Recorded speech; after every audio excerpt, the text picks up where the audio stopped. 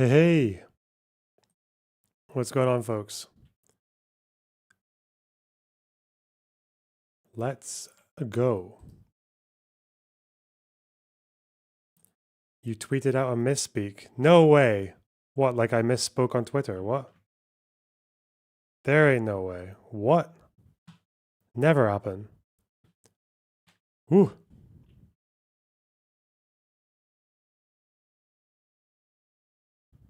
Hmm. Where did I misspeak? You feeling better today? Nope. I'm still fucked. Still disgusting, but it's okay. Hmm. We're surviving though. Don't worry. I got my eyes tested today. That was nice. Prescription is marginally changed. That's cool. Okay. After 4 years, eyes are pretty much completely healthy. That's nice to see. Screen time ain't got shit on me. Nice haircut. Didn't get a haircut today. Fuck you. I'll cancel appointments if they'll refund me or whatever, or if they don't charge me. But I, they marginally changed prescriptions just to make money. Oh no, definitely not. Like I start to notice after, usually I'll get an eye test every 4 years because after 3 or 4 years I do start noticing that things get a tiny bit blurry or like just a little bit weaker, and I have to strain a tiny bit. And eyes, you got to take care of your eyes, okay? Because your eyes, they don't fix themselves for the most part.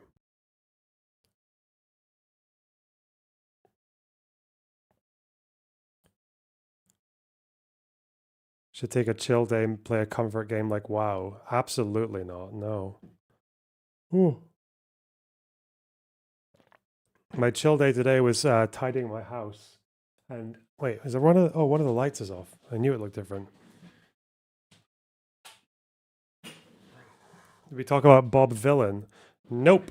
I have spoken plenty about Bob Villain. We spoke about him too much. Okay, that was a 5-second conversation that turned into 5 minutes, and it was 5 long minutes. What's going on with the GHF seems sus to me. What seems sus? The story or their behavior, or you accidentally replied on the Wehrmacht tweet. Wait, what?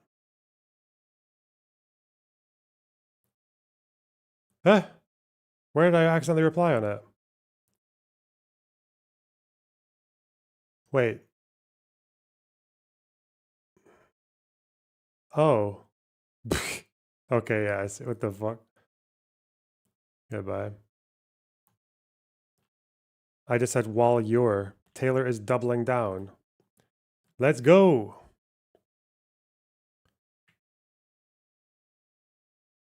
You're probably going to get brigaded by Snarker. It's okay. We haven't heard from them for a while. They've been a little bit tame lately.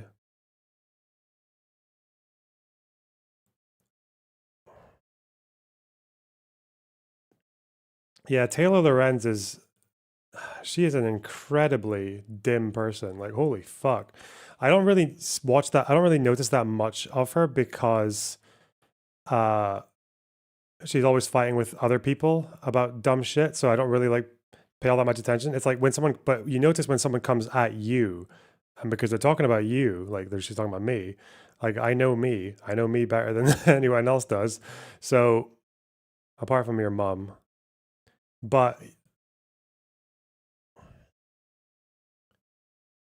when she's coming at me and saying things and the way she responds to what I'm saying, I'm like, you actually are so fucking lost. Like, what's wrong with you? Lost or manipulative, or I don't know. I think she's just a very stupid person.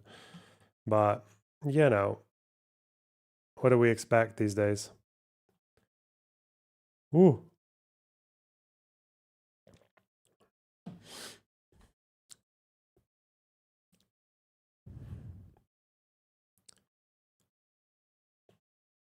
Let me see.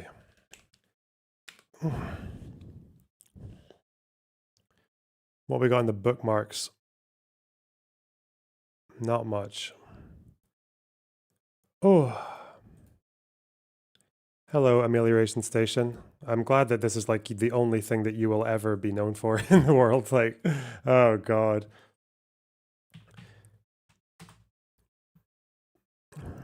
Can you show examples of someone calling someone a toddler? I mean, I think you're a toddler. You are a mental toddler, and you probably always will be, but online.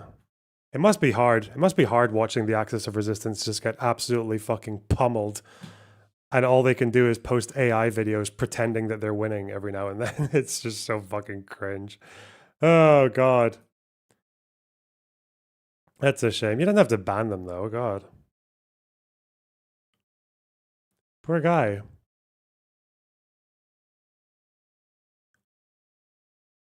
Like that's kind of like the heart of the issue, right? These guys, like, they're gonna get more radical. It's not really like the so on the one hand, with some people are just like a bit mentally ill, a bit ignorant. They don't really know how to process the information, and there is a lot of like pretty gruesome information out there. So they don't really know how to handle like the horrors of war or even war crimes and things like that. And those people are going to get progressively radical as things go on, and maybe do something really fucking stupid, like killing someone at a Jewish museum because they think that they're meaningfully connected to genocide or some shit. But on the other hand, there's the more committed ideologues who are just getting radicalized by the fact that their fucking guys, their dudes, are just getting the shit beaten out of them, like the IRGC and Hamas and Hezbollah. And I don't know, the lash out from those people was it those fabled, those illustrious Iranian sleeper cells that we keep hearing about. I still don't really know what they are or what they're expected to do, but damn. I really hope it's not like Twitter, right? Like those people, like the snarkers and the brigaders. Like, is that really the sleeper cells? I don't know. The thing is, again, it's like it only takes one. It only takes one nutter taking some kind of like indirect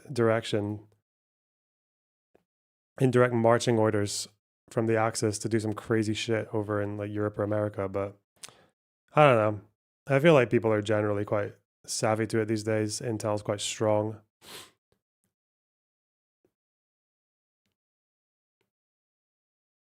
Well,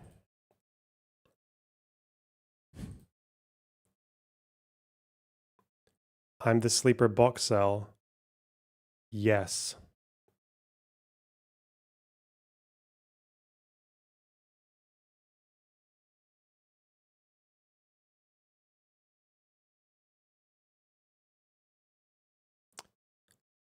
Hmm.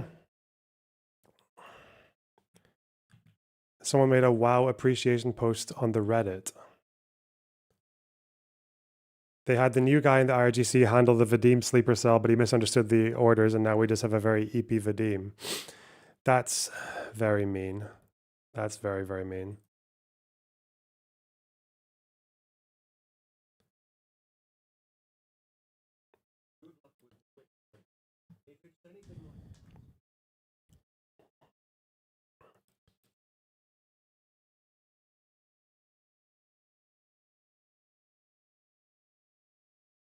Flushed face emoji.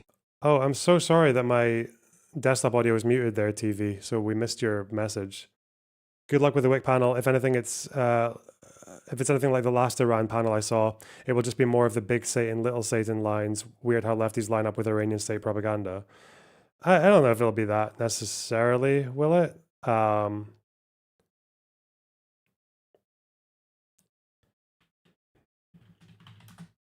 on.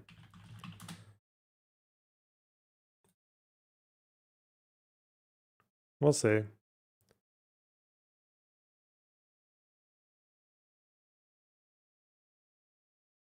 There is a goal up though, chat. Okay, now that we've got TTS fully audible. So just you see.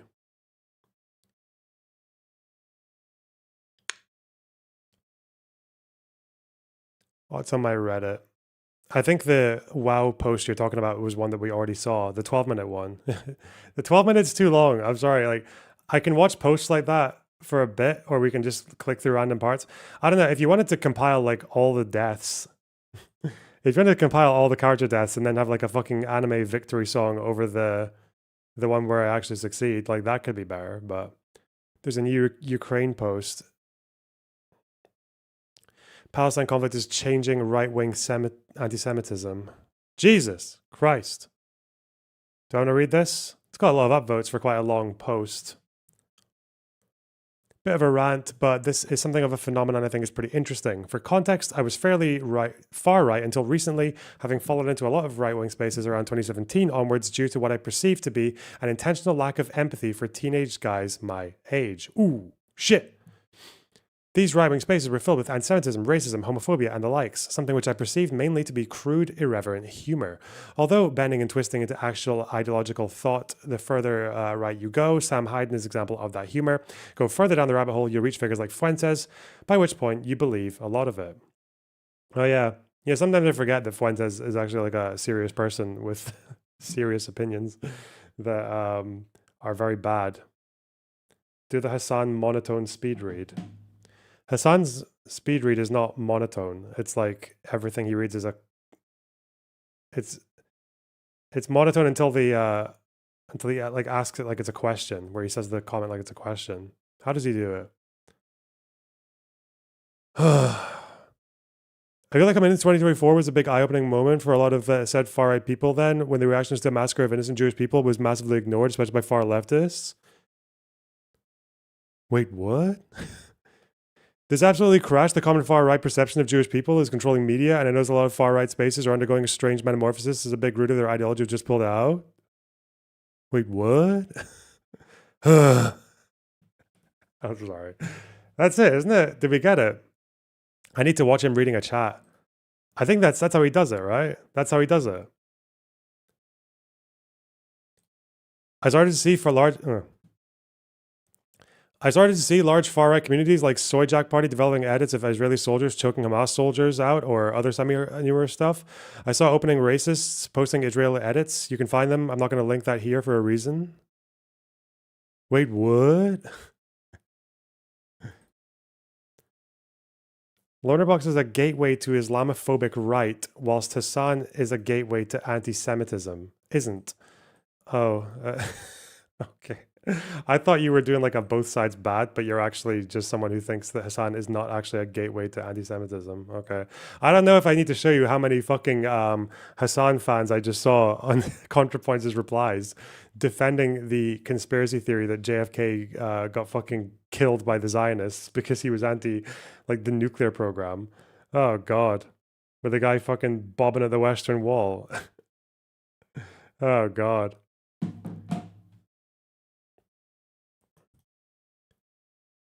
I wonder then what caused this. I sort of have like 4 or 5 causes I think are either independent or play into each other. Wait, what? Okay. Possibility 1. Islamophobic and racist sentiment supersedes anti-Semitism, especially in the European right. So the visage of Jewish people fighting said groups leads to a sort of the enemy of my enemy dynamic. 2, due to the far left so brazenly taking up anti-Semitic talking points and siding with Islamic terrorist organizations, the natural left versus right divide kicks in, causing groups that would otherwise take up anti-Semitism to diminish or end it for the sake of standing opposed to their primary competition. Okay. Due to it being quite clearly shown that Jews do not control the media, as the public opinion of Israel shifted to extremism very quickly, largely due to what I'd say is propaganda, a massive wrench is thrown into the Jewish conspiracy. A common line in these spaces is something like Jewish people are getting their own weapons turned against them. Although I don't think this idea is actually that common, and I can only find a couple of accounts on X repeating this line. The far right is largely made up of edgy young men whose ideological convictions typically are driven by rebellion against what they perceive to be a bad society. If said bad society becomes massively anti-Semitic, it's no longer cool and fun to be anti-Semitic. Bro, I think right wingers are just doing what they're doing because Trump is like pro-Israel. That's all it is. That's all it is.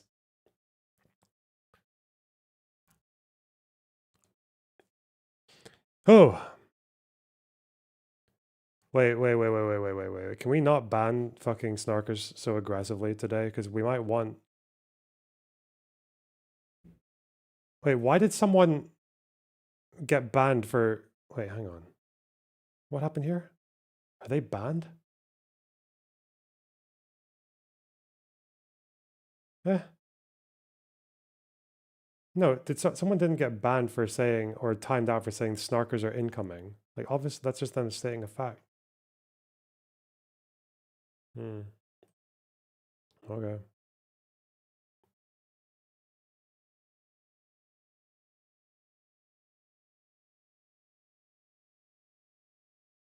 Has Learnerbox talked about? Oh, maybe they deleted their own. Okay. Oh. Oh no, they're here. Yeah, I see. Yeah. I don't know why that one went to a gray italics. Whatever, dude. Whatever.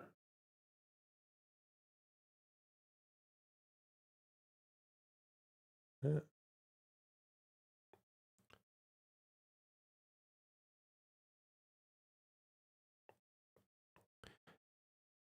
No, I was just saying you can let them stay for a bit, you know? We'll see what the patter is.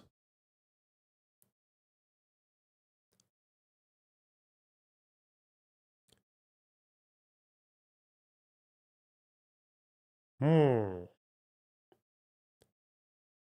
Israel acknowledges Palestinian civilians harmed at Gaza aid sites. It says lessons learned. Yep.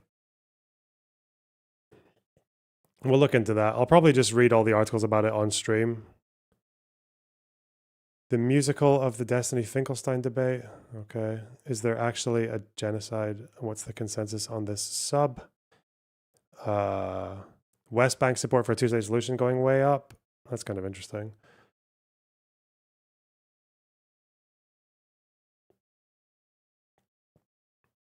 Is there any bright side for children born in Gaza? Probably not. I mean, the war can't go on forever, but however much that's supposed to help. This was predictable.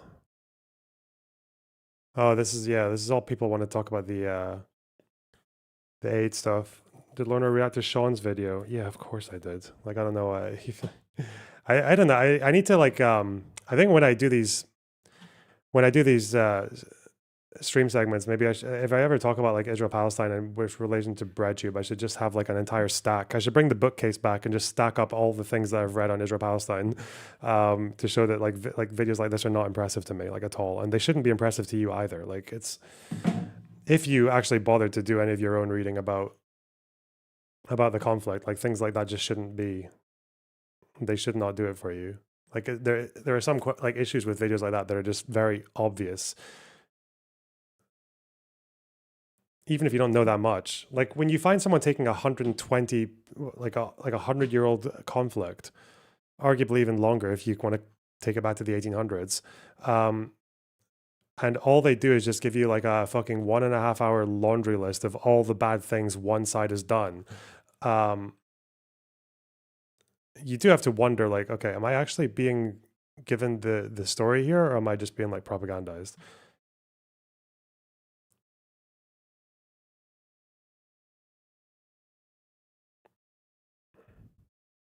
Hmm.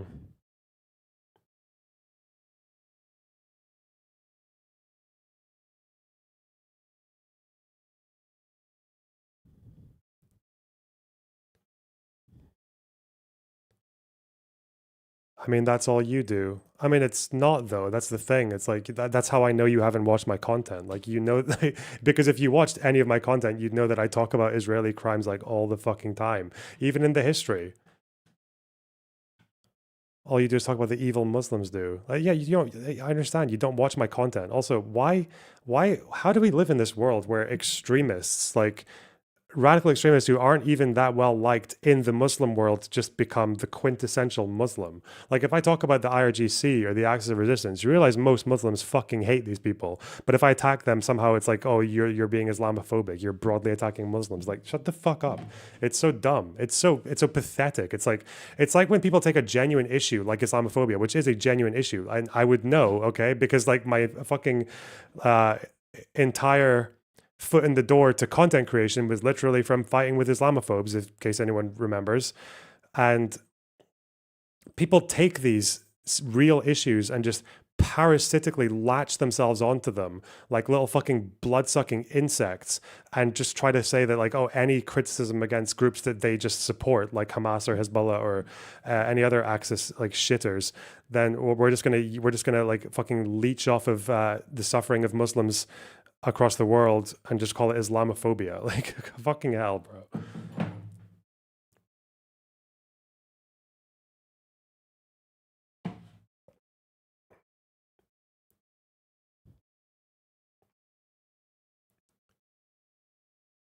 These people are being Islamophobic by conflating the two. Well, especially when you consider that the overlap between Jews and Zionism is far more close than any overlap between Muslims and the Axis.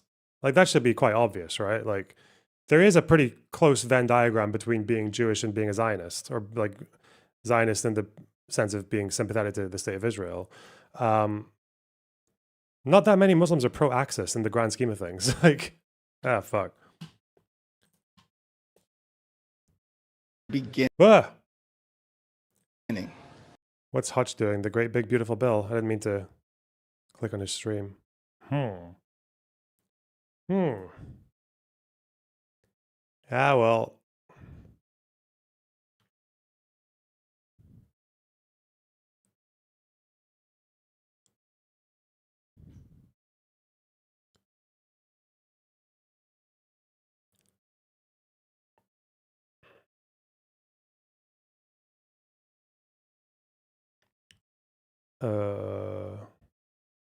What am I looking for here?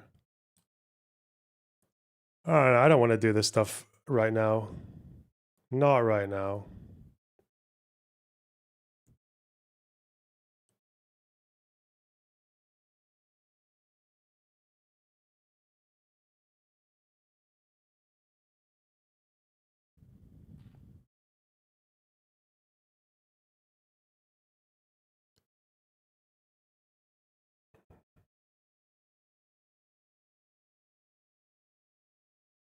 Pull up which panel is. Wait, what? Oh, fuck. Pull up the which panel is lighter fair. Wait, what? They asked Hamas leadership to give up personal weapons in Doha. Yeah, well, I know that again, it's always a big pinch of salt, right? But yeah, people do seem to think now that yeah, some people do think that there's a potential ceasefire around the corner, and not only ceasefire, but like Trump is also using the language of end the war, which again, I don't know. They're saying Israel has accepted the first round of like, the first term that Israel's given, but we're waiting a response from Hamas. But I don't know. 1 minute. Oh.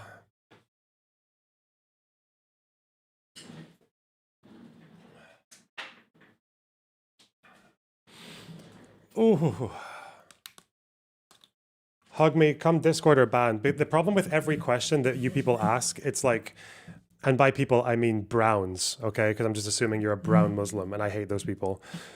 That's a joke, obviously. So whenever, like every time you ask a question, like I kind of realize now that like, okay, so this means we need to help you relearn everything starting from 1881. Like it's just so pointless.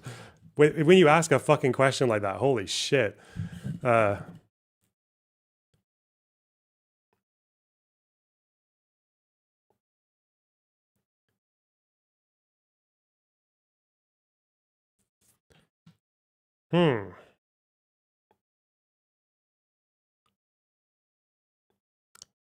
Biochemistry project. Thanks for the 9.99. Missed your streams. Never leave again. At least you came back now. I got pretty sick yesterday and can't work at all. No, I'm fine. I'm chugging. Shut up. Ryan, thanks for the tier 1 sub. Did you watch Jenk crash out? Well, when? Today?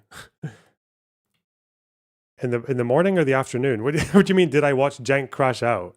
Like, yeah, probably. I've seen Jenk crash out many times. Is he crashed out specifically hard or Jenk? Where's Jenk? Was he on Pierce? Whoa.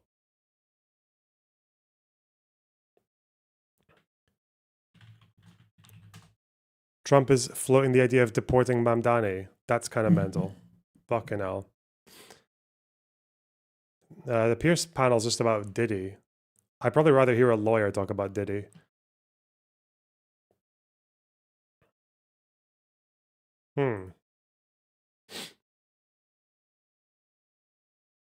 Also quite interested in this thing, maybe. Ooh. Cenk isn't happy about Trump's victory anymore. Yeah, what? He's realized that it ain't all that great. Now, what is this? Houthis gone wild. Okay. All right, so I don't normally do reaction videos, but then again, we also don't normally get 20-minute clips of the Houthis conducting training that, quite frankly, puts the North Koreans to shame. So this popped up. I figured we better take a look at this. Hey, let's... Remember your rule, guys. Remember the rule, okay? The Houthis are quite shit militarily. I mean, to be fair, their defensive capabilities seem pretty amazing. They can withstand a lot and be absolutely fine. I guess they're quite good at managing the political situation in Yemen. So... I mean, what, the Saudis went to war with them for like 10 years with American help and fucking blockade and famine, and they didn't do shit. The government's still fucked. But we have to remember the rule. Remember the rule, okay? The Houthis are quite shit, okay? In the grand scheme of things, they're not a very strong military, which means this video is going to be fucking amazing. It's going to be so good. It's going to be so hype. Let's take this ride together. So, full disclosure, I haven't watched this yet. So we're doing this live.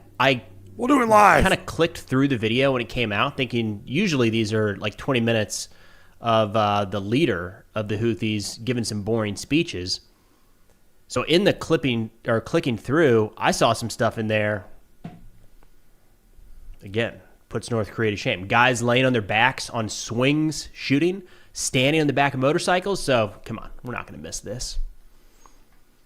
Notably, they did say that this was the Houthi border guards training for combat. It's not even that common, is it? In conventional military, is it that common for just like a standard like infantry unit to have RPGs? Like, I feel like that's I can't remember where I heard it, but I heard some military dude talking about October 7th and being like, yeah, you know, like in some ways they have some shit that even we didn't. Like I think it was a British guy talking about being in Afghanistan. Wouldn't it be more effective if Zionists framed themselves as immigrants who were pushed to statism by collapse of Ottoman Empire? Makes it harder for lefties to make anti-immigrant talking points. Nah, they'll just, bro, they'll like, it doesn't matter, okay? But the fucking Holocaust doesn't change these people's opinions, right? Like they'll just say, oh, what? The Holocaust made you do one yourself. Like they don't give a fuck. They're mental, okay? Again, remember, most people they're not playing by the same rules that you are when you argue with them, okay? Most people don't hold the positions that they do because they sat and thought about the logical conclusions of their positions or about the factual foundation or about the logical or moral consistency. They just thought, that thing looks fun, I'm going to join that. I'm going to be part of that. The flags and the chants and the social justice language, the fucking the social immunity that you enjoy. So, don't worry.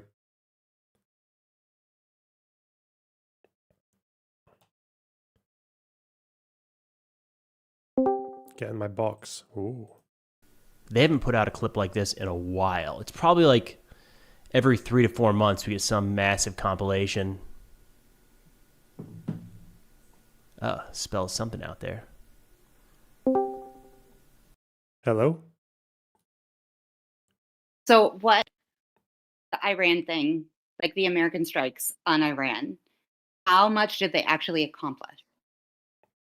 So the CIA said that they've set back the program by 2 years, roughly. That's the last I heard. Okay. So do you think that a setback of 2 years was worth it? Or do you think that a diplomatic solution could have farther along in the long term, if that makes sense? I don't know. Obviously a diplomatic thing is preferable, but it didn't seem like we were ever going to get that from talks between Trump and the Ayatollah. Like the 60-day thing that Trump gave did pass, and it didn't seem like there was any ground reached by the time they were going to go to Oman anyway. The problem is that the only diplomatic measures that are acceptable to Iran are ones that just mean they can be in a position to get a weapon later. That's kind of like that's what the JCPOA was as well. So, yeah, you can delay with diplomacy, but that's all it is. Okay. I'm just still trying to think through this. I just don't like the fact that we did. Like, I feel like Israel had every right to do it because they had like an imminent threat posed to them. I don't feel like that imminent threat was there for us. I get it. I understand the logic of what you're saying. I just don't know if I agree with it. And obviously, I also don't have another solution that would be better. So, No, yeah, that's where you get into more of a difficult question about whether or not America has a right to defend an ally in a preemptive, which is obviously a bit harder, but yeah. because like in a preemptive strike, I would lean towards no, right? But like in a defensive strike, like if Iran struck first, which I guess some people could make the claim they did, but I don't know. This shit is hard. Yeah, it is. Again, I just the way I see it is like morally, like Iran just shouldn't be allowed to have a nuclear weapon. And that's kind of like the first priority. So, there's also just plenty of argument that the conventional understanding of anticipatory defensive action, either by yourself or by an ally on behalf of you, it's like the understanding of it is just not fit for the modern age because of how things can be done secretly or things can be done in a way that like seems very that narrows your window of opportunity. And obviously when the threat is existential, then you should probably, I'd say, have more leeway to interpret the threat. Like if we're in a world where the attacks on Iran could have only set the program back with American bombs, then I guess that's where we are, right? It's America's like world police role, right? Because you don't want Israel to use fucking tactical nukes on Fordo. True. I don't know.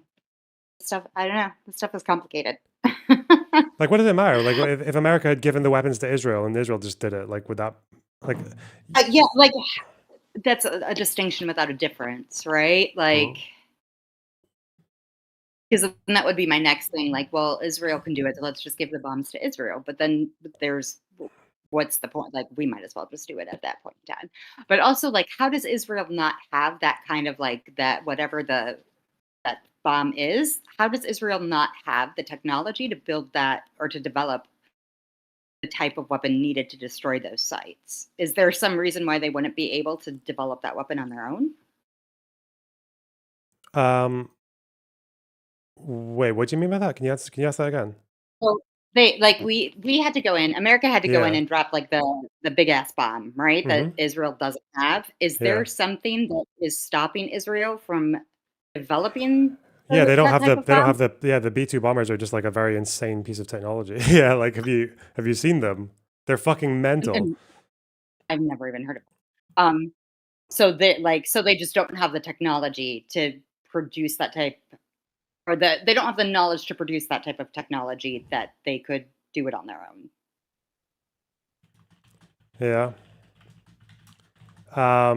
Apparently not, because like Israel doesn't even. I don't think Israel even has bombers per se, do they? They have jets, which obviously can hold bombs, but not like 30,000-pound mops. Apparently, someone in chat saying it's because Israel's air defense doctrine says that planes have to be multi-role. What the fuck does that? But yeah, but if Israel ever needs a bomber, they just can't. They like what? It's not. They can't make one because it's in the book. Because the book says no. What the fuck? I don't know. Is that in Torah? Like why? Okay.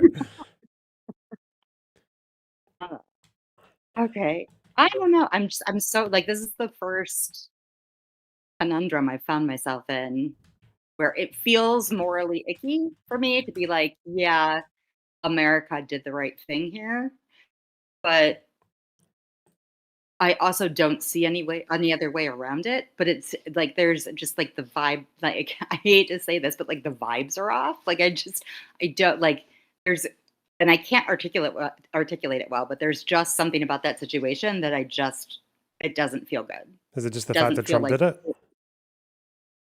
uh mhm.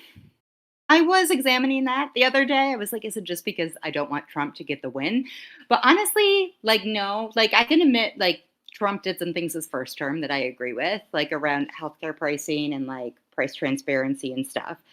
So I would like to think it's not just because Trump did it, but maybe it is because I hate him even more now than I did 8 years ago. But uh, I don't know. It could also just be like growing up in like the Iraq War like Yeah. era, you know what I mean? Like just the fatigue is real. Who knows? Right? Dante really wants to talk to you. He's mentioned it a couple times in chat if you want to pull him Yeah. in, but I'm hopping off. Okay. All Yeah, right. I'll do that. Okay. I'm back to contemplating the nature of my existence. Talk to you later. Take care. Bye bye. Wait. Who's this first? Hang on. Hello, Killer Manjaro.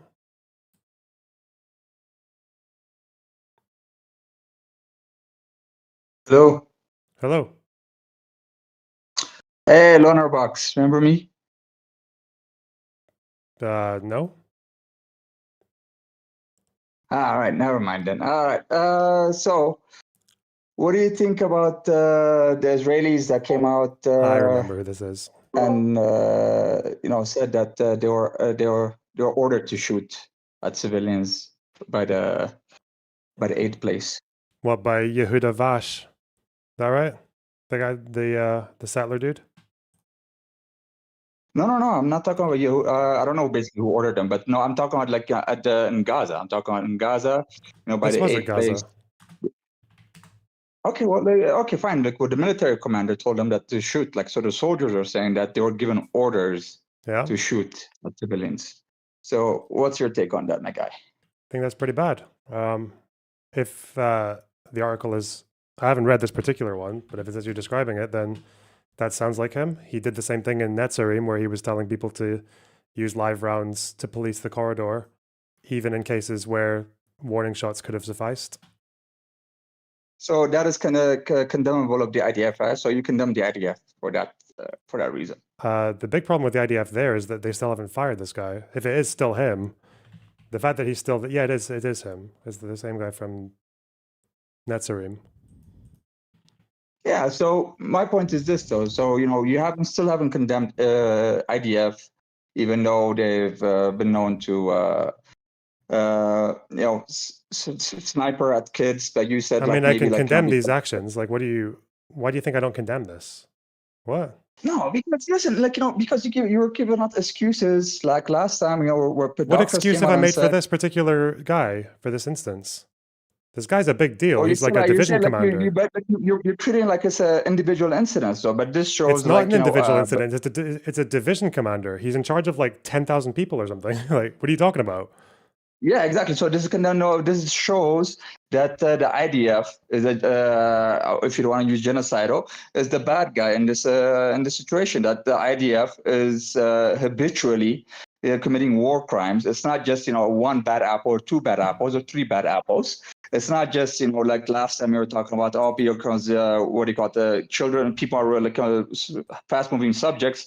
That's why that sniper rifles missed those Hamas targets, and then hits a bullseye in the children's head. Did you just put like every fucking hit piece against me into a random word generator and scramble it around? What sentence was that? Jesus Christ! One thing at a time. So you're telling me that because this division commander has ordered his soldiers to use live fire on civilians at the aid stations, that is what makes the IDF quote the bad guy. That's like what makes Israel the bad guy. Can you tell me a single military group in this entire region that hasn't had leaders who have ordered the killing of civilians? Listen, my guy, it's not about what you call when you get in charged for war crime, or when you're in court, you don't say, okay, look at this guy. I'm not as bad as that guy. Can you tell me another murderer that But you has not said it's the murdered? killing of Well, I civilians mean, that makes listen, them the bad guy, which implies that other armed forces in the region who are involved in this conflict are not the bad guy. Do you think Hezbollah are the bad guy because they've targeted civilians? I haven't seen in this kind of situation. I haven't seen You haven't seen them bombing, Hezbollah targeting civilians. not in this kind of situation. No.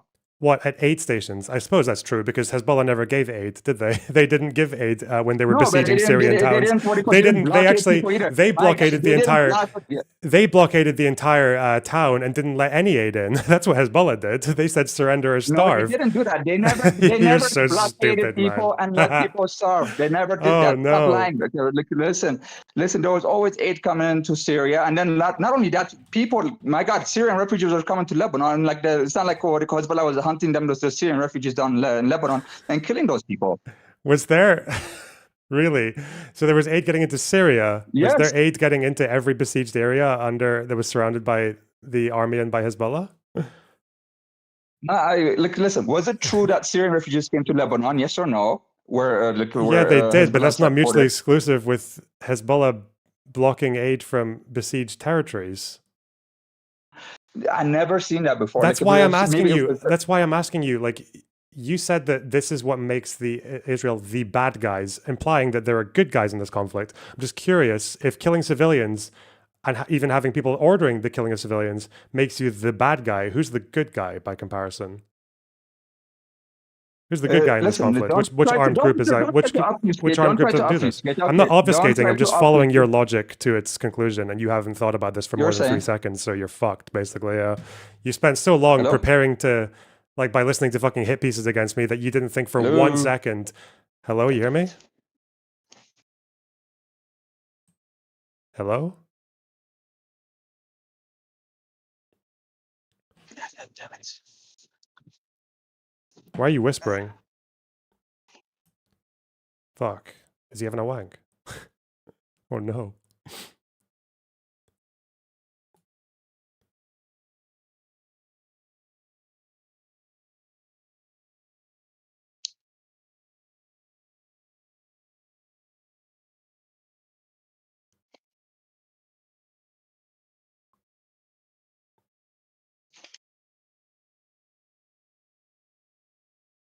Yeah, you were saying, killer loner box. My internet just fell apart.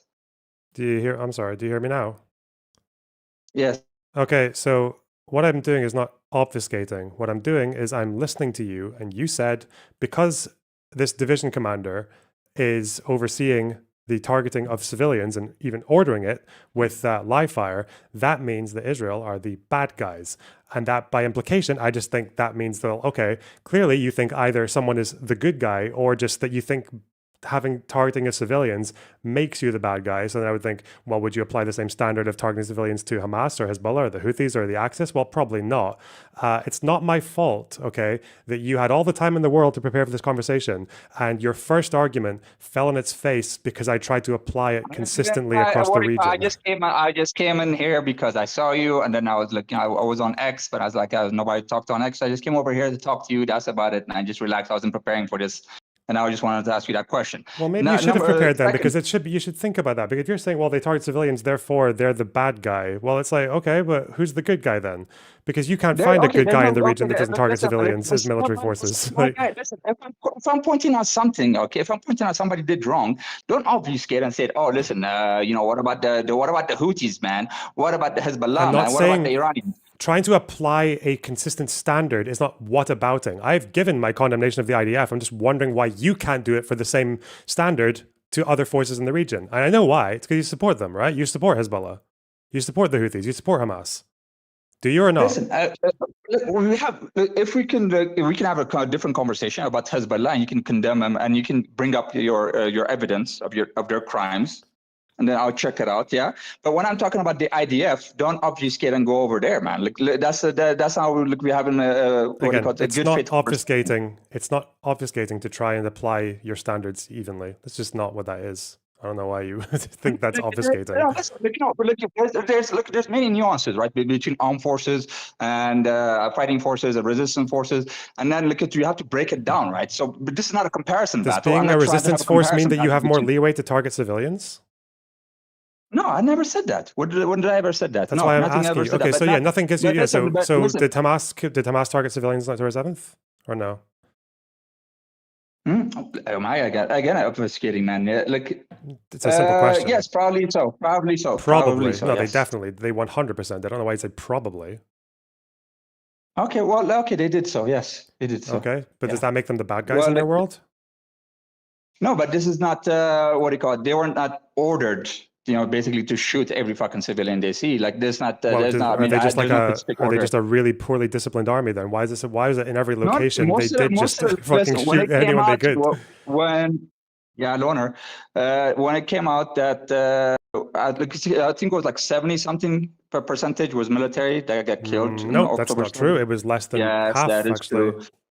No, by whose numbers? Where'd you get that from?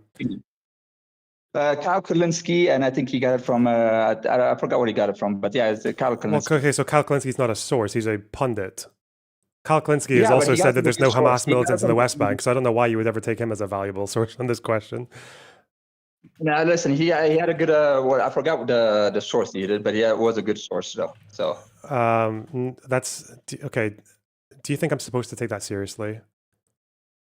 Well, do you think I'm supposed to take you seriously, man? Hanging out with Elon Levy, and then with Destiny that gave what they call and also with Mustafa Barghouti, and also with people in the West Bank who are pro Hamas, and also with village elder in Hebron. What? And my guy, you can hang out with that's Destiny. Called a journalistic tour. Tips. Loner Box, he gave tips on how to make. I'm sorry, wait, hang on. I'm just where the fuck? Oh, sorry. I thought Destiny was like standing behind me, and I have to be accountable for something that he said in an event where I wasn't even there. What? Well, I mean, maybe you were behind the cameras, man, while he was giving those speeches. I wasn't. I was not at that event. I left that event early because I was with other people. But in any case, those aren't my words, so. Exactly. I don't know why. Even he, hold up, even your boy Destiny, yeah, even he knew that Can you just confirm you've already? He said, don't film it, my guy. Don't film it, my guy. That's what he said. Even he what do you call it? Going to people's houses, wearing their fucking lingerie, which is I don't know what the fuck their problem is actually. Going to women's what do you call it? To a woman's lingerie and then wearing their fucking lingerie. Well, don't you find that sick, Loner Box? That why would they do that actually? Because you met some IDF people over there. Did you ask them why they like wearing women's underwear, lingerie, and stuff like that? I don't know what your question is. Well, is it bad to wear women's lingerie? Well, I'm asking you, since you went to Israel, as a military occupation, yeah, it's pretty bad. It's pretty disgusting. Yeah, what? What? Okay, thank you. I know, eh? And I'm pretty sure. Do you see how when you ask me a question about atrocities, I can just say yes or no? You're the one who has to squirm like a little fucking fanny who's terrified of his own fucking shadow.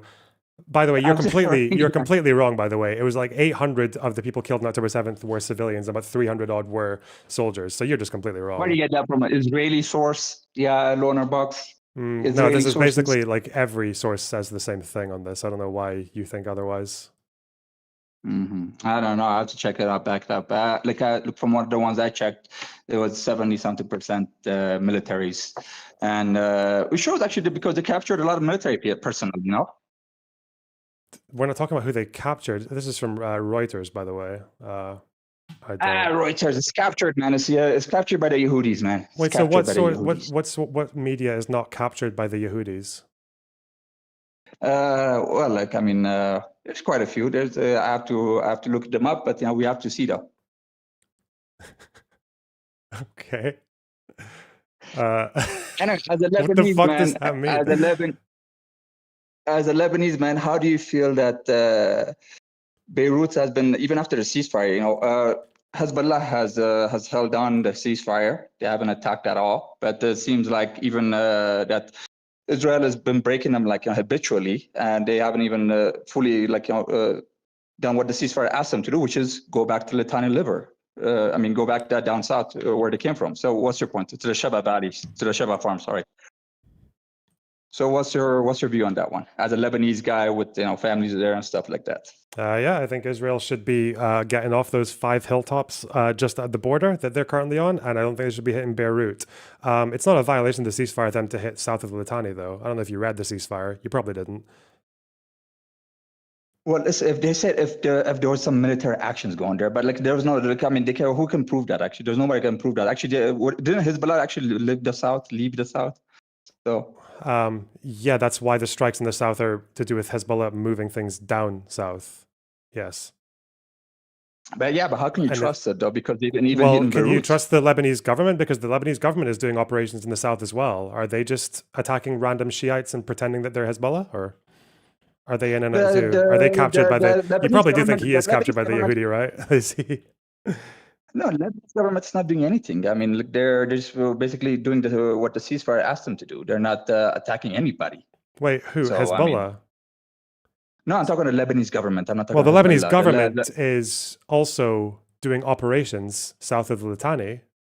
Who are they operating against? They're not on war with the Hezbollah. What are you talking about, Lonerbox? They're not doing operations. I didn't say they're at war with Hezbollah. They're doing. What are they doing there? What are they doing? Sure the ceasefire holds. They're making sure that the ceasefire holds by being a buffer zone over there and making sure that Hezbollah doesn't come in. So they're not. Okay, what do they? So they make sure Hezbollah doesn't come in. Yeah, by putting their forces in there. So basically, they're just making sure that, all they do? Ceasefire holds. So they're just standing there and looking around and being like, "Don't you come in here?" Like the UN peacekeepers. Yeah. Well, it's not like the UN peacekeepers because the UN peacekeepers were there and so were Hezbollah. So that's not a good comparison. That's okay. Details. Do you think they're not doing operations either? Operation means they're fighting Hezbollah. That's what it means. Operations. Well, you don't have to fight them to do an operation. You can catch them and tell them to leave, which it seems to be what the Lebanese army has been doing. That's why they're getting praise from Israel and from the Americans. That's why they said, they think the army's doing a good job. They're still getting bombed, though. But you're doing a good as job. As per the ceasefire, the ceasefire said, they're not bombing the government; they're bombing Hezbollah. They're bombing Beirut, my guy. That's where who's in Beirut? Where? Which part of Beirut? I don't know. Look, it could be Dahia. It could be. Why did you think it could be Dahia? Why could be? Why was that your first answer? Because that's where Hezbollah is. Okay, I see. Because that's the Hezbollah-controlled area. Yeah. By the way, I don't support the strikes in Beirut because in the ceasefire, it's strictly about the Litani. It's not about Beirut. So that actually is a violation if you were sharp enough to catch that one. But that would also mean admitting that by implication, some of these strikes are not violations, or they're violations in the sense that they're violating in response to a violation. Listen, Hezbollah hasn't done anything, hasn't fired a single rocket, hasn't done anything like that. So, what do you want them to do? I mean, and then these guys just keep flagrantly violating the ceasefire, keep shooting at people, not even leaving Lebanon, like the places they have invaded. So, what the fuck do you want from me? Like, I mean, just like these guys, if anybody can look at this, anybody fairly can say that Israelis are fucked up. And what they're doing is fucked up. Sorry, first of all, Hezbollah have fired since the ceasefire. They have fired from the south. Second of all, who do you think, you're going to dismiss the source, but I mean, it's both on CNN and on NYT and on DW. So, and on Reuters. My God, even when Iran was firing at Israel and clapping their cheeks. So what do you think Israel's hitting in the south? Lebanon, Hezbollah wasn't firing with them. So I don't know what you're talking about. That's because this is earlier. Yeah, Hezbollah did not want to get involved in action with Iran for good reasons. But that's also because the Lebanese army and Israel are making sure that they're in no good position to fight at all. But I can see that your Lebanese people are having fun, though. They're, what do you call it? But I can see that Lebanese people are having fun, though. I've seen very, videos of them, playing jazz while the rockets are hitting Israel. That's a lot of the, unfortunately, especially in the Shia communities, that's kind of like their thing. They like it when Israel gets hit, but they don't like it when they get hit. Drinking at the bar, my boy. I don't think Shias are out there drinking at the bar and having fun. I don't think that the Hezbollah terrorists. It wasn't just drinking at bars. Some of these videos, you think every single one of these videos was from a bar? Some of these were from restaurants. You don't think Shias go to restaurants? No, but like the ones I see now is at a bar though. But I'm pretty sure the Shias are celebrating. But I'm just saying that if these, I've been seeing the Christians are celebrating as well though. Yeah, there are some Christians in the South, especially, who are pro Yeah. Hezbollah. Yeah, So not do you all of them, though. condemn your fellow Christians? Do you condemn your fellow Christians? What? All of them? Do you I mean, do you think Christians in do you tell them, Lebanon? like, Do you think Christians in hey but hey tell them that do you you have to be a good Lebanese just like you. do you think Christian Lebanese people in general are pro or anti Hezbollah? It's not about pro or anti-Hezbollah. I mean, most of them oppose Hezbollah. So Israel, my God, this is about Israel. I could care less about Hezbollah, my God. Like, this is about Israel. Like the whole people, like it's not. Listen, my guy. Like like just because we're anti-Israelis and like like the whole world right now is anti-Israel. It's not because we are pro Shia militia or we are pro Iranian mullahs. No, but you or are. we are pro like, this or we are pro that. Yeah, but no, you I'm are. not. Like no, it's not. No, I'm not. I'm not. No, like listen, I'm not. I respect for their resistance, but that doesn't mean I'm pro Iranian mullahs or I'm pro Hezbollah or anything like that. No. That's our point of view. You just like the only thing about them that really matters in terms of like international politics, right? The attacks on Israel. You just like that part. No, like the part that they're known for. like my point of view is I hate seeing the dead children. I hate seeing like 2,000 children in military prison getting sexually assaulted. I hate seeing like how we're getting pushed into war because of Israel and their fucking PTSD. I hate seeing like all these what do you call it anti-speech laws in the USA and other places like that. That is why I'm like I am anti-Israeli, and I'm that's the reason. That's why everybody's anti-Israeli, and that's why we're calling out Israel. Not because we're Shia, why does bombing Israeli cities help with any of that? It has nothing to do. Was I talking about bombing Israeli cities? I'm talking about. You were talking about people celebrating the strikes. So why are those strikes which almost entirely hit civilians? I don't think like one soldier got hit like in one of those strikes from Iran. So no, they hit the Mossad headquarters, something like that. Yeah, but anyway. Well, the Kiryat might have got hit. I don't even know if that's completely confirmed. But as far as personnel. Well, yeah, they mostly killed civilians. Yeah, like almost all of them, bar one, I think. Yeah, but no, my point is like my point is you is that because so I'm just asking why like, dropping fucking bombs on Israeli civilians is supposed to help anything. Listen, I brought up that thing because I was trying to point out to you that even your Lebanese brethren, your Christian Lebanese brethren. Yeah, I know you want to. I know you're obsessed with the fucking genetic arguments or something because you think that it's in my DNA as a Lebanese person, or it should be to celebrate bombs dropping on Israeli civilians. But no, generally, when bombs are being dropped on civilians, I don't celebrate. I don't even jump and fucking cheer when Israel targets Hamas because I know that it's not just Hamas who get hurt. I know that civilians get hurt. I know it's mostly civilians who get hurt. I don't know, but so why would I fucking jump with glee over that shit? I've seen you giggle before. I've seen you giggle before when you talk about Israeli and their prowessness. I've seen you giggle before. Giggle at what? Like I'll giggle at people making bad arguments, or I'll giggle at like. It doesn't mean I'm celebrating. I don't know, my guy. No, yeah, listen, you've seen me like jumping and cheering at like strikes that kill civilians. I don't do that. You do that. I don't know why people do that. That's kind of fucked up. I don't like it when civilians die. But you see the videos of me doing that as well. Like, yeah, loner. I haven't done that either.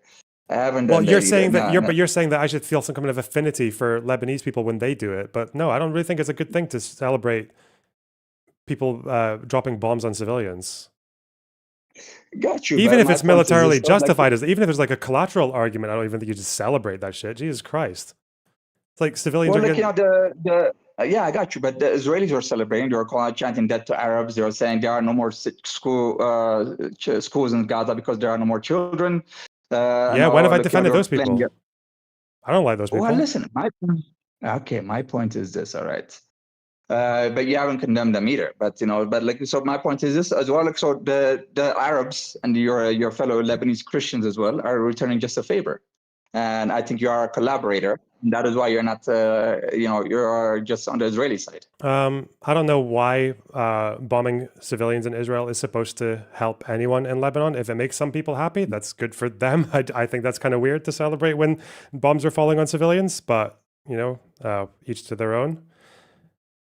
I don't really follow this principle of like, oh, some people who share the same ethnicity as me and are from the same national group as me have done a thing on Twitter, therefore I should do it too. That's kind of retarded, isn't it? I don't know what you're looking at, but it's a tribal war. Like, I mean, what do you want to look at? It's an ethno-religious war. Yeah, and I And think you're part of the other viewing it ethnicity. as a tribal You're war part of is the sorry, other like ethnicity that okay, they well, chant see death now, to. You're yeah, part of and the other now, ethnicity where okay, they and chant now death to. who's being careless about Lebanese people? Yeah, it's a tribal war. Yeah, you're saying to someone whose family had to fucking flee en masse, like all of them, one after the other. My fucking granddad had to gather every fucking bit of cash he could to get my relatives out of that country because that country was Because ripped to you're the fucking traitor, probably. shreds by an ethno-religious fucking sectarian war. Yeah, tribal wars are fucking retarded. They destroy countries. Thank you for telling a Lebanese person about tribal wars. I think tribal wars are a bad thing. I don't think they should happen. Then you Very should insensitive. You're being very condemn the insensitive to only the Jewish Lebanese, by the state. way. That's Then very. you should all condemn the Jewish state that is racist and apartheidist. I condemn actions of Israel that harm the region, but that doesn't mean I want the state to get like disappeared or to stop existing.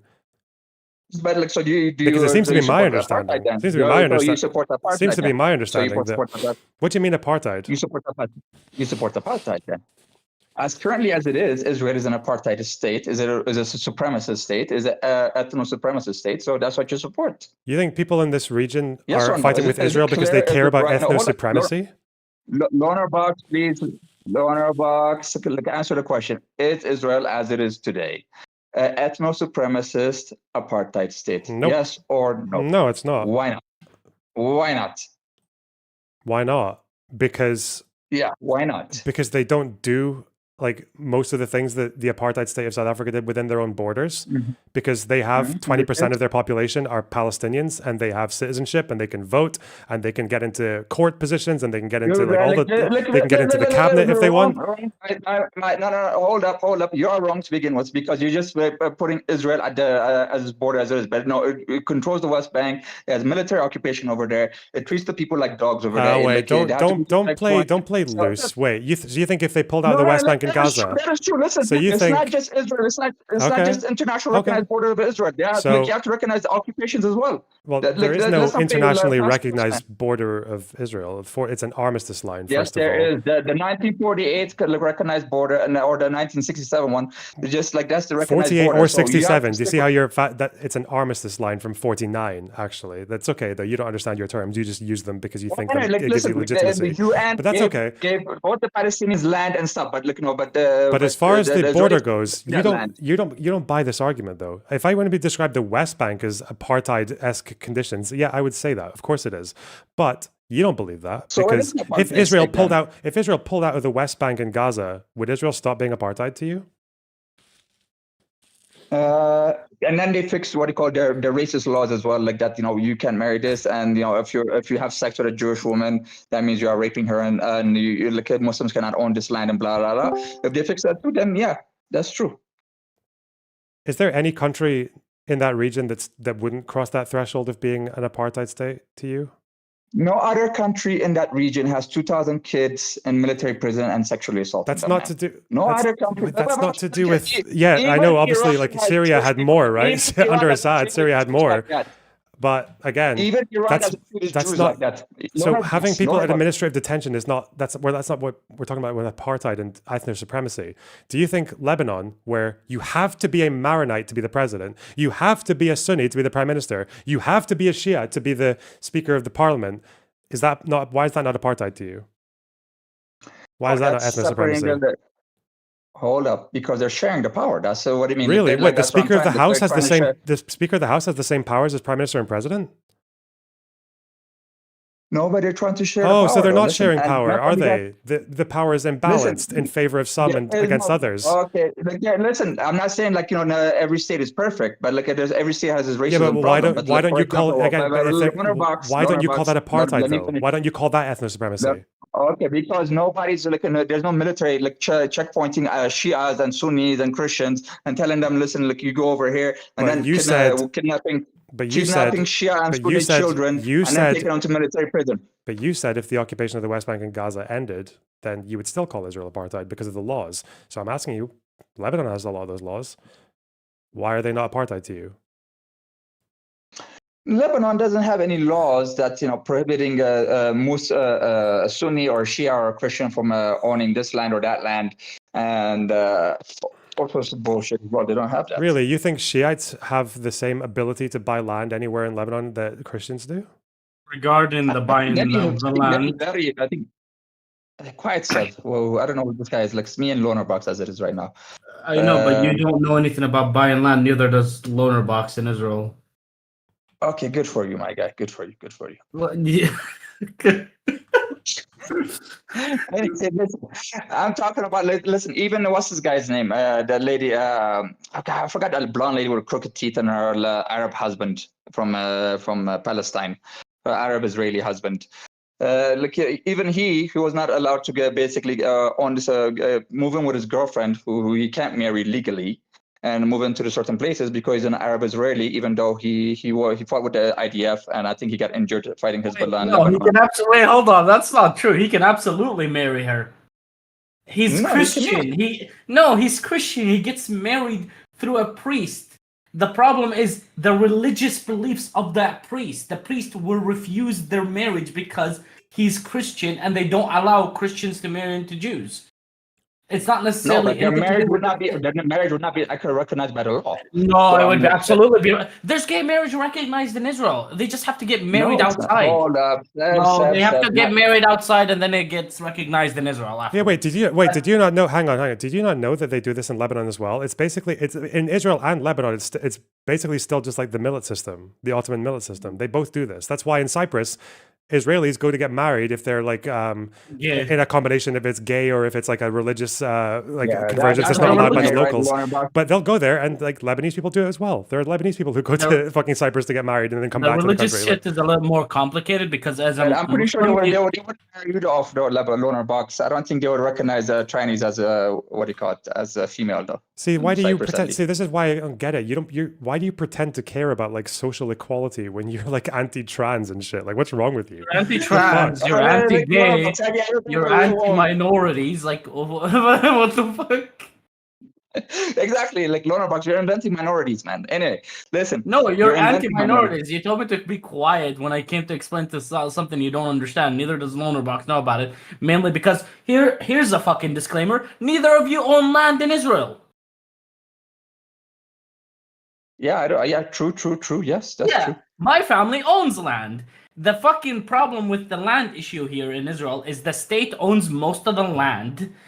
It just leases it out to people, so they always own the land. There is Arabs that owned land prior to the state that still own that land, and if you own that land prior to the state, you can sell it to other people with no fucking restrictions. The problem is, since that is a limited resource, the price of land is consistently going up.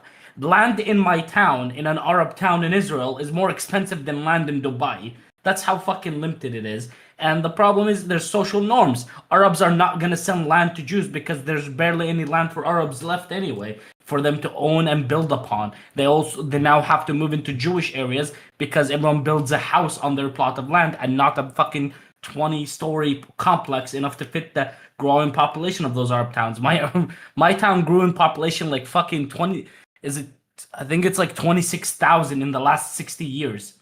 26,000 people in the last 60 years, which is a shit ton. And it wasn't all like, it pretty much was like 40 years. They increased 5 and then the rest is 20. The main topic, the main topic was not land, but I got you. All right. The main topic is discrimination, but you bring up things like land and marriage when you don't understand that. Yeah, discrimination. What do you think What do you think apartheid's built upon?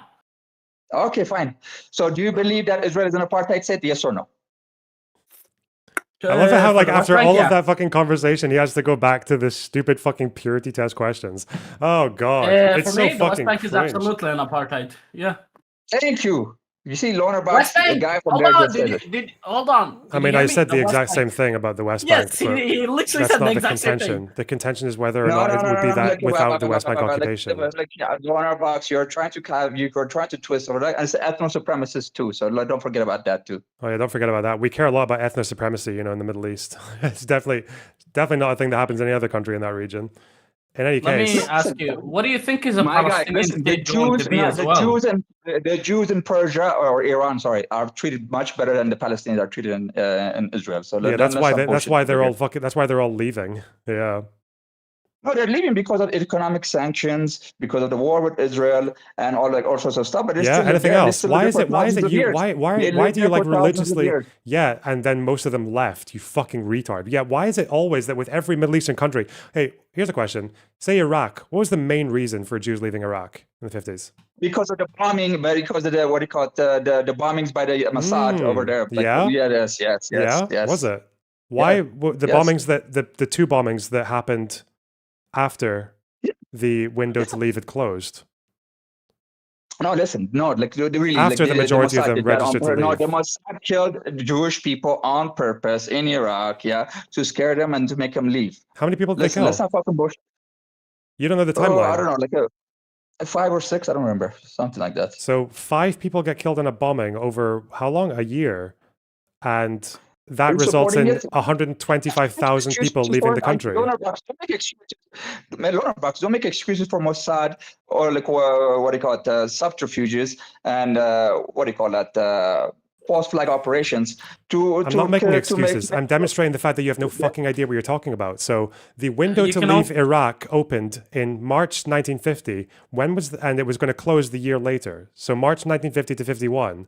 When Was there did this pogroms first? against the Iraqi Jews? When Was did there this? pogroms against the Iraqi Jews? Was there pogroms against the Iraqi Jews? Yes, there were. Yes. No, there weren't. The No, there Farhud weren't. was a At that time, no, pogrom. there The weren't. At Farhud. that time, They no, there killed wasn't. At that 300 time, no, there people. wasn't. What do you No, mean? at The that time, no, Farhud there killed wasn't. 300 Jews. At that time, really, like at that time, there was no.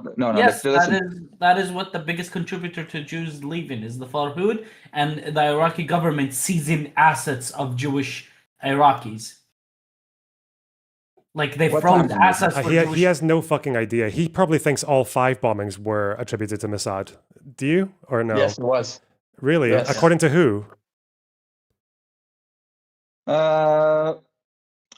According to Mossad, and like, and I like No, Mossad. wait. If they According, didn't well, want to do all Mossad of never them. admitted to any of them. There's no confession from it, apart from the one guy who confessed under torture, but that was only to the last 3. Yeah, who said that all 5 bombings were Mossad? Even Mossad barely admitted to the shit that they got caught doing, which is in Egypt. yeah, Well, wait. which Who got said? caught, but they who did the other stuff as well. But Wait. Who said that Mossad did all 5 bombings? Where are you getting that from? You just make that up. well, listen, if they did one, they did probably all 5. So like, I'm just saying, like that just No, like, that's Mossad, you can't, that's not what anyone said though. That's not what anyone's claimed. Even the Iraqi government, I don't think, claimed that. They blamed the last 3 Okay, bombings so on all the right, so I'm just Mossad. checking out over here. Okay, the Farhud happened in 1941 because of what do you call it, the Anglo-Iraqi War, and power vacuum and stuff like that. So exactly in World War I, in World War II, yeah, like during World War II. Okay, so the Iraqi Jews left after the creation of State of Israel. Yes or no? Yeah, why couldn't they leave after the Farhud? Because there was no State of Israel. The fuck you talking about, retard? So you think they might have wanted to leave, but they couldn't, right? Where were they? Yeah, they wanted to USA. Why not? Yeah, like or something like Britain. Yeah, Who probably would have knows, been quite hard to go there during the war, right? Because those countries were blocking Jewish refugees from going there for the most part. So yeah, of course. Every country at that It's time. just was interesting though blocking that Jews. as soon as they opened it, because the government banned Jews from leaving the country during the 48 war, they opened a window for 1 year from 1950 to 51. As soon as they opened that window, 100-something thousand people, 90% of the population that's Jewish, leaves. And then the first... there was a lot of Jews already leaving, like illegally, like leaving Iraq right after the Farhud too. There's just no like concrete number on it, because they got spread out into other different countries rather than all going to the same country, which is Israel.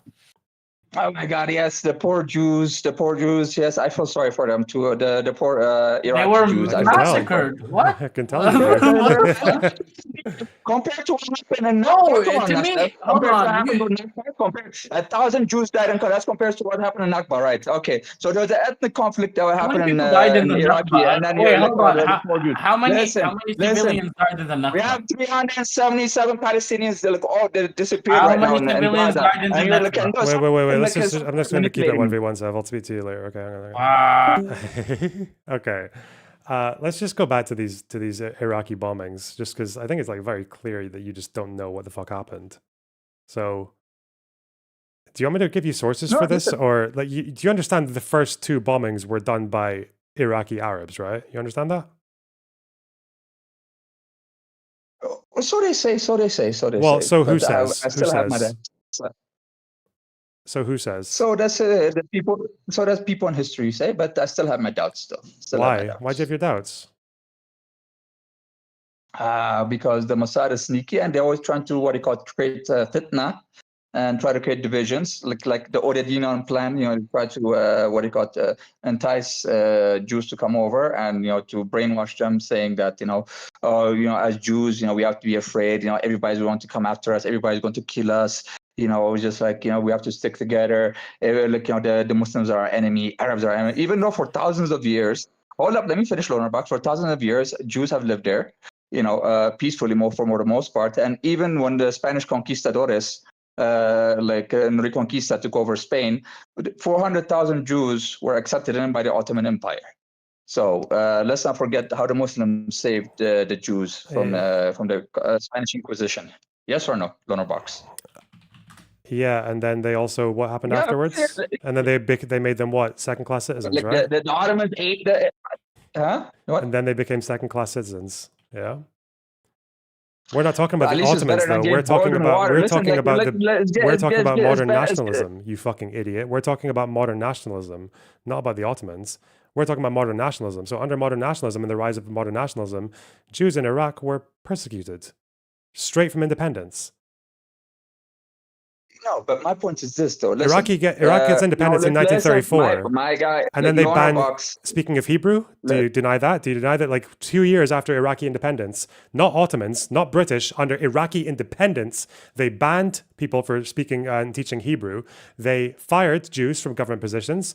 They restricted their access to education. They made it so that you, if you were accused of Zionist activity by 2 other Muslims, you could go to jail or fined. And do you know what they counted as Zionist activity? One example could be having a Bible that had a biblical map of the Holy Land. My guy, you just basically just skirted over what I said. People are getting killed in Spain and they're being forced to. I'm not talking about Spain. I'm asking you about Iraq in the 20th century. I'm not asking you about. Don't skirt over that. Don't skirt over that. I'm not skirting over it. I'm acknowledging it. Why are you the one? How is it? Am I skirting your skirt? What the fuck are you doing? I asked you about Iraq. You're the one trying to skirt that and talk about the Ottomans. I'm just trying to bring you back to the thing that we spoke about in the first place. Don't try to accuse me of dodging your attempt to dodge. What the fuck are you talking about? You fucking moron. No, it's not really. My bigger narrative is, listen.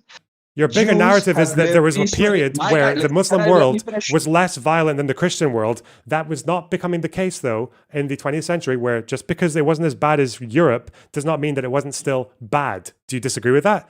Just because in the 30s you're safer in Iraq than you were in Poland, that does not mean that Iraq was good. Do you understand that? Yes, I got you. Yes. So how would you describe the way that Jews were treated in Iraq in the 30s and 40s? Can I finish, my guy? Listen, my point is this, though. Listen, people, of course, there's always racial and ethnic problems, right? That does not mean, for example, there's racial and ethnic problems in Lebanon. Yeah? Even though for thousands of years, Christians and Muslims have lived there. Who's to blame for those ethnic and racial problems in Iraq in the 30s and 40s and 50s then? Do you see how, when Israel does something, they're a fascist apartheid ethno-state, but when it's something with Arabs persecuting Jews, it's, there are ethnic problems that happen everywhere. Do you see how, you can't be consistent? You can't do it. You can't acknowledge even the most obvious case. You're not being consistent. What was the main reason that Jews left Iraq in the 50s? It wasn't bombings by Mossad. It was not bombings by Mossad. Even if you believe that the 3 that Avi Shlaim says were Mossad, even if you believe that, that cannot have been the reason, because almost all of them had already registered to leave before those 3 bombings happened. So why was it? Why did they leave Iraq? What's the main reason? We have, my guy, listen, we have race riots here in America for many times as well. That does not mean like every Mexican needs his own fucking land, or would you say America was a white supremacist country? We have racial tensions in America as well. We have racial tensions. We had you had racial tensions that people were stopping people on the streets in the UK and asking them if they're white, burning immigrant centers and everything like that. But that does not fucking mean America is a racist country? That does not justify ethno-supremacist Pakistani state in UK, man. So shut the fuck up with that bullshit. That does not you're saying stupid shit. Would you say America's a racist country? Yeah, for sure. Would you say Iraq was a racist country when the Jews were fleeing? Yeah, probably. I wasn't there. Yeah. Do you see probably. how? Why all these qualifiers? Why is it so easy to say for America, but for fucking Iraq in the fucking 30s, 40s, 50s, when there are pogroms, when there's a, I wasn't there. Are you in America? Yeah, I'm in America. Not at the moment, but yeah, I'm an American though. Yeah. Can you only call a country racist if you've been there? Have you ever been to Israel? I'm not a historian of Iraq. I'm not a historical person of Iraq. I haven't read the history of Iraq. Well, then why were you so confident in saying that it was the 19... Mossad bombings? If you're not a historian. No, I know for thousands of years, listen, Muslims and Jews lived peacefully together. Even like till today, like the Samaritans have lived in Palestine before the Jews came, and like they were living peacefully as well. They live peacefully as second-class citizens. Hold up. Yeah, in Yemen as well. And same as well. What do you call it in Iran? Same as in many places as well. Like there's been Jews as well. Even today as well, there's still Jews living in Morocco. And even one of the the advisors of the Moroccan king is a Jew. So my point is this: like for thousands of years, these people have lived together. So the people that came in here and fucked all that up is the Zionism and that mentality. Listen, that the PTSD mentality that came from Europe and also the colonialism mindset is also that came from Europe, and that's the problem. That is a very big problem. So that's my point. So you think so? Again, so you consider a time when Jews were second-class citizens? That's okay. That wasn't apartheid, by the way, to you, right? Ottoman rule, that's not apartheid, where Jews had to live in fucking ghettos. And in some places, they had to like take their shoes off if they walked past the mosque. Like the fact that if you were a Jew, all it took was the confession of two Muslims, the testimony of two Muslims to get you convicted of any fucking crime. And in some cases, you couldn't even prosecute a Muslim who committed crimes against you. That's all peaceful to you. But then the Zionists come over in 1880, and then the problem started, yeah? Yeah, you just say you're okay with that then. You're okay with Jews living as dhimmis and minorities. As long as they're a tiny, shitty, useless fucking minority, you're okay with that, right? There's no such thing as an equal society anywhere in the fucking world that is like super equal. But at the end of the day, though, now we're excusing apartheid. Okay. Do you see how apartheid's okay when you do it, right? What Palestinians are going through today. None of what the Ottoman Empire did compared to what the Palestinians are going through today. So really, bullshit, man. None of what the Ottoman you realize the Ottoman Empire committed like fucking 5 genocides. I don't know what the fuck are you talking about. Nothing they did. The Armenian genocide. To the Jews and the Christians. I'm talking to the Jews and Christians in their midst. Not in war times. So get the fuck out of here. So the famine in Lebanon, where 100,000 Maronites starved. How many Maronites starved to death because of the food requisitions in World War One? Oh, you don't know. World War I, exactly. You don't know. You don't know. You don't know. We're talking about peaceful times. We're talking about peaceful times and peaceful times. So it's okay. It's okay to starve 100,000 people if it's in wartime. I'm not saying it's okay, my guy. I'm not saying it's okay, but I'm just saying though. Listen, people could have lived together. Your asshole friends. But you just said that the Ottomans have never done anything comparable. The Ottomans committed genocides. What are you talking about? They fucked up the Greeks, the Armenians, they fucked up the Lebanese Christians with the food requisitions. What are you talking about? The Ottomans. You just admit you think apartheid's less of an issue if fucking Muslims are doing it. That's it. That's your position. No. Look, that's not my fucking point, my guy. Listen. It is.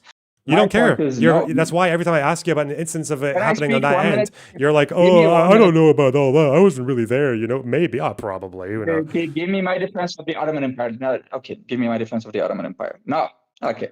In defense of the Islamic empires, they ruled vast swaths of land, vast swaths of many different people, right? And yes, of course, not everybody was treated equally. There has been no empire, no state where everything was copacetic or everybody's, not even communism, not everything like that. There has never been a state like that. But at least, right, they did not kill all the Christians. They did not try to ethnically cleanse people, in peaceful times at least. And for the most part, so that's what my point is. So they the Jews and Muslims live together. And and many of the scholars as well were Jewish, and so that's my fucking point. So that is my fucking point. So so there is no problem for people to live to continue after after decolonization, for people to continue in a better way, not going to even much more fucking racist the degenerate, like, so that's the fucking problem with the Zionists, or there was never a Jewish empire because they do not want to absorb other people, and they don't want to what they call it, govern other people, and they can't do that because they always see the people, because they see other people as others, and like they want to squash them. But like the Muslims have governed, or more like they have governed Hindus before, they have governed Christians before, they have governed what do you call it, and they're still alive today. I'm not saying that was always good. I'm not saying like Muslims didn't do any what they call war crimes or brutality towards their or genocides, Muslims, like or quite a few Christians of those as well. Yeah, quite a few genocides. Or what genocide? Are you talking about the Armenian one? That's the only one I know. What's the other genocide? It's okay. It doesn't matter. Exactly. Yeah. I feel like I'm listening to okay, because there's no other one. Because there's well, no by other your one, standards, what they did to the by your standards, what they did to the so why was what they did to the Assyrians or the Greeks, or why was that not genocide to you? The Assyrians didn't even exist when the Ottomans came or the Muslims came. The Assyrians were already gone, man. They were already absorbed by the Romans, and there was no Assyrians by the time the Muslim army came. And the Greeks as well, like they're still there today. There were no Assyrians in World War One? What? What do you mean? Like they're like minute. So what are you talking about? Like the Assyrian. Oh, so if they're a small group, it doesn't matter. What are you talking about? The Assyrian Christians. You're talking about Assyrian Christians, but like I mean, as Assyrian ethnicity itself, Assyrian, but like a Assyrian as a what do you call it? A certain Christian sect. Okay, so if they're a small enough group, I guess we don't really give a fuck. Okay, Greeks as well. Was that not? Greeks, like they're still alive. I mean, I don't even know what you're talking about. The Greeks, they've been occupied. So it's not genocide if the group is still alive? What are you talking about? There are still Armenians. Doesn't mean it wasn't a genocide. The Greeks? What are you talking about? Did they try to exterminate the Greeks? I was never aware that like when the Ottomans tried to exterminate the Greeks. What was the war of extermination against the Greeks? It was more. Exactly. It was closer to a war of extermination than what's happening with Palestinians. I can tell you that. No, it wasn't. No, it wasn't. Really? Listen, like, what the fuck you mean? Yes, no, it wasn't. They still had what do you call it? That's why all the temples are still standing up there. How do you know? Wait, how do you know? How do you know that it's not comparable to Greece? Because I studied Ottoman history. I can tell. You've studied Ottoman history in the same way that like fucking Edwardian inbred fucking like human tadpoles and top hats learned about fucking the British Empire in India. Like that's what you sound like. You realize that you sound like fucking Jacob Rees-Mogg talking about the British Empire. You understand that, right? Listen, Loner Bucks, like, you know, you haven't been with a real woman before, so I wouldn't be talking, man. Like, so once you grow up as a real man, you sound like this guy. Woman, you sound like this guy. A real woman. Like, what's a real woman? You sound like this guy telling me about the British Empire. I don't know if you can see my screen. Man, like, that's not a real woman. Get with a real Lebanese woman first, okay? Like, that's why you're pathetic, man, because you haven't been with a real Lebanese woman. Why are that's you? Why you're a collaborator. I don't know about. Why are you so like objectifying about fucking like ethnic women? Like what? The what do you call it? No, I'm just saying that even Lebanese women wouldn't touch you. That's why you're with a tranny. And not only that though, that the Israeli woman wouldn't touch you either. So like I mean that's what like I'm just saying. So you're a man. Why are you getting a real woman? How much have you been trying to learn about my? I understand. How can people advice because you haven't been a real woman before. So why have you been trying to learn about my fucking personal life? What the fuck? I feel like you've not done enough investigation into my personal life. Hey, you're a boy. Like, but you haven't been a real woman before. Like, I mean, that's your problem. Yeah. Get with a real woman. Get some pussy. Yeah. Get some pussy. That will grow some hair on your balls, and then maybe you can talk out to man to me, like mano a mano, man. Because you know, like sucking cock. That doesn't mean you've been with a woman before. Like you know. Okay. Yeah, stop being cocked, man. Stop being cocked. I know you're cocked by Destiny. I feel sorry for that. You know, I know Destiny cocked you. I know Elon Levy also cocked you, and you know, but don't be cocked by the Israelis, man. Have some pride as a Christian Lebanese. It would be so much more. These insults would be so much more effective if you knew anything about my life. Like every single thing you've just said about my personal life is false, by the way. You understand that? Like every single fact you just got completely wrong. But yeah, no, okay. I got most of them right. That's why you're just saying that's wrong. Yeah. Hey, man. I mean, if you think that's fine. You know, like I don't really think about like where your fucking knob has been because it's not interesting to me. But no, man. Listen, man. Like, I'm just more curious about like what fucking windows you've been licking lately. No, but this one I'm trying to help you out though, because listen, most collaborators, man, they feel something. What do you call it? most collaborators, most people that see themselves lesser than the enemy or the Israelis. So you see yourself as an Arab That's lesser really than fucking the Israeli. profound, dude. Yeah. What happens when Yeah, people start that's what speculating about the fucking collaborators. cock and ball, the meat and two Listen, veg of the person they're arguing with? What happens when you're in an argument as a, I don't know, maybe you tell me as a real man, you know? What happens when you're in an argument with someone and you just start fucking going off on a schizo screed about where their fucking general and two colonels has been? Like, what's that about? no, the point is like, because as a collaborator, you're mixed up. I know, like, you feel lesser than the Israelis. As an Arab, you feel lesser than the Israelis. But Bro, that's I what would happens, though. never Like, feel because lesser than that's what Israelis. happens Holy because you shit. don't Have feel you met love. them? Israelis are You don't fucking feel love. mental. What are you talking about? No, like, I like collaborators are mental. Have you heard Musab Hassan, man? Like, you're like him, though. Like, but not as bad as him, but like a little bit as bad Oh, as him, though. thanks. Like, because he hates his father and he had him arrested and stuff. Like, that's pretty fucked up as a family member, if I can tell you that, man. Like, but you're closer to that too. But I'm just saying, man, listen, try to get with a Lebanese woman, or try to get with a woman, at least, real woman, not a tranny. And then maybe, like, you can get your head fixed up and, like, and listen, man, you're Are you like, equal why as do an you, Israeli man. why, again, not for the first time, do you realize who introduced girl dick into this conversation? It was you. I wasn't thinking about girl dick until you brought it up. Why? Why are you so obsessed with fucking girl dick? It's not the first time you've spoken about this to me. Is it There's one no of those such thing things as where, girl dick, you my know, guy. like, There's no such thing as girl dick. do you know how common it is for right-wing commentators, like conservatards, people like you, Mhm. to bitch about trans Dude, you should people? put an apartheid statement. Do you know How how you call common me it is for people to bitch about trans people and to like say that it's like that they're not real women and shit, and then you go into their fucking porn history and it's just all the trans porn that you could ever like? Is that you? You know, like conservative pundits like quite often get caught with trans porn on their computers. I'm a lefty, my guy. I'm a lefty. I do wonder why they think so much about it though. Like why? Why are I'm a trans lefty, my guy. folks But, like, so obsessed with Box, trans I'm a dicks? lefty. I'm a lefty.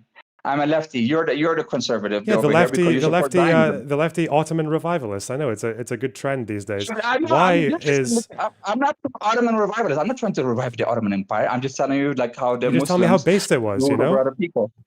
Huh? You just telling me how based it was. Anyway, I'm just Yeah, wondering it was based. Yeah, it was based. how often a day do you think about like trans girls' knobs? Like what?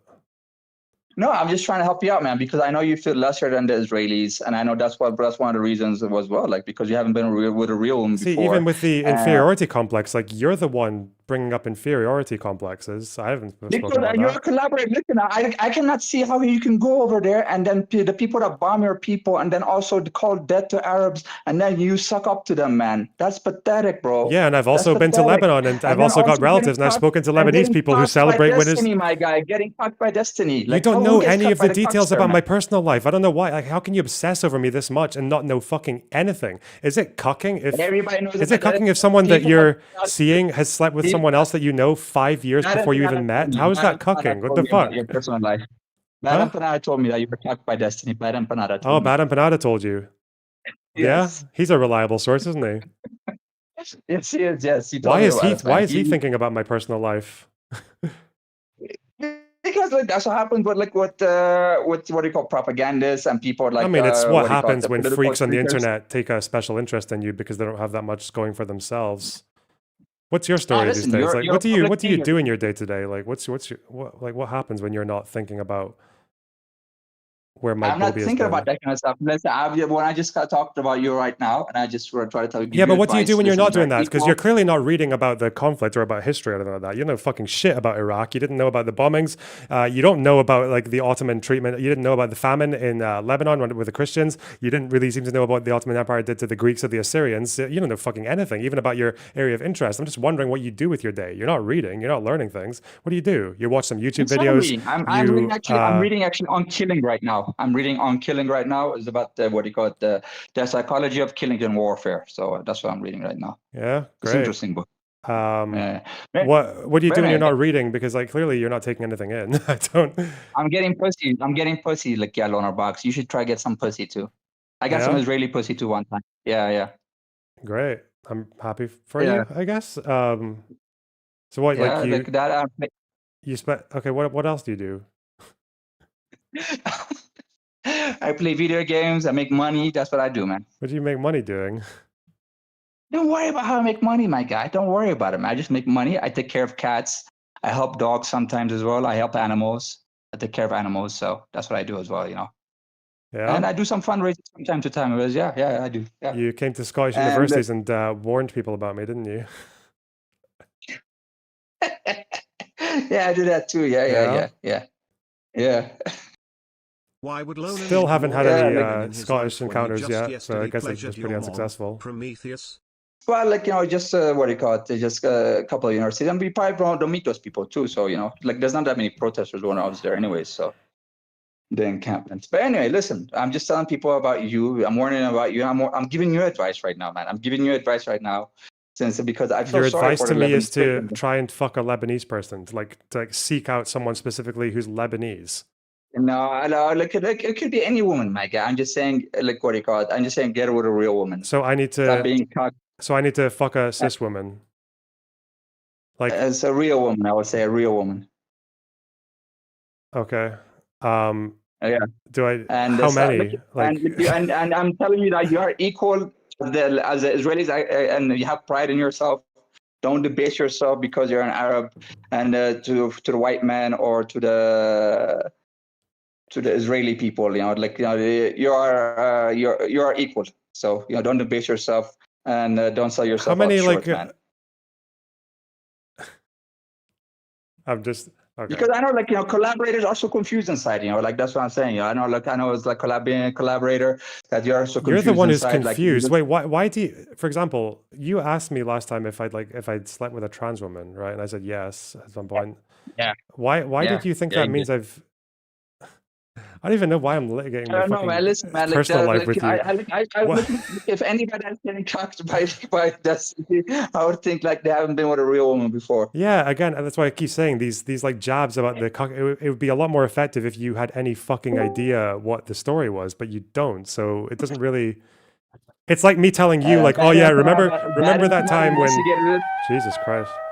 It's like me saying, oh yeah, remember that time when you just got like fucking gangbanged by like 20 fucking dudes. It's like, yeah, it doesn't really work if I say that if it didn't happen, right? You understand that? I do not. I don't know. Bada Panada told me. He told me because I watched one of his videos and he, he was like dribbling into the microphone about how this Kilimanjaro guy actually like gets gangbanged all the time, and then he cries about it and lashes himself afterwards because he's like homophobic. It's a true story. Someone told me.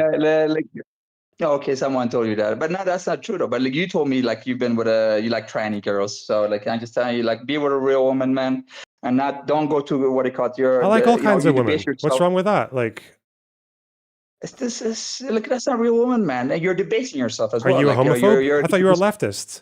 Even if you think they're not women, are you a homophobe? Listen, leftism, like in the East and like what is going on in the West is not the same thing. Leftism has been captured and co-opted by the corporations and by CIA and other stuff like that. So what's wrong with what's wrong with like gays? What's wrong with that? Like, listen, this is not the conversation about gays right now, right? Well, you're the one who brought up trans women. So yes, you're actually the reason we're talking about sexuality right now. Yes, that was your decision. The only person who brought up sex in this conversation was you, my friend. You horny little fucking goblin. You coomer. You gooner. You goon brain. So, you fucking human cubsock. What's wrong with being gay? What's wrong with the gays? I brought it. Well, the gays, I don't think, what do you call it? They're man enough to basically understand politics and to give advice to people. You don't think gays are man enough to understand politics and to give advice? Yes, that is true. Yeah? Yeah. You realize that like gay sex is more straight than fucking women, right? There's double male there. There's like double the testosterone. It's like testosterone squared. Whereas you are out there being like, oh, you're out there fucking shitting yourself if there's like a bit of fucking hair on a woman's fanny. Right now. I don't want to hear look at this. You're so insecure. You're such a beta male. Why? Look, you can't even handle me talking. You can't even handle me describing gay sex to you, and you're like squirming. You're so insecure. What's wrong with that? Like, why are you such a fucking fanny? Why are you a coward?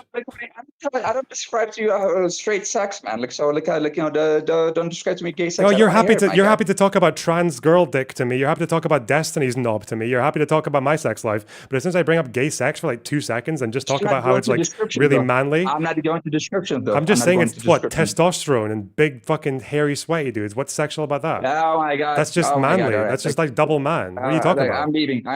You're being very soft right now. It's okay. Oh my god. I was gonna ask him how many times his like arranged marriages fell through. Yeah, man. Some people can't take the heat, you know.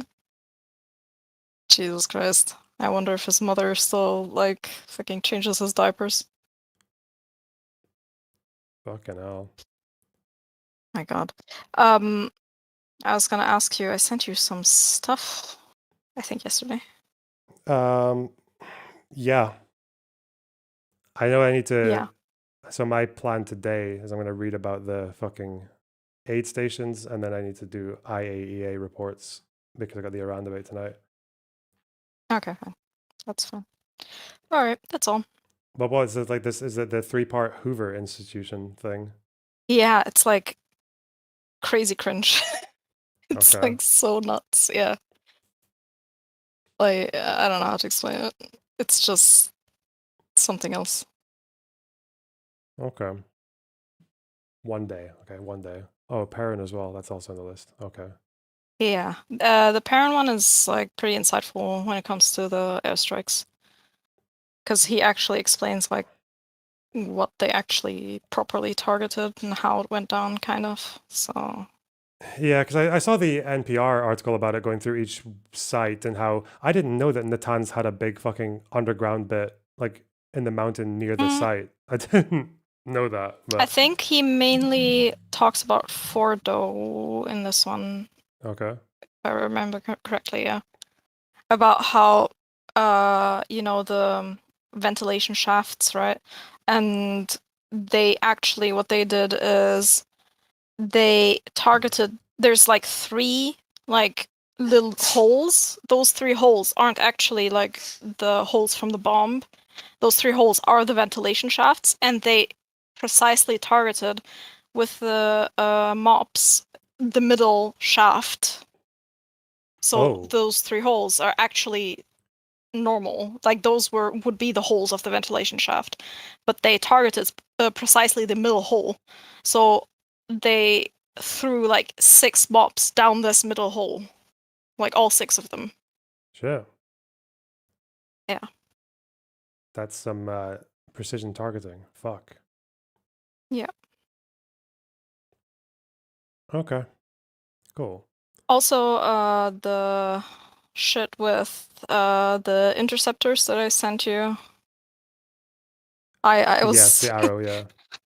I was losing my mind, like right before going to sleep. I was just like looking at this. It's like proper like rage bait for me. It's just like going to sleep fucking angry because we're like wasting so many fucking interceptors on like random bullshit that BB wants to do. That's quite interesting. But, I'll have a look at that. Huh. Alright. Okay. Alright, see you. Oh, take care. Bye-bye. Bro, where did that guy actually just like he just left? He just ran away? Oh fuck.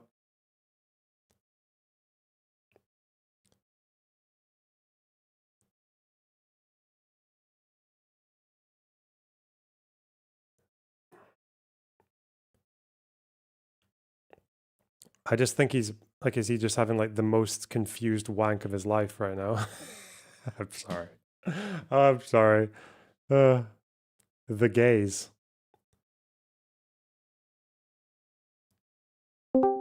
Hello, Dante.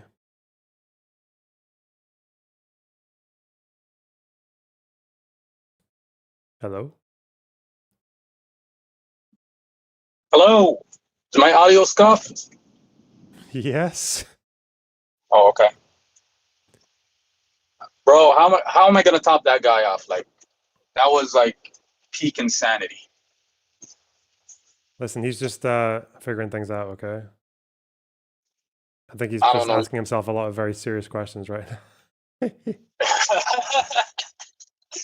You got him with the antidote, though. You talked about gay stuff, and he just, yep, he I fucked didn't off pretty actually quick. expect it to go that way. Like I thought that would be a lot more. I didn't expect that to be so effective. He discovered a new weapon.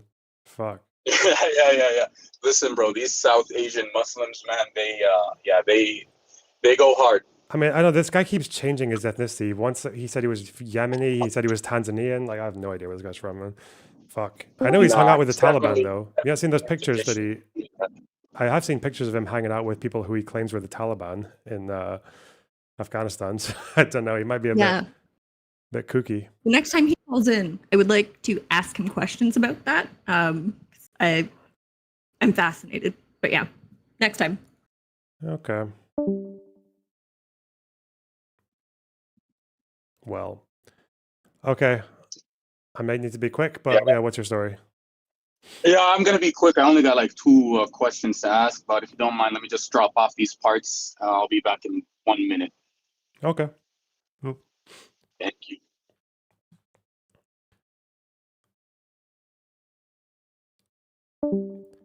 Okay. Bro, that guy. Holy shit. Okay, we're supposed to learn about Yemen. Fuck.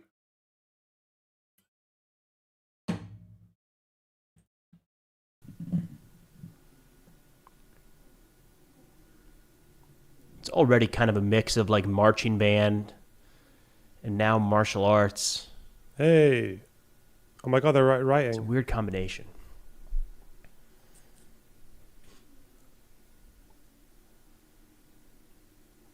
Fucking Power Rangers. Sit-ups on those rocks looks awful. Maybe I'm just getting soft.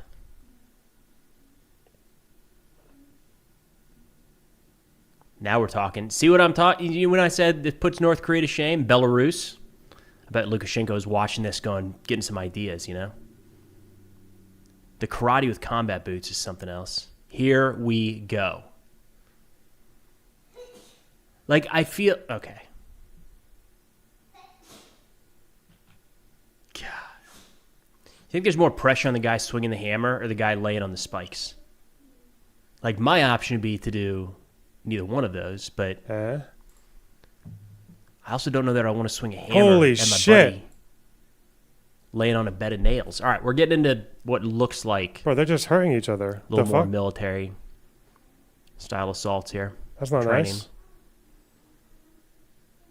At a distance, some of those helmets look like motorcycle helmets. Be interested as we get closer to see if it's actually military gear.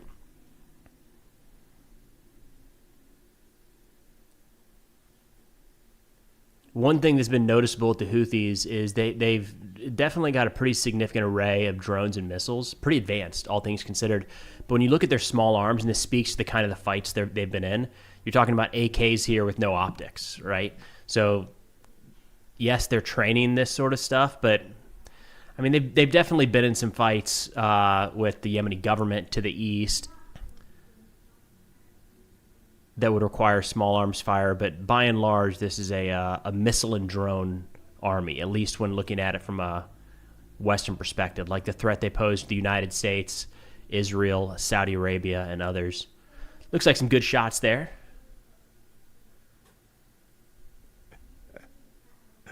Ooh. I'm just...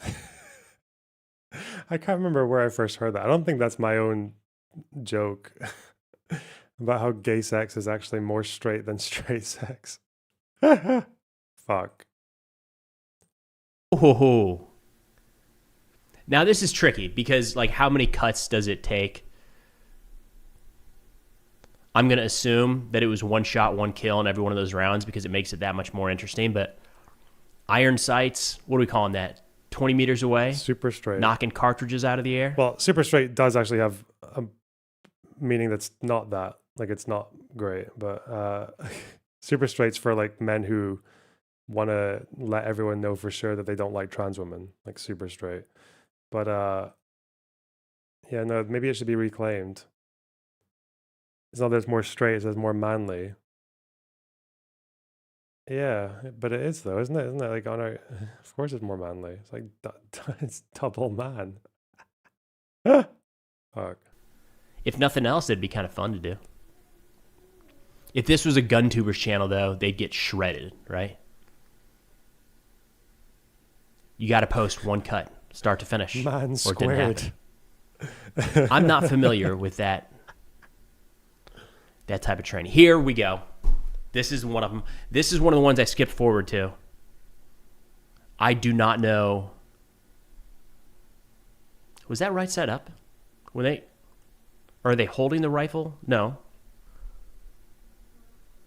I feel like they're showing two different clips here. Like that is right side up, but that dude's shooting upside down on a rocking swing. I wonder what scenario that is. Like, what is the...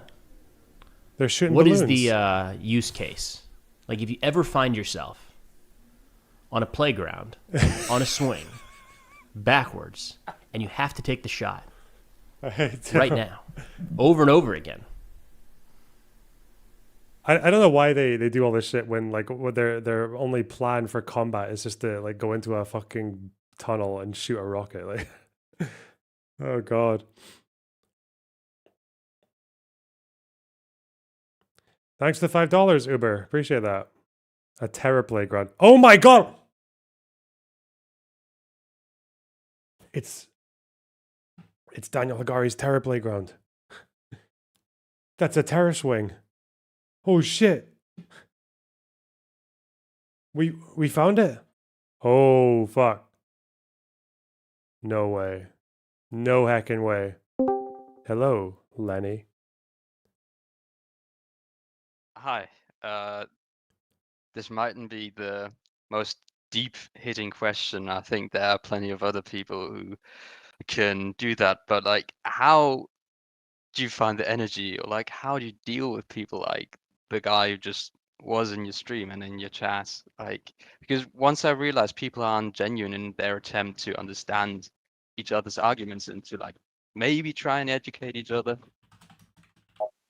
like, what is it? So many people in my life that I once considered friends because like stuff they said since October 7th, where I was reconcilable with, like, you know, a balanced opinion. You kind of just have to realize that some people are never going to be serious, so you just have to like it's just a laugh, just like make them mad and fuck everything else. Sounds fair. I appreciate it. Yeah, have a nice day. Take care. Ruffington, hello. Hi. So I have I guess a weird question of like, what do you think is like the genesis of people who are like so hardcorely campus, like the guy you just had, or I guess I know content wise, like Two Ton is a frequenter, but I feel like you're at least challenging him in ways that makes him be like, I have to read, which like, I'm just kind of curious, like, because you interact with these people all the time, like what do you think like the genesis is of like these kinds of like mindsets and these kinds of people? I don't know. I think it's probably been there since the Soviets, right? Like, yeah, I don't know if it's older than that, but I've kind of noticed it is kind of interesting that, especially when I was in fucking Hungary at the Budapest Pride Parade, and like how weird it was to see like pride flags alongside national flags, like the Hungarian thing, because you would never see that in like America or the UK. I just wonder if like maybe that's in some ways a sign of progress, I guess, because like the progress in America or the UK in terms of a lot of our social issues has been so far compared to the rest of the world that people just get kind of fucking bored and decide to find like more trivial things to get upset about. But even that doesn't make sense because we still have loads of issues like immigrants and like trans issues and all that. But yeah, I don't know. I think maybe some people just struggle to find like the right thing, and then they just invest themselves in some like fucking like lunacy. I don't know. Because like for me, it's just like one thing that I noticed is like, yeah, like from a, I guess more of like a social utility standpoint, a lot of people seem to care way more about culture like wars issues and things like that than really like even pressing like pressing major things. Like it might be downstream, but at least in the like I'm from the US, so like it seems like, and like you probably saw this a lot, but Trump like made everything into somehow tied to like culture war, and it seems like that's what people really bite in on. But I just wonder like, and it just kind of makes me wonder. It's just like part of me wants to just like people are really dumb, but also I don't know. It has to come from some place that I don't know. I mean, some people will say it's like leftovers of the Soviet Union, and how like they'll argue that Marxists and Marxist-Leninists basically found a little safe haven in the university, which is why, and obviously there are lots of countries where they just can't do that. So that's like anywhere Eastern Europe or Warsaw Pact, they can't do it, right? Otherwise they can. Or it might be that some people argue it's like, some people try to say it's like to do with Qatari and like Iranian funding, or specifically Qatari, but I have no idea how much merit that claim holds. I haven't looked into it. So yeah, it might be worth finding out at one point, like why it's so seductive, I guess, in these parts of the world. The Iraq, obviously, like the Iraq war didn't help at all. Like the West just like those countries, Britain and America just completely fucked themselves in terms of their reputation with those actions. But I don't know. Yeah, and at least some people in my friend group, like it's led to a weird like, I guess, weird amount of asymmetric discompassion, I guess, because like especially for Israel-Palestine thing, because I was like talking to my friend about the whole like Taylor Lorenz talking about what was the dude, like the guy Glastonbury or whatever, who's like who started like the death to the IDF chant, and she's like, yeah, but I like believe that more so like the message that Taylor was spreading, that like, you know, the IDF should reform and things like that. But in terms of like sloganeering, I was just like, well, like that's clearly not what he means with sloganeering. It's kind of like why like like ACAB and things like that in the US like largely ended up falling flat, because like it just was a platform for people to just kind of hijack and foment just like brazenly saying like we don't need police, we like, and generally speaking like we hate the police. So like it and then she like linked me to this article about like how a bunch of Israeli nationals were chanting like death to all Arabs and stuff like that. I was like, yeah, and that's really, really bad. And she's like, and I was just like, yeah, and people shouldn't do that. And she's like, I don't know, man, this is just like Israelis are crazy. And I'm just like, yeah, but isn't like also like saying that Israelis just should like wholesale like Israelis, or I guess in that particular case Israeli soldiers should just like wholesale die? Isn't that like also weird and bad? And she just kind of shoulder shrugged, and I was just like, this is a strange a strange amount of like nihilism, I guess, and I'm not 100% sure where it comes from. Yeah, I couldn't tell you. What I seem to see socially is I just see people who are kind of dead inside. Like, I don't know how else to say it. People just look like bored, like they have identity issues, like they're in crisis. And I don't know if that's a sign of privilege, or because it does seem to often be privileged people in a way, but they have issues of like fulfillment that haven't really been addressed, and then they just decide to like find an identity and live it through like very, very kind of exaggerated and like accentuated narratives, and they just kind of live they don't really have their own story, so they need to kind of live one through other things that are happening in the world, or just through exaggerated versions of what's happening. I don't know if it's what it is though. I find it really hard to like that's like that's like calling it nihilism and all that, or maybe it's just because it's a failure of like contemporary society and like contemporary liberal society to actually make a case for itself, especially when it hasn't really helped itself with events like 9/11 or with the 2008 crash or with the Iraq war, and all these events that just basically open people in society up to alternative thinking. But in a sense, like liberal society is never going to be as seductive as these alternatives, because like you can't really, like, fantasy is always going to be better than reality, like always. Do you think that's also kind of like rolls into why so many people like will talk about, especially now when like people are like just starting to learn about like the Ottoman Empire and like some of its control up until like World War One in like the Middle East and beyond? Do you think that's why like some of them, like there's such like a successfully whitewashed version of how the Ottoman Empire existed? Because Yeah, like even I guess also maybe anyone who saw how like Islamophobic people became after 9/11 probably just feels like it did set a precedent of like being very vigilant against that kind of thing, which in one way is very good, but in the other way it does mean that you do end up with like white people talking about how the Ottoman Empire was like the bastion of equality and peace in the like in the last 400 years, which is crazy. Yeah. Turkish Ottoman colonizer Hassan talking about how based it was being a dhimmi. Yeah. And I know you got a bunch of content to get to, but I think the last thing that I had that was kind of like burning was in terms of like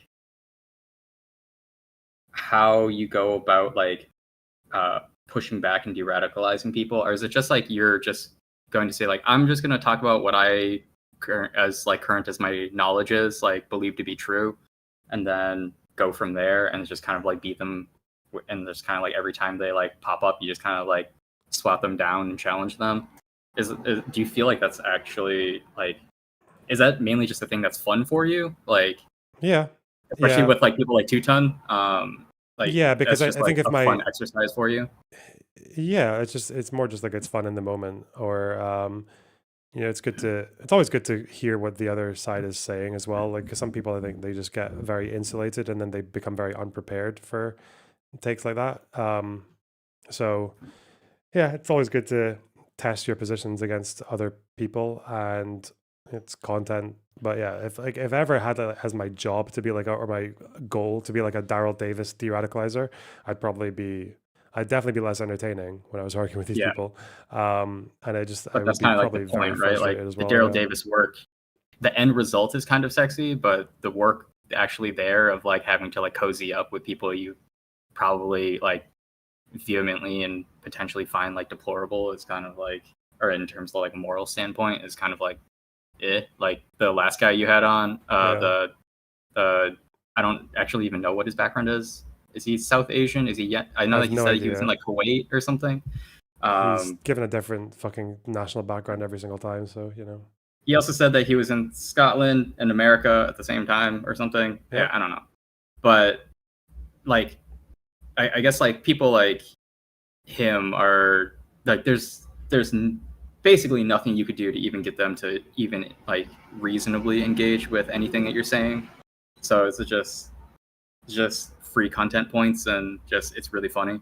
I just wonder though, like, what do you do about like, I guess like, how do you deal with the frustration of like the people who was the TikTok girlie that you had like the like 5-hour debate with? Because she like, at least I don't think she's come back on stream, and she's just kind of been running around in circles talking about how she bodied you in a debate. So like, how do you kind of handle like those situations? Wait, who said that? Who? What? Or like the Athena person. Oh, I didn't even know that she said that. So I don't watch it. I could have, like, that might be wrong. I thought that I heard Sev bring up at one point that she like talked about how she like did really well she did really well against you, or maybe that's it. Or maybe it's just like downplaying. I mean, what am I going to do? Just be like, oh, actually, here's why you lost. Like, no, whatever. If people need to go and do that, like, good luck, whatever, have fun. Yeah. Your goal is just like, well, I'm just going to keep doing my thing and then hopefully I have more reach at the end of the day than you. Yeah. I think anyone who watches the full thing can figure it out for themselves. Usually, and anyone who finds, usually, if I feel like I've in a debate, if I come out of it thinking anyone who's convinced by that side is like fucked anyway, and they're not like clever or enough or thoughtful enough to be in my audience anyway. Like, if that's what I'm thinking, then it probably means I did okay. Which is most of the time. Like, maybe sometimes I'll watch something and just be like, oh yeah, maybe I could have been better here or here or here, but in most cases it's not like that. Yeah. Oh, also, speaking of those people who might be too far gone, look in the waiting room. That's fun. Yeah. I'm gonna hop off and let you get to other content, but thanks for kind of walking me through at least some of your thoughts on this. Yeah, all good. All right. Have a nice day. Bye. Bye. Her video on her channel of the debate said she destroyed you, but the comments disagreed. Well, rip. Let's see if we can do a quick one. Oh god, I'm so ill, man. I shouldn't be testing my voice like this. Hello? I wish I read more. Hey? Oh wait, I have your stream on. Shit. Oh Shit. shit. Okay. From before.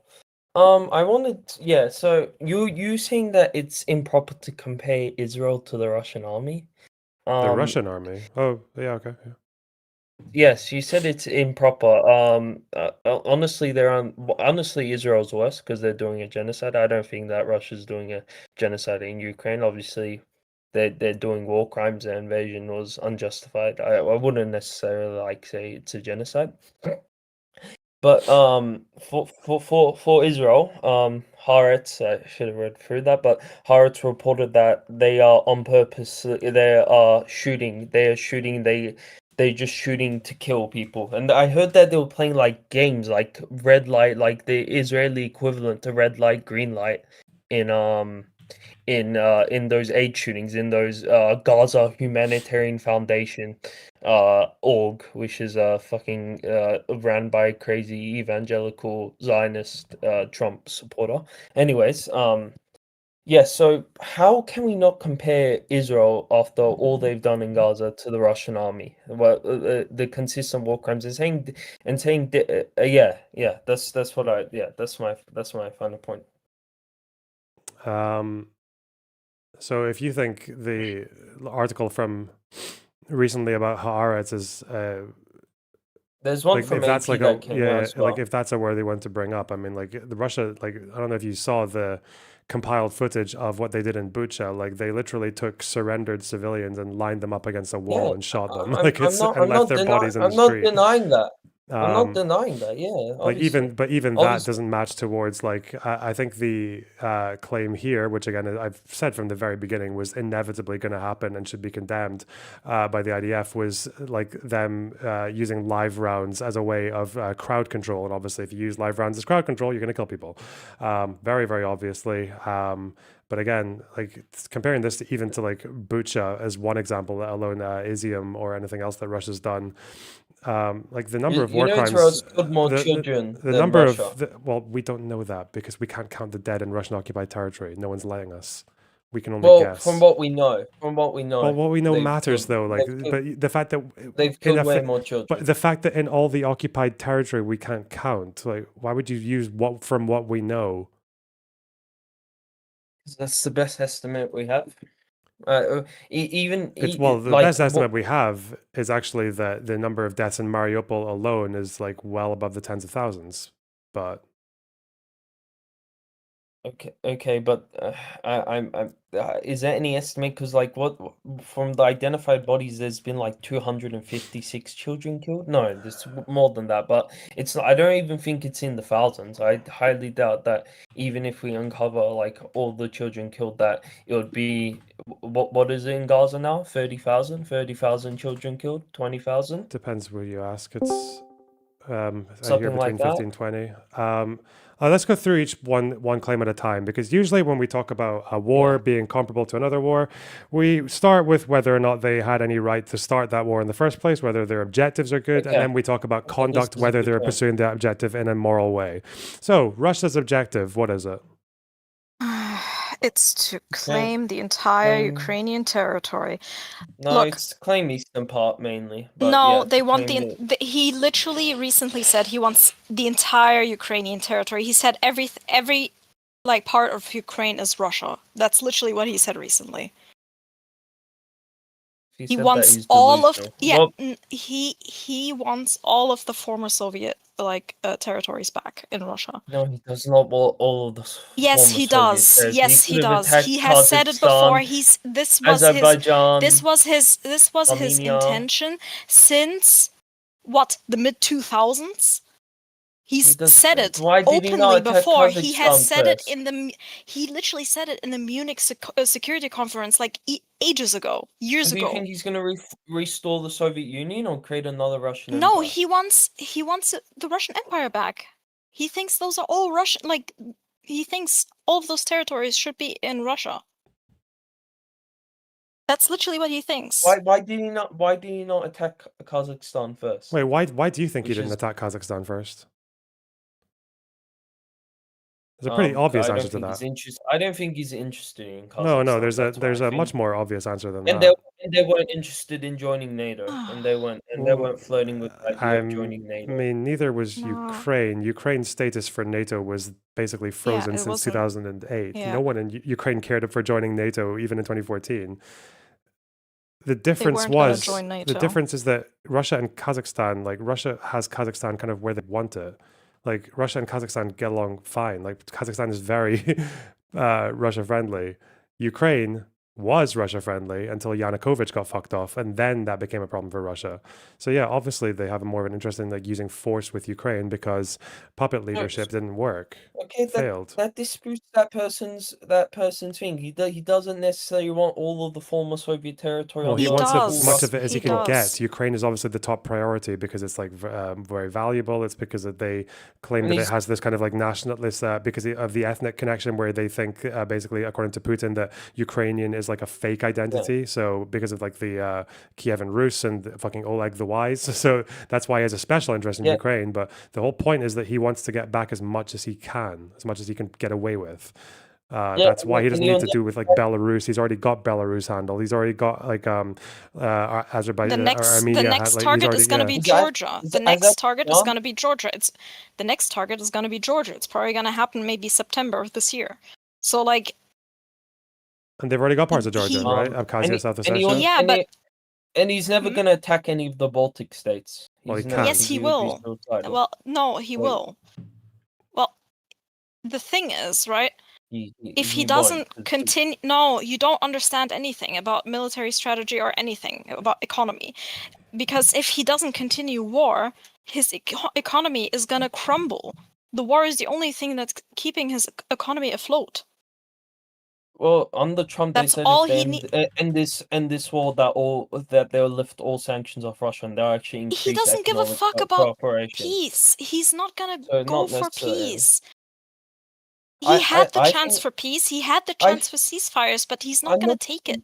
I think what he wants for now is just the eastern part of Ukraine, what they've got now. I think that's what no, he's no, primarily no. looking He wants the entirety of Ukraine. He's not gonna stop at the eastern parts. for. Okay, well, Anyways, Do you understand? Do you understand why it's a genocide? Do you want to know why it's a genocide? That's bullshit Do you- liberal propaganda. No. Okay, look. Okay, look. What do you know about the children that were kidnapped by Russia? Russia has apparently kidnapped 25,000 children from Yeah. from the Ukrainian And where do you occupied think those territories. children are right now? In Russia, in mainland Russia. Yeah, in- what do you in think are they doing to those children right now? Teaching them Russian. So you could say it's cultural genocide. That wouldn't be genocide. Okay, but then why are they targeting civilian infrastructure? Wait. Before we jump onto that, isn't transfer of people from children, specifically forcibly transferring children, isn't that Mhm. explicitly in the Genocide Convention? Especially if it's, well, primarily because it's with the intent of destroying in whole or in part. What do you think? What's the purpose of teaching them Russian and making them into little Russians? That's the purpose of destroying the national group, isn't it? Yeah, but Like, I'd call it more that's- of a cultural. But- Wouldn't you but call it more of a what? cultural No, genocide? cultural 'Cause you're- genocide is not a legal term. This is No. in the Genocide Convention. This is in the Genocide Eh. Standard Convention. Forcibly Okay, transferring are children there any with the excuses intent. that Russia has for kidnapping, like saying that they want them out of a war zone? No. Is that You what tell they us use? then. No. You know what they also are That's doing? what I've heard. They're forcibly conscripting Ukrainians to fight for them in the war.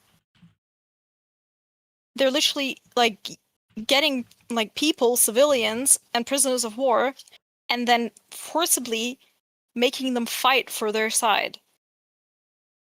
It's not necessarily genocide, but okay. But why not though? If it's so we don't care about the Imagine convention, if the or Israeli military took Palestinians and made them fight in the Israeli army.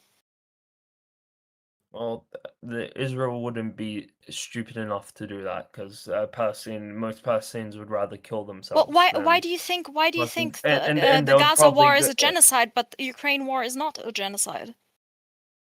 I think the Gaza war everything is a genocide that is happening in Gaza is happening okay, in Ukraine, but much worse. Can I say? No, in Ukraine, first of all, Yes. most Yes, Ukrainians they are. killed are militants. Most Ukrainians that have been killed are militants. Dude, they're Are literally. militant. Are you a part of the Ukrainian army? Do you know how the airstrikes work right now in Ukraine? Well, you know what they're doing right now with the drones and the airstrikes in Ukraine? They go into cities where there's no military targets. They shoot drones and missiles at hospitals, maternity wards, children's hospitals. I remember seeing that on the BBC like what was that, a year ago that it was. No, they're still doing it. Recently they hit a maternity ward. Well, that's horrible. If yes, that's horrible, it's horrible. They hate the Ukrainian identity. Can you acknowledge my Can you acknowledge my point that most people killed in Ukraine are militants and are male and are over the age of 18? Gaza's the only war since the Rwandan genocide where the majority you killed don't know women how and many children. people have been killed. You don't know how many civilians have been killed in Ukraine. Okay, we don't know because one of the cities was razed to the ground with the civilians inside of it. We don't know how many civilians that are in the occupied territories are still alive or not, because there's literally fog of war. We know nothing. We know nothing about the occupied territories. Then we can't say it's a genocide or not, because you have to refrain until because we don't learn know. extra.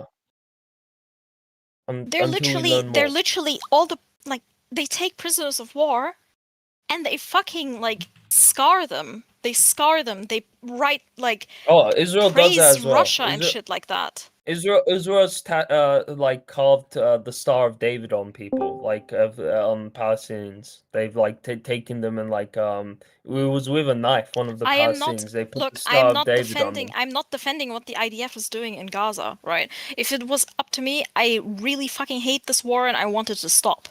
But I can also say that what's happening in Ukraine is clearly a genocide. I don't understand what your point is in denying that. I just don't. It doesn't vibe with you. It just doesn't vibe with you. Is that all? You just don't like the vibe? No, because in Ukraine the majority that's what it are sounds militants. like, though. It doesn't matter. No, that doesn't matter. The majority doesn't matter. It doesn't matter. Why take the children? Huh? Why take the children? I don't know. You're talking about Russia would say probably they because they want to Russify Ukraine. No, yeah, because they want to get them out of war zone. That's probably what. No, they don't want to get them out. Why would they attack a children's hospital if they want to get them out of the war zone? Are you fucking serious? To literally destroy Ukrainian identity and erase If it's destroying Ukrainian identity, then that would be a cultural genocide. Well, why not? But why not by the Genocide Convention? It's forced transfer. Why not by the Genocide Convention? Again, I don't know why you keep insisting on it being cultural genocide when the Genocide Convention includes forcibly transferring children if it's with that intent. Now, you can't claim security if you're teaching them Russian and literally re-educating them when they're in your captivity. That doesn't make sense. Why would you indoctrinate them? Still, by the way. They apparently they give them military training. They teach them a language that's not of their nation. How's that? What's the security justification there? Okay, there's no security justification. I just came back. There's no security justification for kidnapping children, and yeah, that might be proof that they're doing a genocide. It literally is. Is it maybe the problem is that because you've lived in this world where the more bad it is, the more genocide it is. When actually in the Genocide Convention, this one measure here is the only one that actually doesn't really necessarily involve killing. or like physically Yeah, like raping I each other. think they should amend that. I think they should amend that personally. Yeah. Like, I don't. Well, it's I don't also think just they that like should add genocide is a kidnapping specific children as a crime. It doesn't mean genocide. that like there are things that have happened in history that are worse than some genocides and they've caused more suffering than some genocides. But that's why like the term isn't just like the worse it makes someone Yeah. feel that it becomes a more of a genocide. Yeah. That's Yeah, it's the intent behind it. Yeah, but the intent makes it evil, makes the Pacific thing evil. Because like, what the Allies did to Germany killed a lot of people, but it was still a good thing. And they targeted a lot of civilians as well, right? Like they in Dresden, they were targeting civilian areas. Yeah, like the military shit was all outside the city. So, yeah. Yeah, and that was. But it doesn't make it genocide. Yeah. Yeah. Hello. Yeah, I agree. Hello. Yes, I'm Ukrainian, and I want to ask one thing.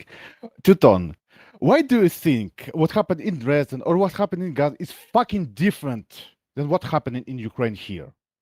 Today, above my house was four Shaheds.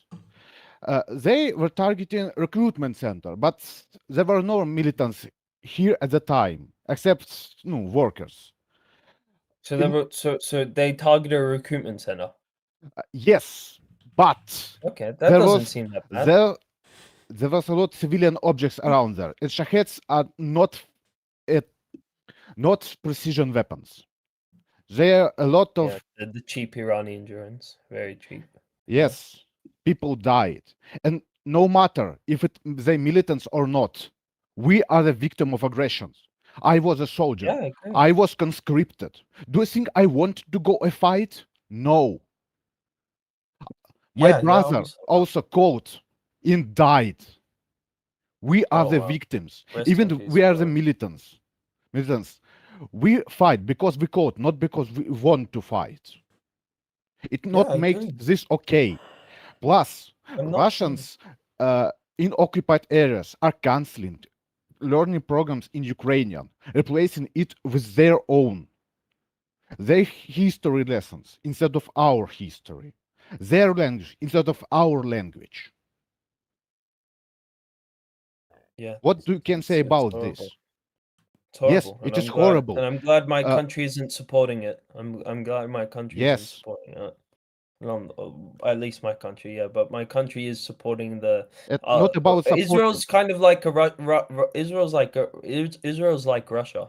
Yes. And a lot a lot of Israelis are Russian. No, like I don't know. Like, that's nothing. That has nothing to do with this. We're arguing about what happens to Palestinians is a genocide. Why this happens to Ukrainians is not a genocide in your view. Why? I said it initially. Because like I just said it. That I haven't seen Russia butchering the amount of children, especially children that like Israel. Yes, has. they have. Because they have you in didn't Bucha, see it. It didn't mean that it don't happen. They also targeted they targeted that shelter, didn't they? They shelled a shelter that had like 1,000 people in it, and they had to literally when they had a sign on top of the building saying there are kids here. There was no of the war. Yeah, there was no military tunnel underneath that fucking shelter. There's just like they just saw that shelter. They saw it marked from the sky that you could see from satellites, and they were like, "Yeah, get that, fuck them up." So not satellites, just planes, regular planes. They use bombs, not rockets, just bombs. They bombed it into oblivion. Whole city isn't dead now. Sorry. Yeah. Well. Teuton, I'll tell you something about Russian military strategy. Okay, this has been the case for since Russia has been like an empire, pretty much. What the Russians do when they go to war is not strategic targets. Okay, they don't. Like, for example, when the West goes to war, they try to get strategic targets to eliminate, like, assets of military significance, right? Russians don't do that. How they wage war, right, is to submit the enemy population through as much pain as possible. That's what they do. They've always done that. Okay. I would agree that Russia does that. I'm yes, not sure that the West doesn't do that, because the West does do that. Well, no. And the West supports countries that are doing that. I'm talking specifically about like rules of engagement and the kind of strategies that they teach in military academy and shit like that. Okay? The Russians mainly try to inflict as much pain as possible. Okay? Like, for example, I think the siege of Bucharest, right? They try to just kill as many people as possible, as painfully as Siege of possible. Bucharest? Was that back in think World it's War II? Was that Bucharest? Isn't that in Hungary? No, it's Romania, isn't it? The battle of Romania. Bucharest. Yeah, Romania. Yeah, that would be back Yeah. in the World War II. Okay, I don't know why. It's a completely different state. Yeah. Can I?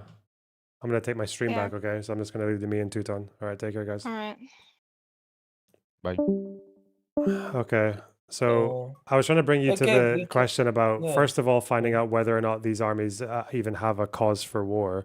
So, do we think Okay. Russia has any legal or moral justification to be invading Ukraine? No legal, no moral. I guess the justification they use is NATO, and like they say it's like the Cuban Missile Crisis, like having a state that's like armed by like that will be armed and be used as a proxy. Because once you join NATO, you've lost all autonomy. You're an American proxy. Once you've joined NATO, you've lost all autonomy, and you're basically an American proxy. So they would say that because Ukraine was entertaining the idea of joining NATO, that would be their justification. Obviously, I don't necessarily. Do you think it agree holds with any weight? It's not. No, No but merit it's at not as all? black and white. Well, it Yeah, holds it's not as no black merit and at white all as some because people say. NATO is just a defensive alliance. Like the Cuban Missile Crisis argument doesn't make sense because we already have technology to fire ICBMs now, and if NATO wanted to, they could just put weapons in Poland and fire them into Russia from there, and that would be like exactly the same threat as doing it in Ukraine. Like no one ever actually sincerely thought NATO was going to attack like or invade Russia, did they? Like no one really thought that. Yeah, no one thought that. Yeah, So until Russia's they war in Ukraine yeah. was just a complete war of aggression and territorial and Yeah, cultural, like okay, ethnic yeah. conquest. Okay, so that's the first thing. Do we Yeah. think that Well, Israel's fine reason for thing going is- after Hamas in Gaza is the same, or does it have any more merit or less? Okay, I'll say the situation is completely different. First of all, Russia's not a settler colonial state. Russia, you can say whatever you want about it. It's not a settler colonial state that was formed illegitimately. Russia is not an apartheid state. Russia is not built on ethnic supremacy or built on like maybe modern day. Maybe you can say that for the modern day Russia, but it's not Well, built even on in the Soviet like, era, like Russian national chauvinism was still like a big thing. No, like Russian, you were better suited can for you compare educational Russia positions, for everything. But if you Russians spoke that Russian, for like Israel? yeah. You can't compare that for Israel with Jews. Yeah, I know because with Israeli Jews. Jews did not like habitually, even in like peacetime, just like shift around entire ethnic groups, like 100% of them over to fucking Siberia, and in the name of like Or like regional 80%, stability. Like, yeah, what the fuck? 75%. No, instead they just did 75%. How Yeah, but much? again, and with the Nakba, that was a war that they didn't even start. So like, it's still Okay, not the first of same as all, what Russia did. Like Russia did it Russia's as a not matter an of policy. apartheid state. Russia's not an apartheid state. First of all, Russia's not an apartheid state. The situation is just completely different. Maintaining apartheid is extremely violent, and it's extremely violent. You don't see that violence, but it's a violent, and it's an act of war. And the people that are victims of your apartheid and victims of your discrimination have a right to retaliate. So in this thing, Hamas is not the aggressor, because what happened before the October 7th attack? It was a constant oppression of the Palestinians. So yes, and so that would be my argument. And yeah, you can't just say October 7th. You can't say October 7th out To of be clear, nowhere. Russia enforced its rule over breakaway movements, like by flattening entire cities with Chechnya, for example. So I mean, it's not the maintenance of Russian dominance in the region is still more consistently has been more consistently violent than Israel. Like that's still the case. Oh no, But now, Israel's again, bombed we're 5 going back to countries the at once. Has Russia ever bombed 5 countries at once? ever. At once, Israel's bombing 5 countries.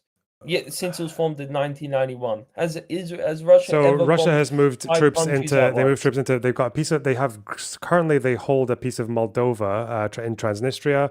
They have been involved in the Georgian Civil War, and then again in 2008. That's At Georgia. the same time. I'm then saying Ukraine. at the same time.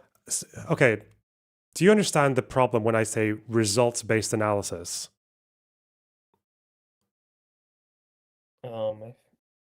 I think so. What am I going to say is the issue with you saying, "Oh, Israel bombed this many countries"? Because you're going to say Israel has a justification for it.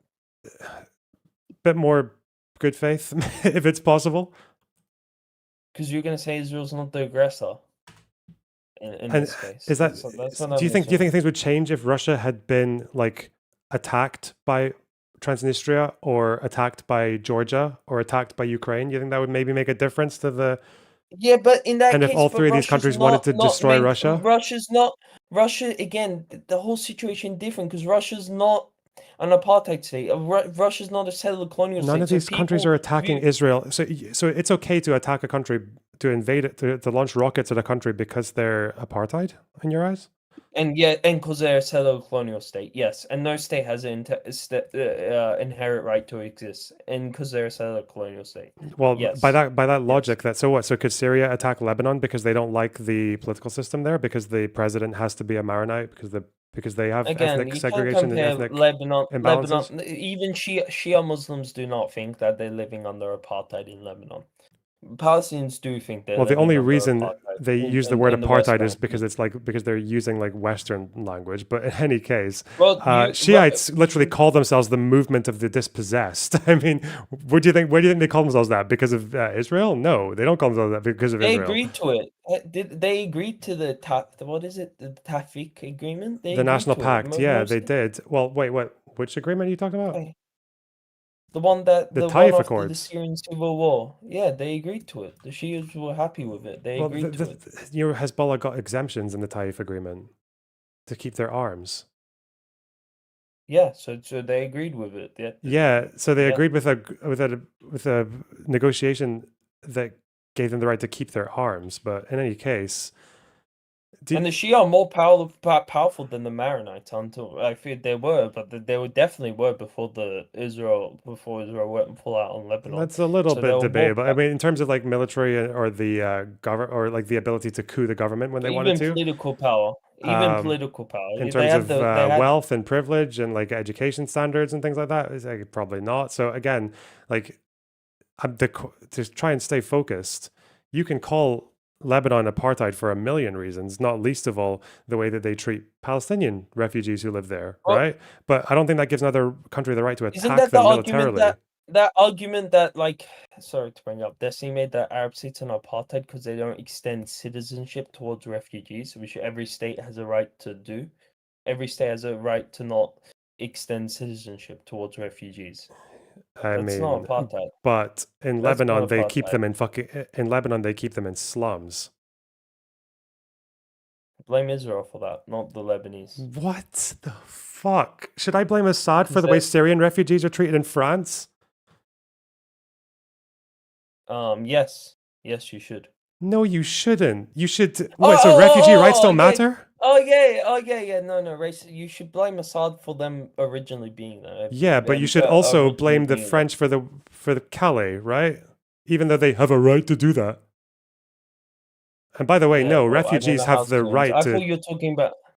Are you talking about Islamophobic attacks against Syrians? Yeah, I'm talking about Calais. Yeah, I'm talking about the fact that they have to live in a fucking jungle where there's like 2 toilets for 1,000 people or some shit. Like, yeah. In France? Yeah, in France and Calais. Yeah, Syrian like refugees. Yeah, or refugees who come from they come from all over the place. But yeah. Oh damn! I've never heard of that. What the fuck? Jungle in the middle of France? The Calais jungle. Yeah.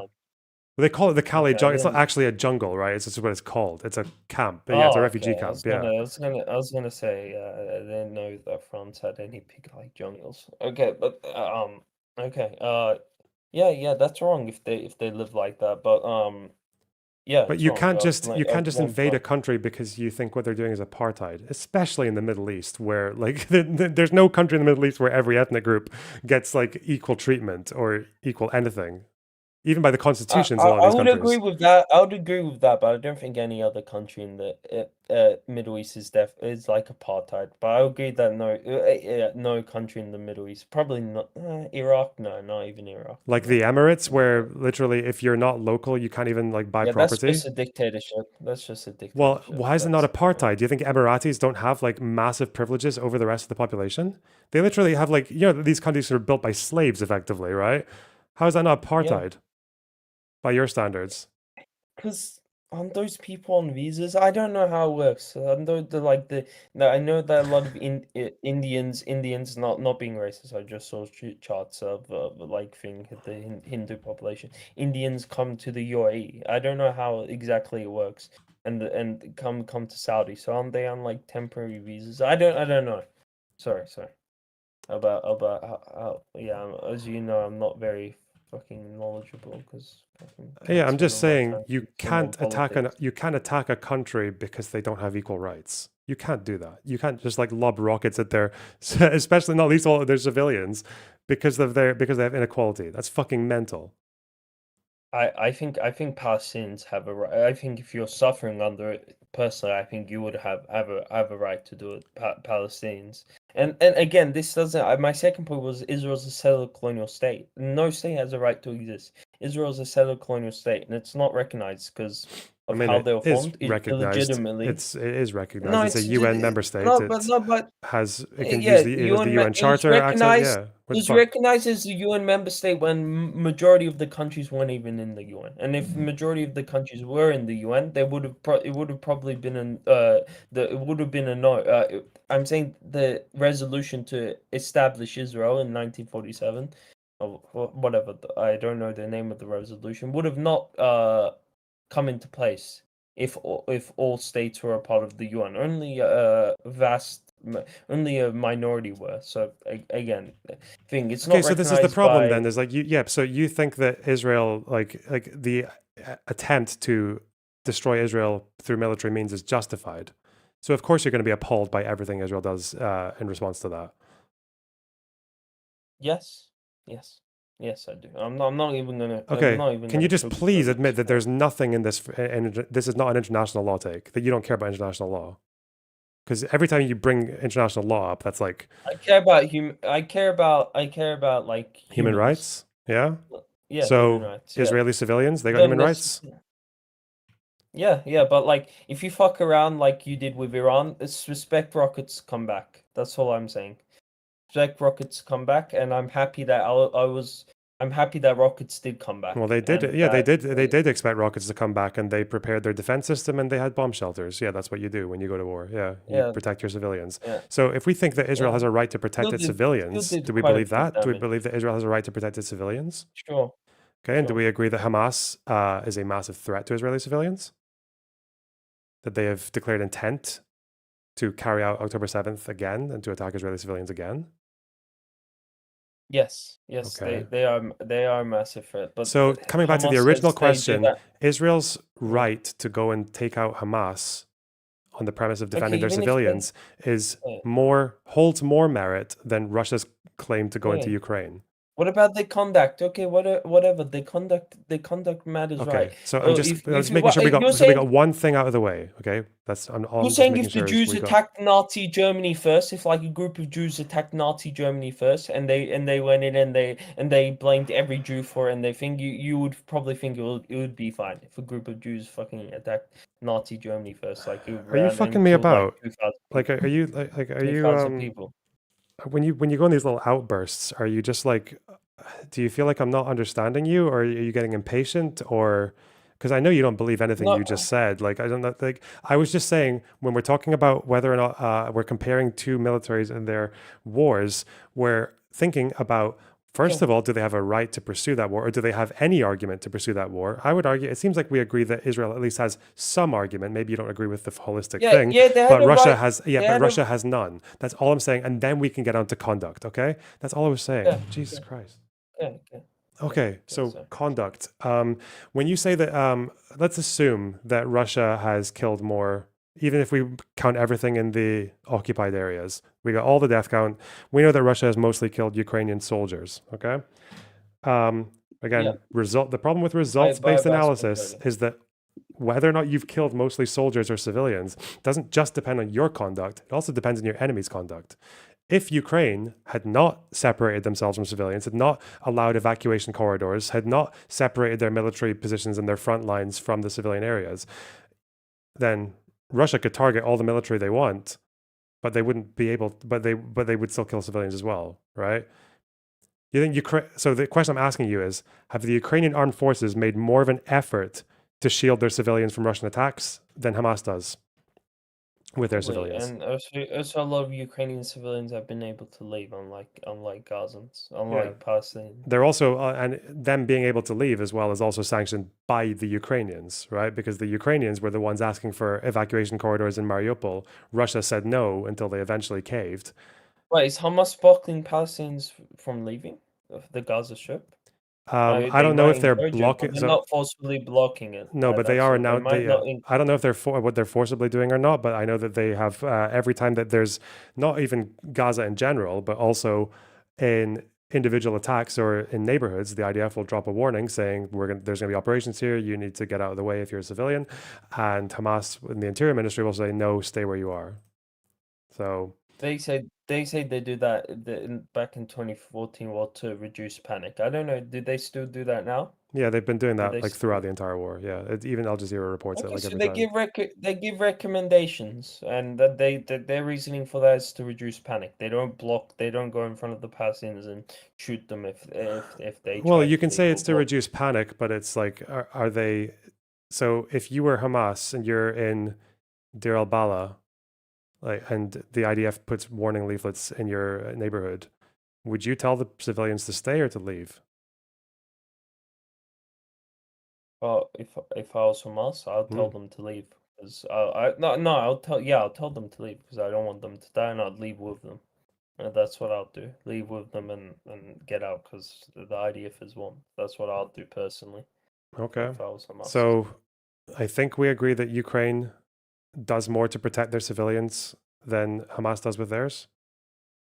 Yes, sure. Okay. Yeah. Even though Hamas has much more limited.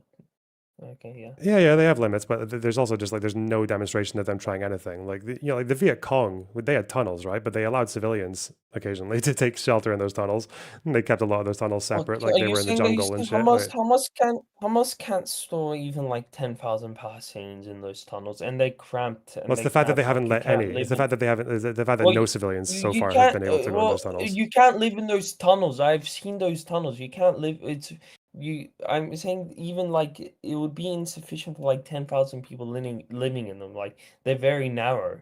I don't know how you would live your from what I've seen, but yeah, it seems stupid. I mean, I'd probably rather be in a tunnel than overground in Gaza for most of the time. But in any case, we do know that.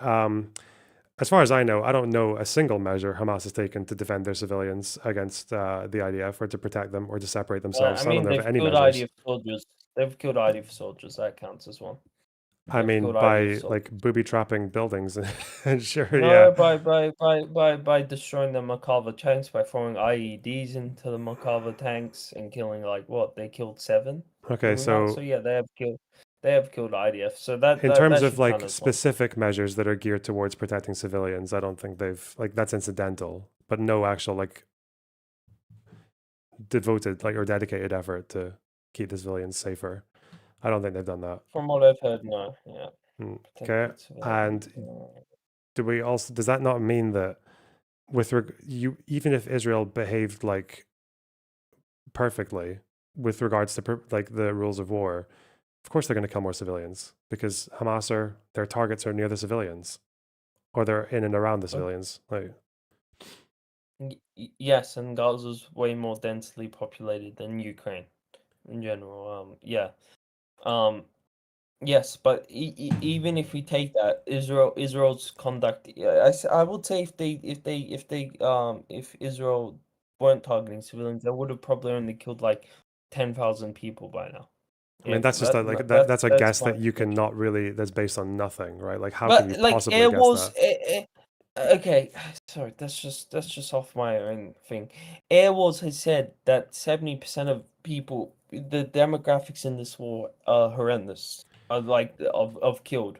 The demographics in this war are horrendous. Ensure that Israel's obviously not targeting civilians because are not obviously targeting only Hamas. Because if they were targeting Hamas, we would see a huge increase in like for what's proportional to like what the actual population is in like males aged from 18 to like 40.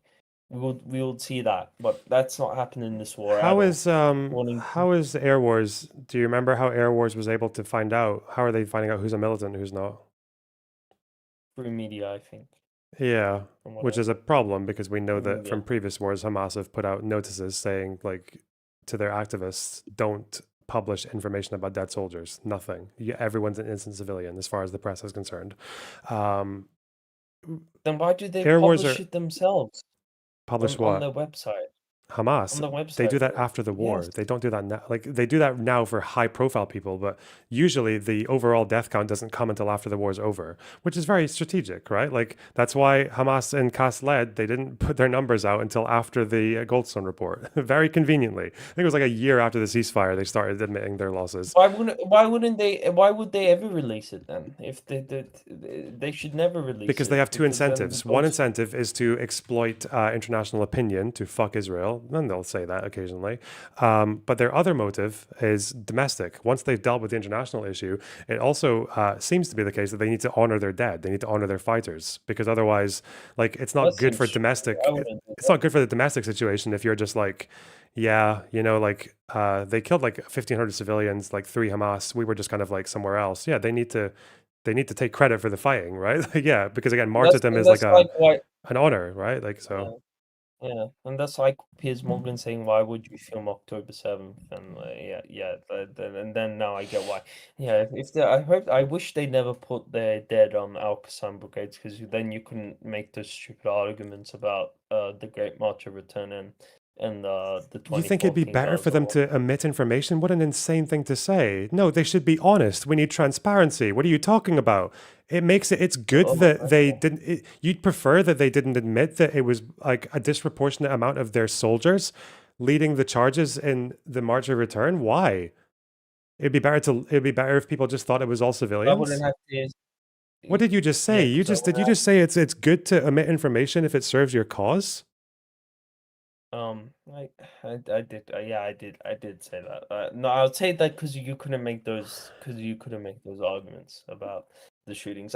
From their perspective. But obviously, no, I don't get why Hamas would care what you were saying. Or what you were saying. Most people don't go in the weeds about this. Actually, no.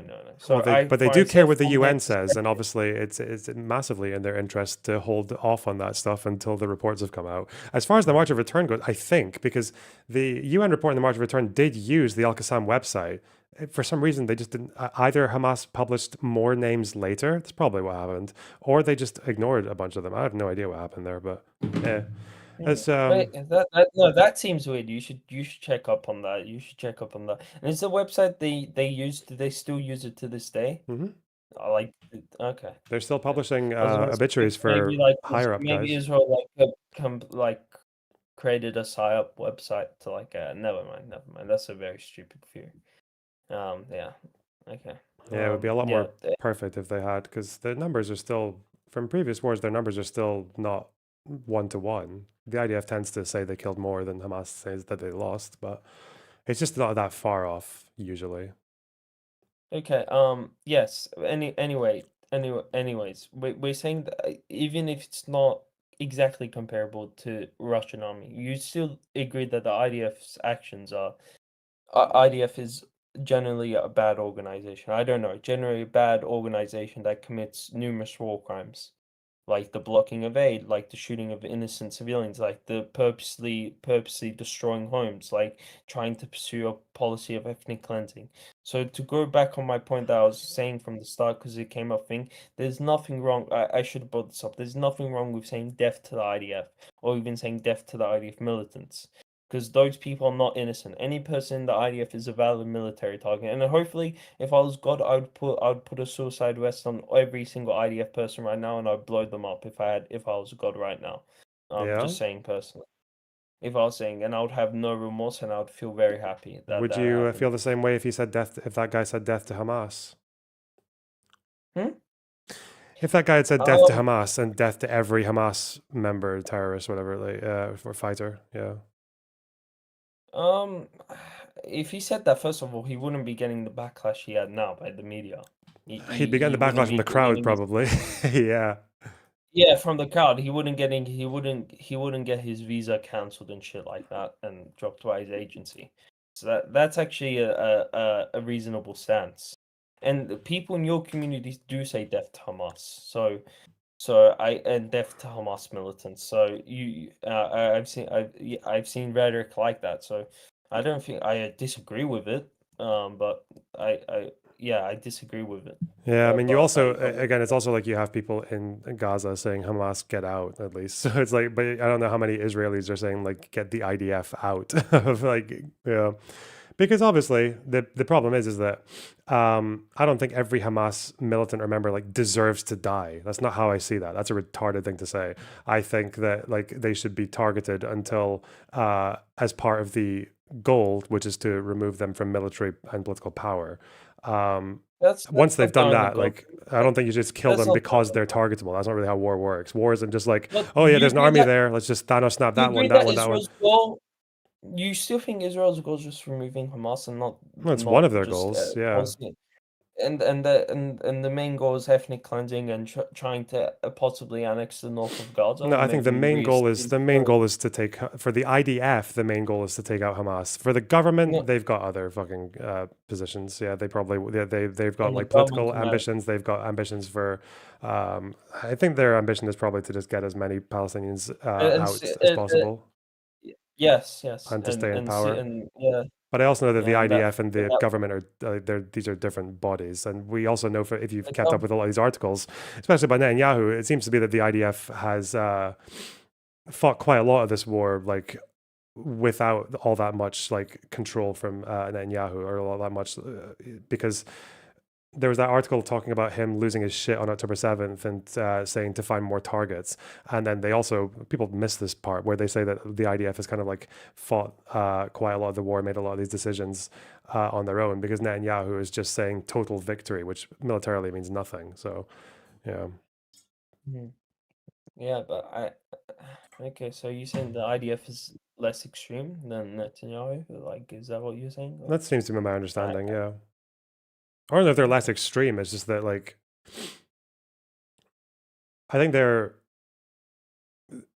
goal of like dismantling Hamas battalions, like, and them doing that is much more coherent than Netanyahu's, which is just to say total victory and then to flirt with fucking kicking people out of Libya or to approve the Trump fucking plan or whatever. But whereas the IDF like implementing any of this into like actual policy and like trying to like as far as I know right now, I don't think there's any IDF initiative to just like get people on boats and put them to Libya, right? Like this is why like the political aim and as far as I know with the IDF, they seem to be like they've been told to. With Hamas That's because they haven't finished with Hamas. Yeah, because it seems like the IDF is in that position where they're told to degrade and to destroy to take out Hamas. And then, as far as what the government says, like whatever's next is up to them. Like that's and then they'll probably try deporting the Palestinians. And the IDF has purposely targeted homes to destroy them in the north of Gaza, just empty homes. That thing to destroy them so that Palestinians feel more incentive to leave, have more incentive to leave. And the average Israeli is a very racist person. Like, again, I don't think it's anti-Semitic to say Israelis are horrible people. In general, they are horrible people. They're very racist. They feel no sympathy. Most of them. Obviously, there are some good Israelis. I see like some leftist Israelis going out with pictures of Palestinians, and to them I say thank you. You're a good person if you do that. Would you say most Arabs are like horrible people because of their views on anti-Semitism? Huh? If I said that most Arabs are horrible people, because if I look at polling from any Arab country, I can probably find like quite high numbers of like either Holocaust denial or the protocols or general anti-Semitic attitudes or Jews have too much power. Yeah, that's horrible. Like, yeah, but would I say that? But if I said that most Arabs are horrible people, would that be an okay sentence to say? Okay, yeah, that's a good point. That's probably. Yeah, everyone in the region is fucking mental because they've been at war for like 100 fucking years. Yeah, they're not. Yeah, like, that's what it does to you. It fucks you up. Shit. Yeah, I don't know. Do most Arabs deny the Holocaust? They might be a little bit anti-Semitic. Most probably. I know that the majority of them have like some level of anti-Semitic attitude. I know that I don't know for like the stats for Holocaust denial specifically, although I imagine a substantial number of them probably think it was exaggerated, or it's not untoward to think that For Palestinians, I can understand their anti-Semitism. Like I can understand why they are anti-Semitic. For Israelis, I can't understand because they're the oppressors. But anyway, they're the oppressors, and they're the ones living free lives, living in a pretty developed country, and and most of them have good lives. So Palestinians, I can see why they have those views. For Israelis, I can't. That's you can't for Israelis. No, I can't. It's not understandable. Palestinians. Not after October 7th or after. No, the Israelis should understand that October 7th was a natural response. That's what they should understand that, and they should understand. They should understand it's a natural response. Like it's like the slave rebellion for Nat Turner, for example. Yeah, but Israelis didn't own Gazan slaves. They. Okay, it's just because the level of repression is not as extreme. Nat Turner. It's not even the level. It's like it's the form and everything. It's like say if you're an Israeli, right? Say an Israeli from the 2000s. As far as they see it as civilians, they voted for a peace candidate, a two-state withdrawal candidate, and then the result was that they got the second intifada, like over 100 fucking suicide bombings in the space of 3 years. Yeah, I sympathize with leftist of course Israelis. Yeah, like, but those leftist Israelis, there's a reason those leftist Israelis became right-wing Israelis, right? Because the way that they see it, they voted for the peace candidate. They voted for Barak who withdrew from fucking Lebanon with no peace deal, which even Mandela was against. I don't know if you know that. Mandela said that they shouldn't leave Lebanon or anywhere without a peace deal. I remember you reading that article. I don't know if he was necessarily against a final ceasefire. He was against withdrawal. He was against unilateral withdrawal because even in the international community, that's a generally accepted thing. Like if you've taken territory in war from an enemy that doesn't recognize you as a state, then generally, yeah, you're expected to withdraw in exchange for like peace, in exchange for a deal that would not put you back in the position that got you there in the first place. So yeah, that's the point. South Africa at that time? 2006. I remember South Africa's stance during that war. I'm pretty sure was pretty towards the Arab side. South Africa's official response during the during the Israel-Lebanon war. I don't know about their position during the war, but I know that for the late 90s, when the question was over Lebanese Israel withdrawal from Lebanon, which happened in 2000, Mandela supported it, but he said that it should happen with a peace deal. He said that Israel shouldn't be withdrawing from places just like unilaterally. Obviously, we know why, right? But the fact is that for Israelis, that's what they see. They see that they have that they accepted the partition plan. They got a war. They pursued. They voted for the peace candidate in 2000 for Barak. They got the second Intifada. The way they see it is that they're trying to make peace with the Arab world, and the Arab world keeps on trying to fucking destroy them. That's what they see. I don't know why you don't have to agree with every detail about the peace process, and you don't have to say that Israel didn't do immoral things during all that. Of course they did. They still did settlements during the peace process, right? Yeah, so you can say all that, but I don't know why that is. I don't know why you couldn't empathize with their position to any degree at all. I guess with that framing, with that framing of what happened in the 2000, yes, I can emphasize. Sorry, I can't speak. A little bit. I can a little bit with their positions. I understand the Palestinian position more.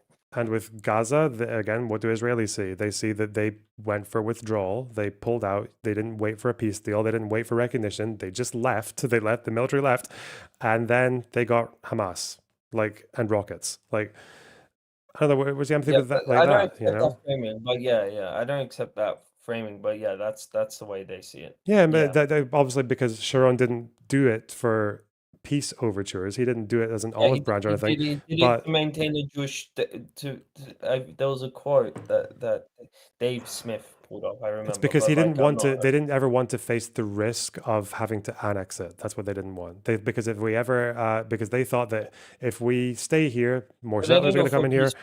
What? So they didn't do it for peace. No, they didn't do it for peace. But was it still the right thing to do? I would argue, with the knowledge we had at the time, yeah, probably, yeah. And that's what Israelis voted for. They with fucking Kadima or whatever. Yeah, they voted for the withdrawal. Wasn't going to pull out the West Bank as well? He was, before he died. The convergence plan, yeah. That was Olmert who also wanted to pursue that too. This one is pretty right wing. Yeah.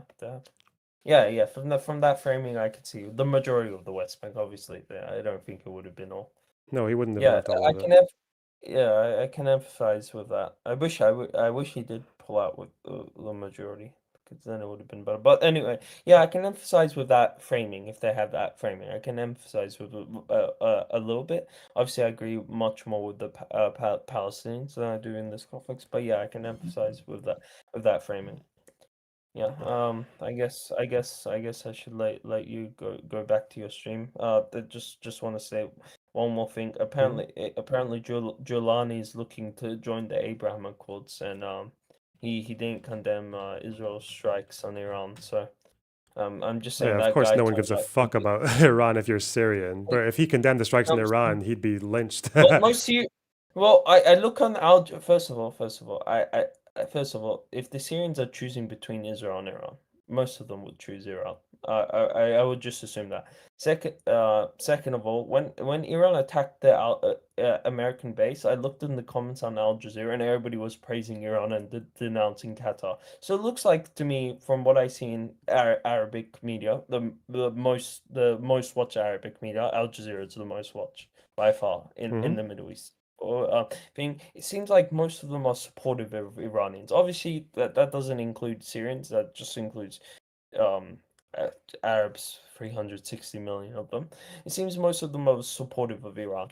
And second of all, that guy's and that guy wants to join the Abraham Accords. There's Trump billboards in Damascus. He has turned Syria fully into an American puppet state. I don't necessarily blame him off the war. He needs economic sanctions lifted off.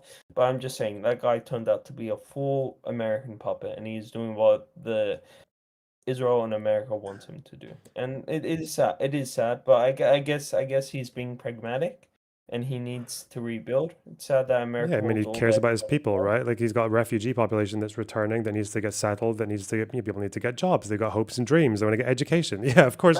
If you want all that stuff, then why the fuck would you align with Iran? Huh? Not align with Iran. You should at least condemn the attack. You shouldn't. You should at least condemn. You should put out words saying that this is. I don't think anyone in Syria owes Iran anything.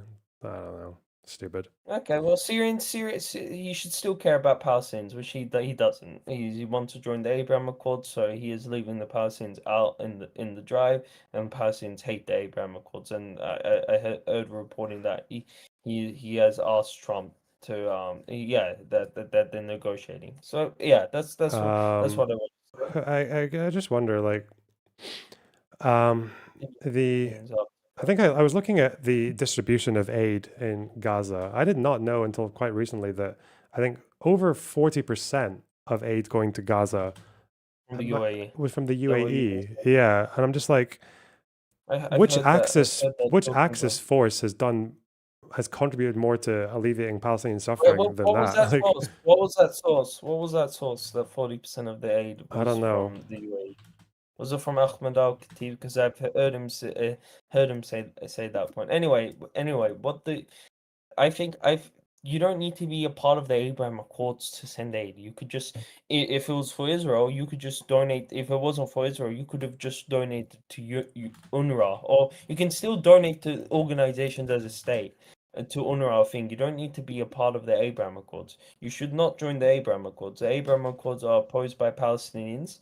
They are a policy that is all the wrong people are in favor of it. Trump's in favor of it. Netanyahu's in favor of it. That itself should show you that you should be against it. Seeing that those people that's a general rule, and it works for 99% of things. If Trump and Netanyahu are for both of them at the same time, you should oppose it. You should Yeah, oppose like the it. affirmative especially action when programs it's in Israel for Palestinian Israelis. Yeah.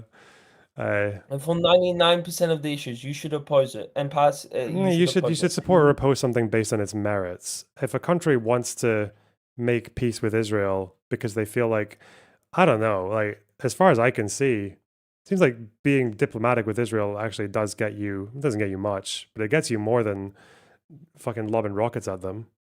Seems fairly straightforward to me. And also you don't have to deal with your people Yeah, I mean, dying. So sounds fucking based. He hasn't got Israel out of Hezbollah has gotten Israel out of their territory. He hasn't gotten Israel out of their territory. Just saying. But Wait, yeah, what? okay. Hezbollah has at least gotten Israel out of their territory. Hezbollah got Israel out of the territory. Hezbollah is the only reason Israel crossed the border. Like, what are you talking about? No. Originally. Oh, way back in the day. Yeah. Yeah, I do wonder, out of interest, do you think it'd have been any quicker if Hezbollah just said, yeah, this will be the border. Let's make peace. Well, we can debate over Palestinians as like trade partners. What do you think would have happened? Do you think that would have been any quicker? After or before? Yeah, say in like 91. You think if Hezbollah just offered a peace deal, no, I don't think. You think that would have got the Israelis out any quicker?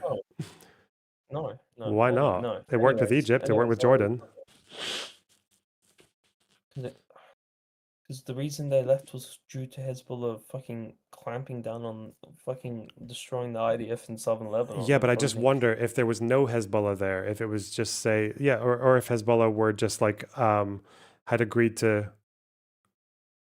stop the attacks across the border, and it agreed to stop the attacks and decided that we'll let you withdraw, we'll recognize you, but just leave. If they had actually just offered a peace deal, you think that would have? Is there any evidence that would have worked? Yeah, the fact that it worked with other countries who were also previously at war with Israel. I don't know why. Like, what do you think? If Hezbollah had offered a peace deal, why would Israel stay in Lebanon? Because Israel wants to conquer more land. Well, they clearly don't. They've got so much opportunity to take land right now. Well, not conquer land. They want to make every state around them weak and puppet states. For example, they want to make no state. Iraq pursuing a nuclear program, not even close next to nuclear weapons, and they bomb that, and it's IAEA inspected. Israel wants to make sure that none of its neighbors can even can be strong, can have autonomy. That's what they're doing to Syria right now. Syria, they cannot let Syria rebuild and Syria have any sort of military. They're saying we're the only state in the Middle East that can have military and can choose our own decisions. So yeah, they want every state around them to have no power. Because yeah, that's what they want. Not necessarily, and I mean, they want the countries that they're okay. They're more okay with the countries that are at peace with them having power. They just don't want the countries that are threatening them and trying to destroy them to have power. It's like a very normal reaction. With Syria, I think that's one area where I would agree where they should be more, where they are obviously just not taking yes for an answer, which is stupid. But again, the most powerful armies in the region are countries that are like fine with Israel, right? So as far that are not Israel. Saudi army is not strong. Saudi army is just money and no training. I mean, in terms of power, like geopolitically, militarily, like the UAE and Saudi like is more compared to what?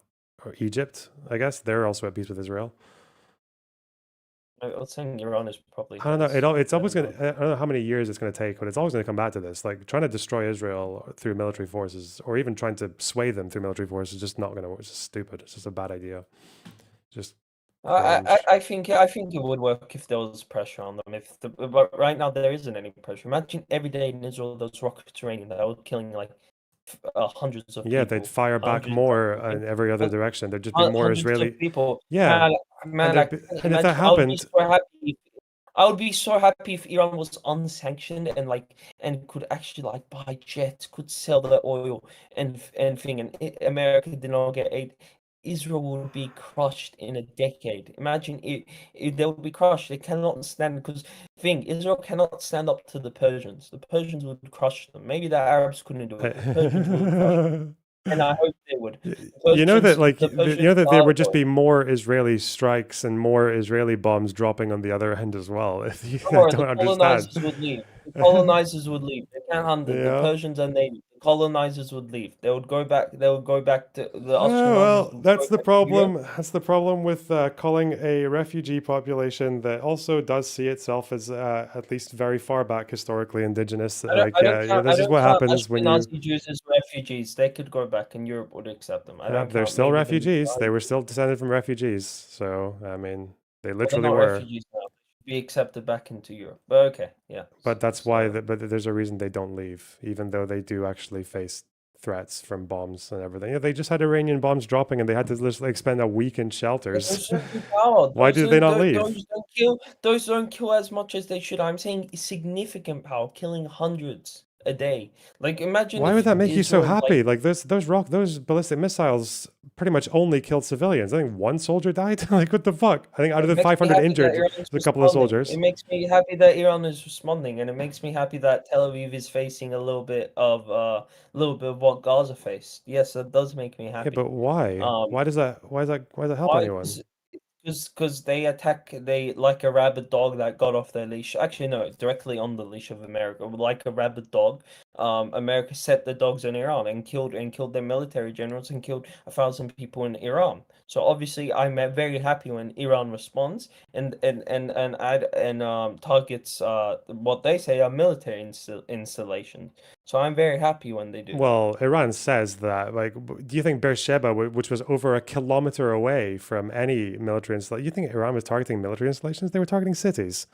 Trey Ying's a Fox News correspondent when he was on Israel said that the missiles were precise and that they were targeting and that they are targeted strikes. Yeah, they were targeted at cities. Yes, they were targeting cities. Even some cities that like Beersheba, like the missile that hit Beersheba, those apartments, they were like over a mile away from the closest military base. Yeah, they targeted cities. That's why. And you can see in the numbers they killed like one soldier, I think, and injured a couple more. Then the rest, the few hundred injured and the 28 dead or whatever, they were pretty much all civilian. Oh, 28 died? Damn, 28. Yeah, damn. I think it was 28. I thought it was like 10. I thought it was like 10. Okay. Does that make you happier? You're twice as happy now. 1.5 times happier. No, not necessarily. Yeah, that sucks if civilians die. I can see like some people in my circle do accept the civilians dies. It's for me it kind of sucks. But like just seeing like yeah, I wish Iran targeted military bases specifically if for example 50 IDF people died.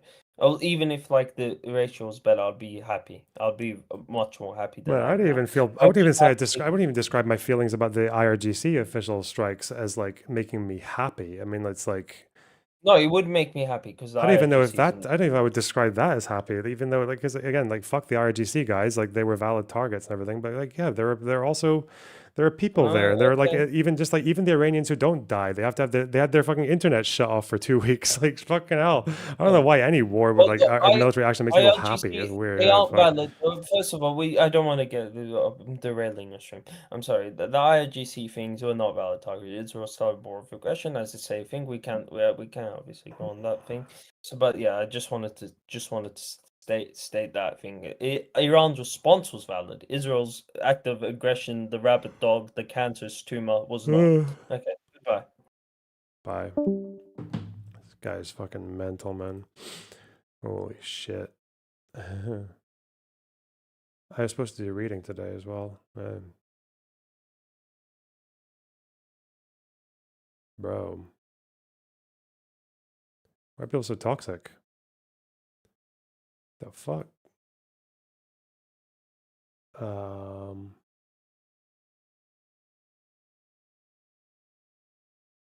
Okay. That one doesn't even sound like doesn't even seem that much fun to test out. I'd rather shoot those little cartridges. This is interesting. Oh, cool. Classy target there, boys. Lack of American flags.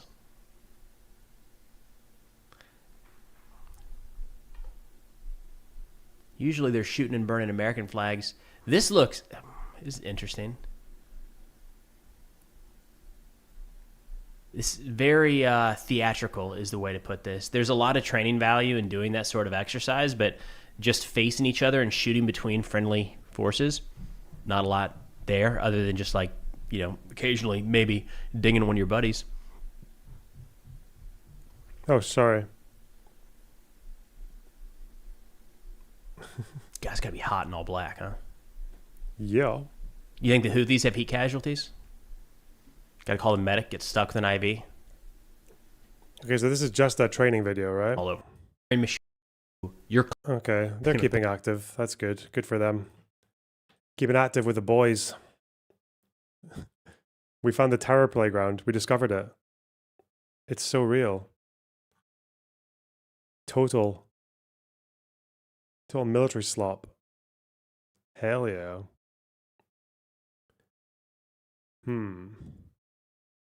I think the real... Oh, Owen Jones. Owen Jones. Man. My feed's going fucking mental today. Hello, Spider. Yo, cook. Ever played have you ever played Roblox? Roblox? Nope. Oh, you should try Dress to Impress. Okay, it's pretty good. Pretty good. Okay. I've got a question for you. Yo, what up? What's your thoughts on getting kicked from this channel? What I do? Okay. Bam. So this is they're talking about Mr. Death to the IDF guy again. That's discourse still.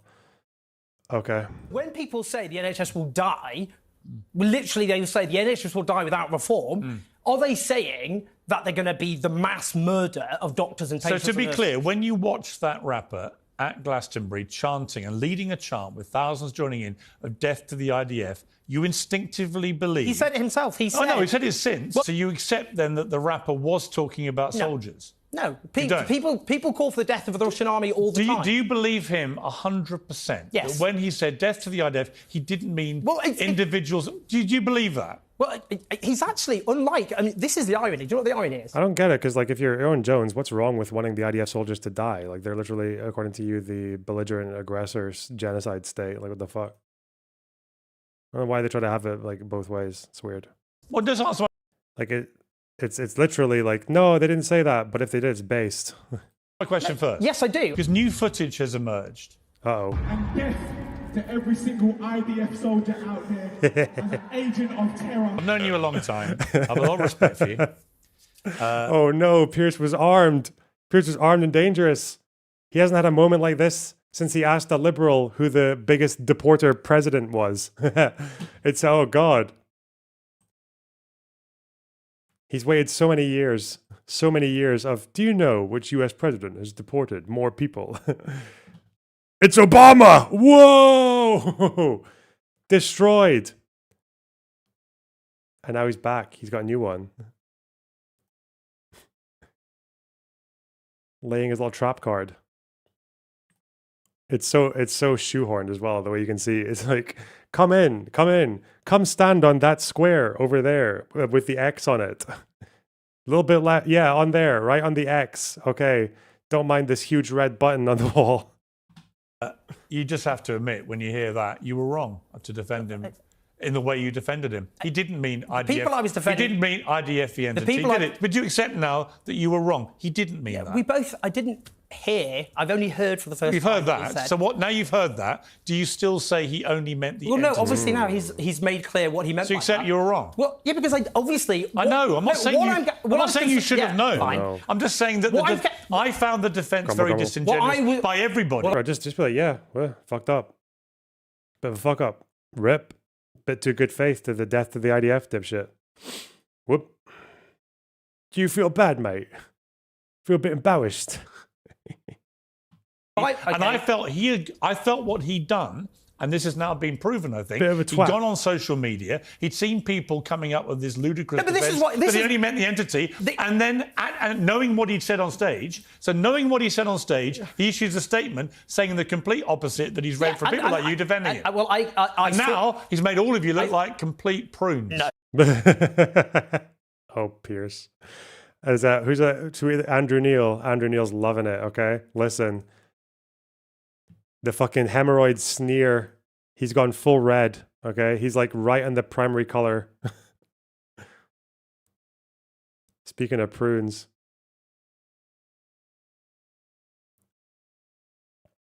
He won't go that red for years. That's red with joy. It's a joyous red, that one. I presented Taylor Lorenz with the same question, and obviously she didn't answer. Oh my God, Taylor Lorenz popping off at me. Quite a few times, actually. And you know that when I watch Taylor Lorenz talking to other people and arguing, I'm like, okay, it seems kind of silly, whatever, like dumb fuck. She does this thing where like every time there's a spat, she has to like, if she can shoehorn misogyny or racism or whatever other social issue into whatever spat she's part of, like, oh, she will do it. She will do it so hard. She loves it. But I asked her about this clip, Death to the IDF, because she was also saying, no, they're just talking about the institution, bro. Yeah. So I asked her, and she said, these men are like, guys, don't say death to the Nazi army. That's very offensive. The men running concentration camps are just doing their jobs. You can disagree, but wishing violence on Hitler should be condemned. It's like, I'm just asking you, what's going on in this brain? Just answer the fucking question, mate. What? Answer the fucking question. You got caught out. According to you guys, the soldier/military leaders currently enacting a genocide aren't culpable, and the political leaders condoning a genocide aren't culpable. So who exactly should be held accountable? What the fuck does she think? I'm just asking you if you think it's different that he actually was saying kill every soldier. Because then we can get into the next stage of the discussion, which would be about whether or not you think it would be a reasonable outcome if every IDF soldier just got fucking Thanos snapped tomorrow, or if that might actually be a bit problematic, you know? Because the IDF got defeated, one part of the IDF got defeated once in the last few decades, and that was when the Southern Command, when the Gaza division got defeated for about 10 hours, and in the wake of that defeat, Hamas murdered like 1,200 people. And now she's just molding. And then obviously, look what she's dug up. She's done some digging. Because this is a journalist, right? Washington Post journalist getting informed that I think it's not a crime to snipe toddlers because they could be militants, which I don't really know. Obviously, nothing in this clip is me saying these toddlers might be militants. I'm maybe saying that what this person is describing as a toddler, like, might be older, because this was the same doctor who thought that high velocity munition definitely meant sniper. So I'm like, I don't know how trustworthy this guy's being with his words. In any case, what's the even the straw man here is so fucking retarded. It's like, what do they think? Are they trying to say that I believe in like what, they're like shapeshifters? Like this toddler actually like just morphs into a 15-year-old militant and then goes back again? Like, so rather than thinking, wait, is this actually what was said in this clip? Does this clip contain this, that toddler might have like taken off his mask like in Game of Thrones, and it's actually a 17-year-old with an AK? Jesus Christ. Nah, she loves it. Again, you're never going to find a clip of me saying that like it's okay to murder civilians, to target civilians. You're never going to find a clip of me saying that. That's why you have to go to this fucking retarded conjecture of finding a clip of me basically asking, I think the clip was me asking a caller about a story about doctor testimony about people being shot. And I'm asking like for specific details to find out what they're trying to claim is happening and to what degree.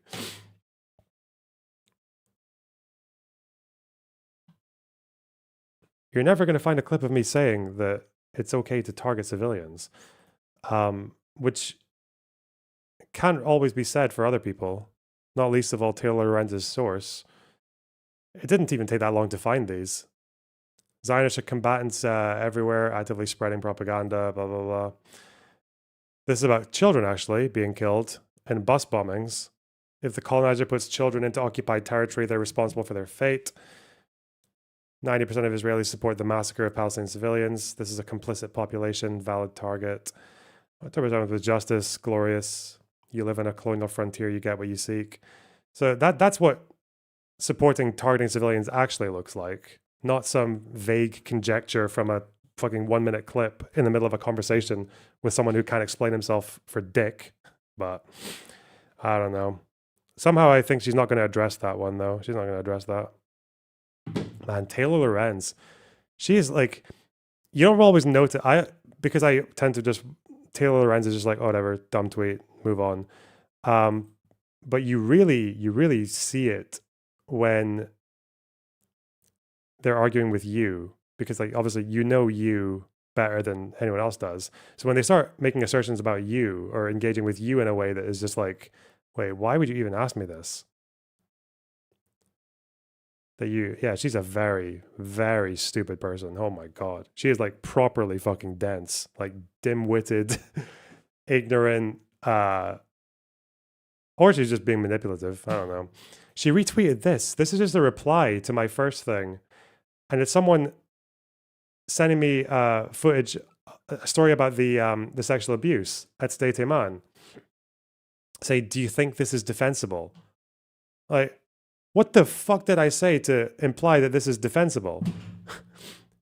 What did she think? And she's like, she would have scrolled through my replies, gone past a bunch of other mad shit, including Bana Banada, and then she stumbles across this one. Someone saying, Lornabox, do you think it's okay to rape prisoners? I'm like, and then she's like, oh, haha, like to see you answer this one.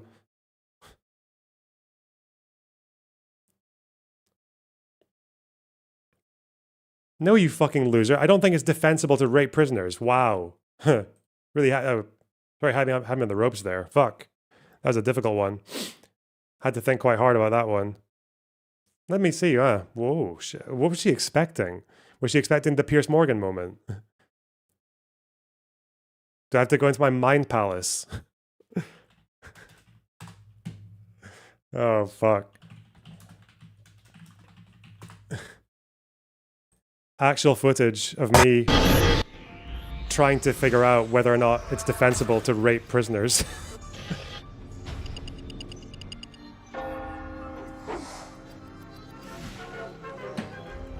Me when someone comes at me with a hard-hitting loner. You pro-rape? Get out. Get the fuck out. I require solitude in my mind palace.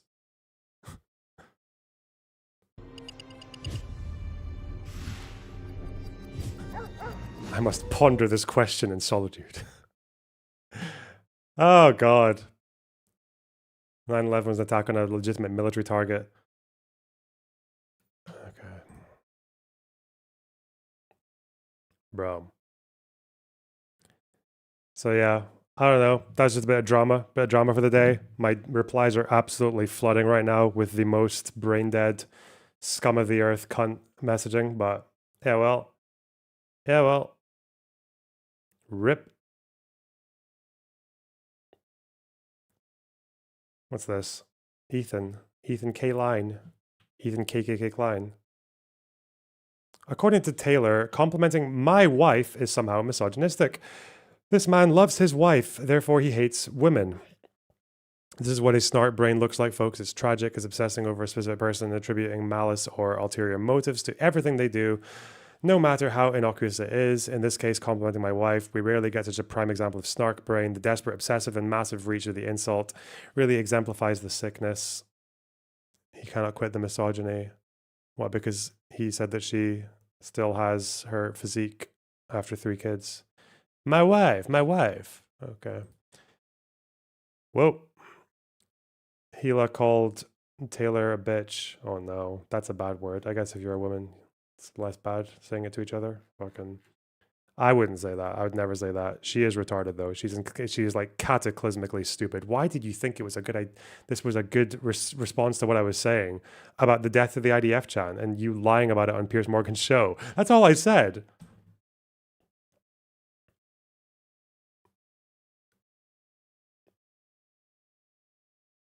Very dim, very dumb, very gupped.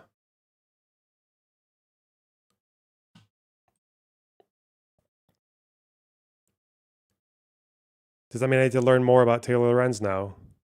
She's a fucking Washington Post journalist, wasn't she? I thought she would be a little bit sharper. Like, I've had conversations with bad faith people, right? And normally there is like a sign of intelligence there, just being applied in the worst possible ways. But man, she's actually fucking like brain hemorrhoids, brain cancer, cancer of the brain, head cancer.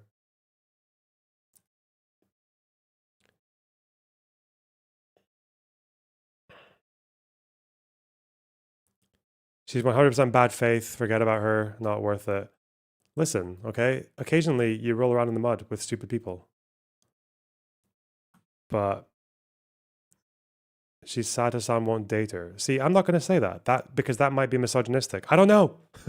I've seen the definition of misogyny being broadened quite extensively after encountering Taylor Lorenz's tweets. I don't know. I don't really know. Like she is a master actually at like turning something into a social issue, you know, like fucking origami. She can take it. It's like alchemy, you know, they're turning things into gold. It's like that, but with turning things into racism or misogyny or ableism or whatever else. Oh, I'm definitely getting the ableism because I called her a retard, but fuck it, man. Whatever. But that comment might be misogynistic, so I will not say that. No. I'm not going to say that she's trying to bone Hassan or whatever. Silly. I have no evidence to such claims.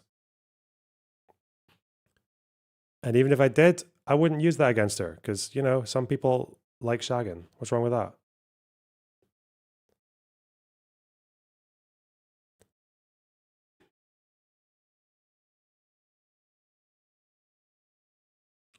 Do you want the evidence? No, I don't. Leave me alone. Luffy the Houthi taking pictures of people at the Galaxy Leader, including Hassan and Noah. Bro, that's not your boat. The fuck? It's not your boat. Nux Taku.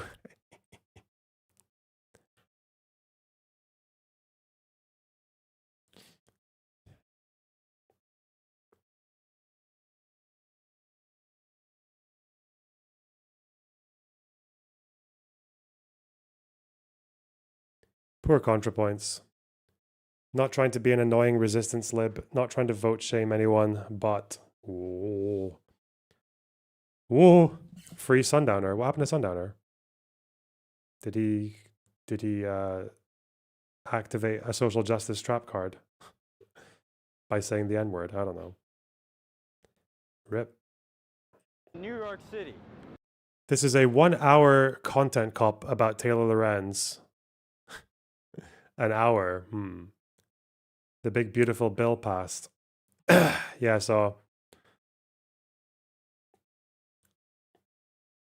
4 years old. Jesus Christ. What's it about? This is where you have a bunch of captions that don't actually tell you anything about the thing you're trying to learn about. Okay. Apparently it's good, but fuck knows. Fuck knows. What do I need to learn for today's debate? Iran. Nuclear damage. Stream got clapped for watching a 60 minutes about aliens. Sounds like a skill issue. Sounds like a self-shagging. Pierce Morgan loves this in his title. Owen Jones gets it wrong. The real terrorist is you. Fuck's sake. God damn it. Shit.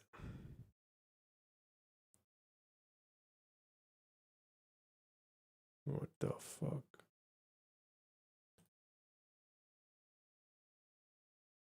Has she responded? I am curious what she thinks about using a fucking actual civilian, pro-civilian death wanker as a source. I feel like, well, she's not a journalist anymore, so she can just do whatever the fuck she wants, right? She's not Washington Post anymore. She's not a professional, is what I'm saying.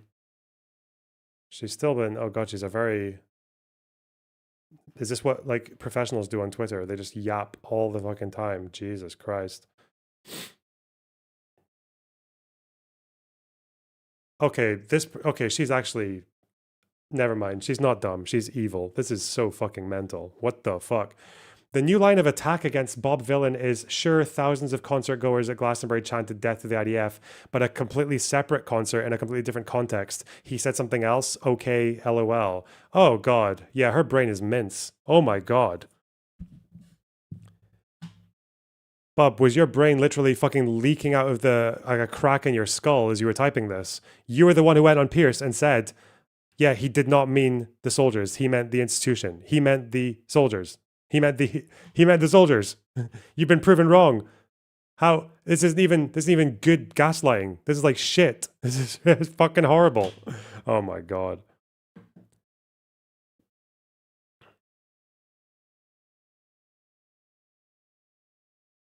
Mental. Actually brain damaged. Fuck.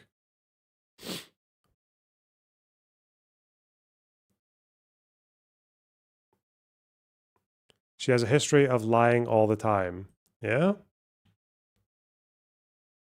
She was reposting Syrian girl on IP. Man, I don't follow her. Fuck. Maybe I will now. Who knows?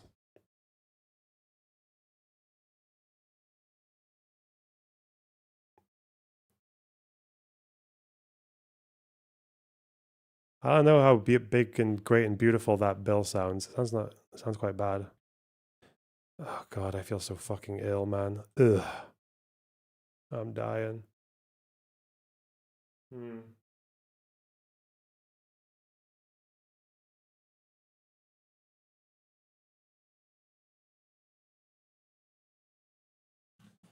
I've got the Whick panel.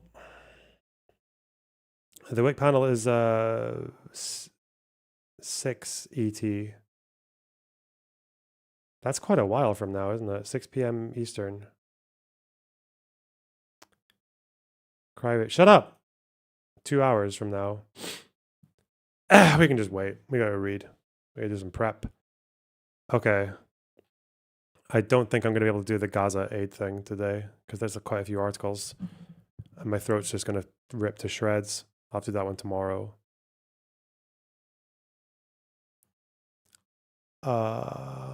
No, wait. I should do it now. Fuck. What was I wanting to read? The IAEA report, Iran. Get some codeine. Shut up. That stuff's bad for you, okay? I know the Gaza aid sites are important. I'm just wondering how much time I've got before the debate, which is not about the aid sites.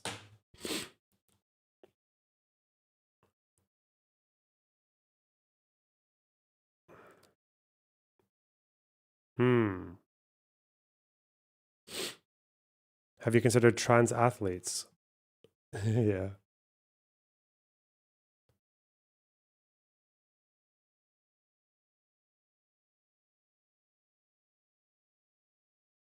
Fuck. All right. IAEA report, Iran.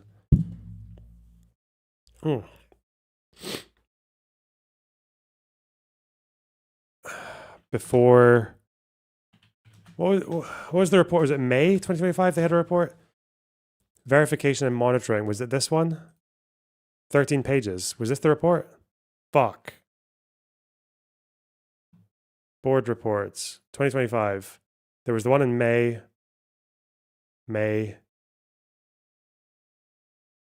February. So they had May and February. Okay. I think it's the 13-page one, isn't it? It's this one. Verification and monitoring. Introduction. Yeah, I think it's this one.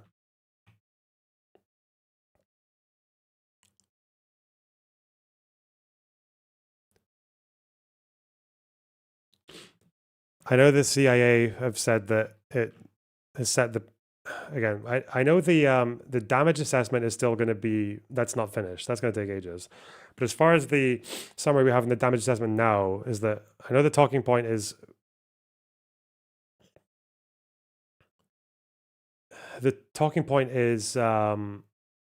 that because they can get back to enriching uranium within a few months, that doesn't mean that it's only set the program back a few months, right? Like if you spend 9 hours preparing a meal and that meal gets bombed and you've got ingredients, like you can start again in 5 minutes. It doesn't mean like you've only been set back 5 minutes. You understand? Like that's easy enough, okay?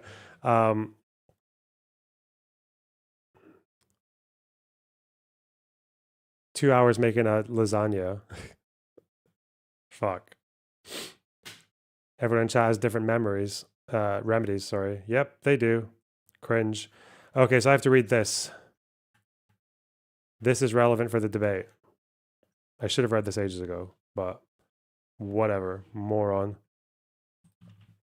Could not. What was the thing about weapons? Weapon program. This isn't the full report.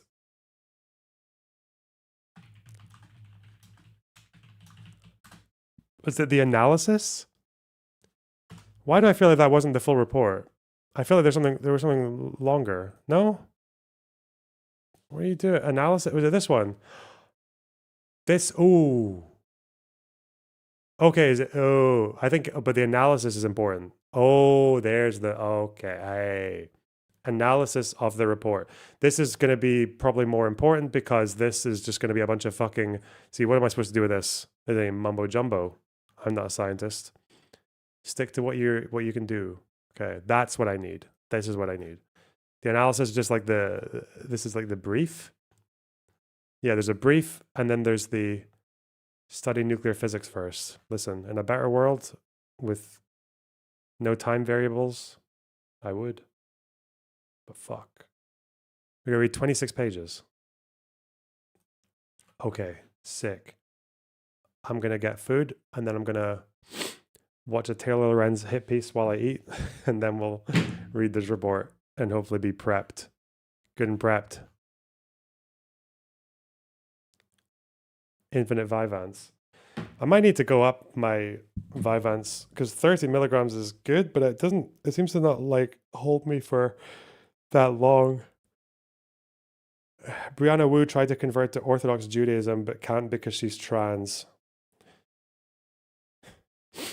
Okay. That's a headline. Okay. Where did you hear that? Is that real? Is that a joke? Have you tried Concerta? Yeah, I don't like it. No, that's definitely a troll, right? Because she could have converted to like a Judaism that's not that. Bro. She said that on Twitter. There ain't no way. That's a troll, bro. That's a fucking troll. I don't believe you.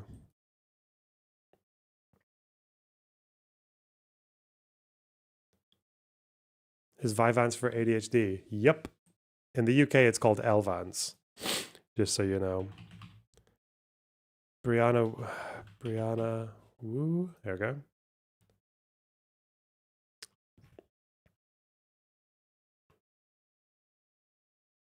Where is this? Where is it? I don't believe you. I'm starting to not believe. I don't know if I believe. Fuck. Was it today?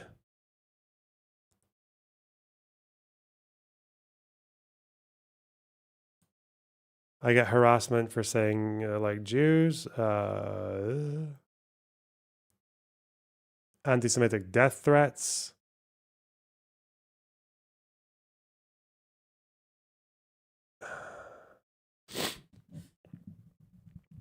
I get all the downsides of being Jewish already. Might as well get the upsides. Hey, maybe I'll do that. That's funny. I would never. Fuck that. Fucking Shabbat. Hell no.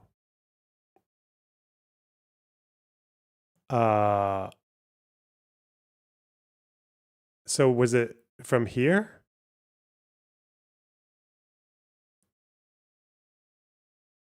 Hmm.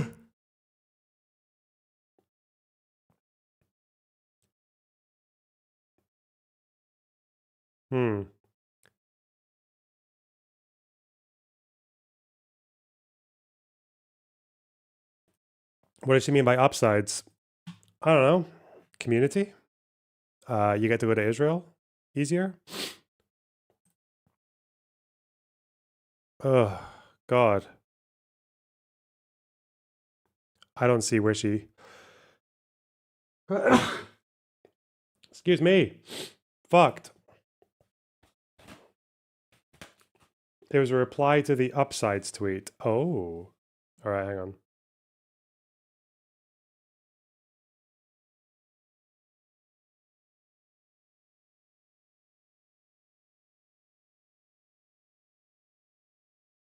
I mean, really, the upsides are what the space lasers, but where are the upsides? Okay, is it here?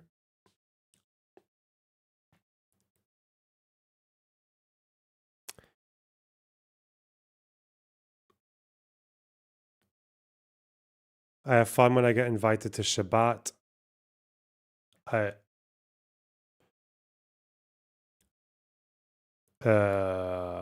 Gefilte fish. They aren't Catholics. They don't really allow converts. I'm a trans woman. I'm used to being in a category, but not quite accepted by everyone as part of the category. Were you paraphrasing this? The big thing is I just genuinely vibe with Jews. Yeah, but I vibe with women. Doesn't mean I need to become one. Or maybe I do. Your vibe is disgusting genocidal monster who's beyond redemption. She has been like Brianna. Some of the stuff Brianna Wu has said on her Twitter recently is like kind of mental, right? It's kind of evil, right? Supporting like these fucking deportations of American fucking Arabs because of their protest activity and shit like that. It's crazy, man. Fucking hell. But whatever. Who knows? She also does go a little bit wild on the timeline in terms of like the schizo posting about the conflict, like the alt history and shit.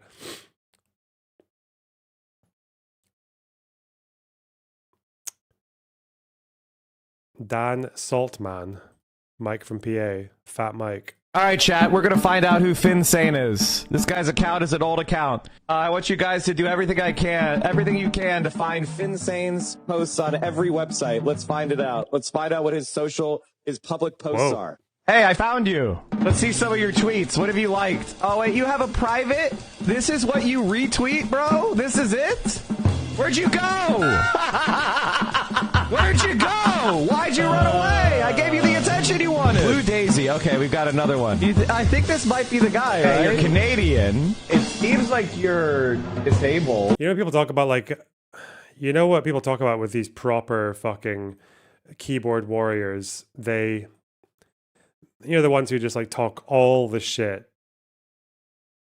And then the guy turns around and then they like run away. Like that's completely Mike from PA. What a fucking disgusting bullying fuck. Oh my god. He's wearing glasses. Let's get the research. What's the website that shows everybody's following? He deleted his entire internet history after I exposed him. Anger has a function. Rage serves a function. People will be able to buy Israeli passports like souvenirs. Our generation is going to clean this fucking country out of all the scum. Wait, do these guys still think Israel's about to get fucking murked? Like what? Disabled. He's wearing glasses. Let's get the research. What's the website that shows everybody's following? He deleted his entire internet history after I exposed him. Anger has a function. Rage serves a function. People will be able to buy Israeli passports like souvenirs.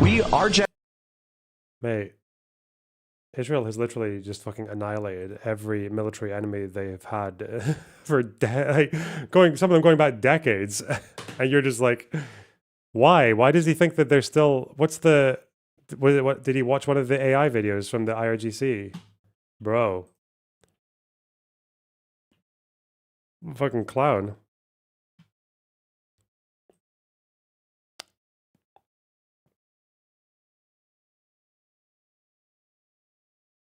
Just put a scratch.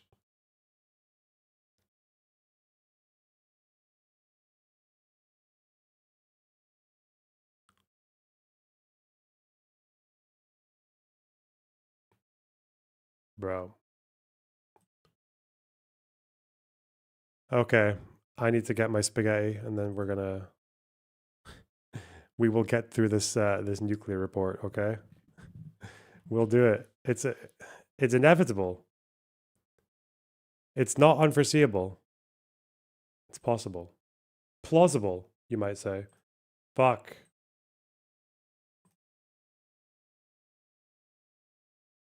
Wonderbox is like me before exams.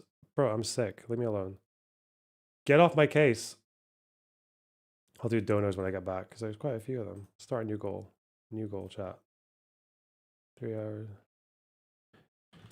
Okay, get me through this dastardly Whick panel with a new goal, guys. Look, it's there. You can support the channel while I'm away. You know, it's nice to come back to big fat gains. We need to palate cleanse though. All right, I'll be back in about 5 minutes. Be good. See you soon. See you in a minute. Bye bye. 1 minute. BRB. BRB. Don't go anywhere. Wait. He appears to be a liar. A fucking liar. A fucking Weasley little liar, dude. We've consulted this military expert of Oxford, Cambridgeshire. Do you accept the notion that Vladimir Putin, this house believes, is literally lying to his audience right now? This invasion, this war. Excuse me. Which are two words. Hey, chat. You guys are looking cute today. If I don't get a $3 million house, you guys you've all enabled fascists. Sorry. And you're harming a POC, and you're white, and you're a fascist.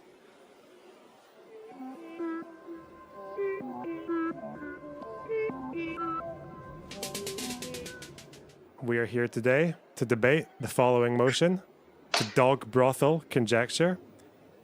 The motion today is dog brothels are, 1 second, no more unethical than cheese. Taking the affirmative today will be tentacular male Ron, least deranged vegan. Taking the opposition will be Xylo. You guys have the floor. Would you like to make opening statements, or do you just want to go straight in?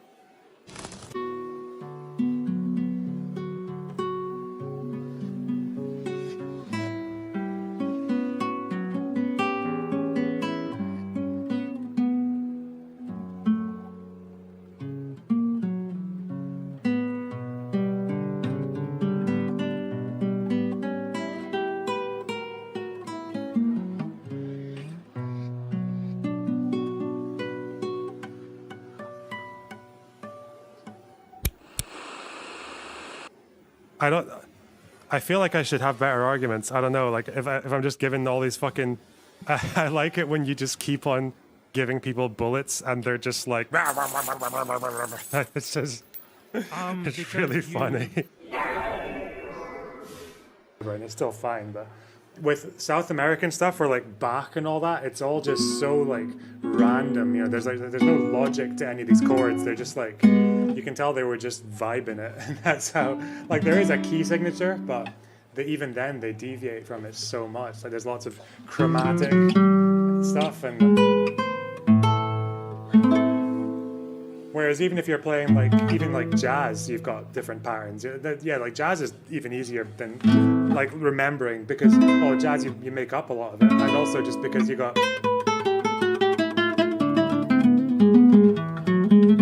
like there's still a few like scales and patterns that you remember.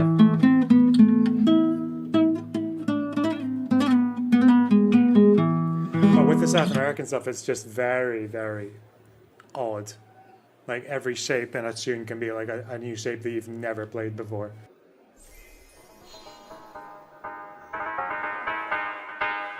אבי, תעמוד רגיל כאזרח רגיל, לא כמאבטח.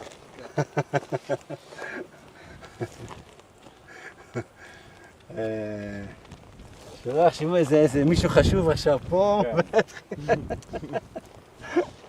Okay, you see that's the border, Nasif. The closest point to the border is that area where's the antenna or the tower over there in the hill. That's a community called Dovev. That's the border. You see the curve.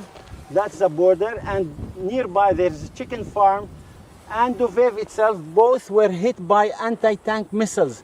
They didn't hit tanks, they hit community, homes, civilians. Electrician was killed there, fixing electricity. People, synagogue was hit in Dovev. You see here, this is a kibbutz Bar'am, also hit so many times by Hezbollah from Marun al-Ras. This is Marun al-Ras. You see that village, the highest peak, that's called Marun al-Ras. By the name Marun al-Ras, it's supposed to be a Maronite homeland, Maronite town, with people live there, Maronites, but it's not. People who live there are Shia Muslims who support Hezbollah, who Iran with the intelligent officers sitting in it and managing all this region. So that's Marun al-Ras, showing you who are the original people who were living here in this land and today are not. Below it you have Yaron, it's another town, and you have Yaroun and Binjbel back after. That's Binjbel. Binjbel is there. That's what they call the terror town, right? Yes. Yeah. You see Marun al-Ras and Binjbel, you continue a little bit with the slopes. Furthermore, you see Binjbel. You see that tower far away, there's like tower. Yeah. That's a Maronite town called Anibel. And nearby another town called Dibel. So there are three Maronite towns here in this region, Dibel, Anibel, and Ermesh, who are surrounded by a Shia Hezbollah stronghold that using them as a human shield, firing missiles from their towns toward North Israel communities, asking for response of IDF in order to destroy Christian homes and churches and get Israel in troubles by saying that they are attacking Christians. People of the world should know these atrocities by Hezbollah by terrorizing Christians and using them as a human shield. And they will do it more and more during the war. They already infiltrated Mount Lebanon. They dig tunnels in Mount Lebanon, storehouses of ballistic missiles to fire from nearby Anaya of Saint Charbel in order to actually make all of us here stand with them against Israel. If you don't, as Maronite, get rid of this threat in your area, in Mount Lebanon, your area will be hit also. I ask my Maronite brothers to act now before it's too late.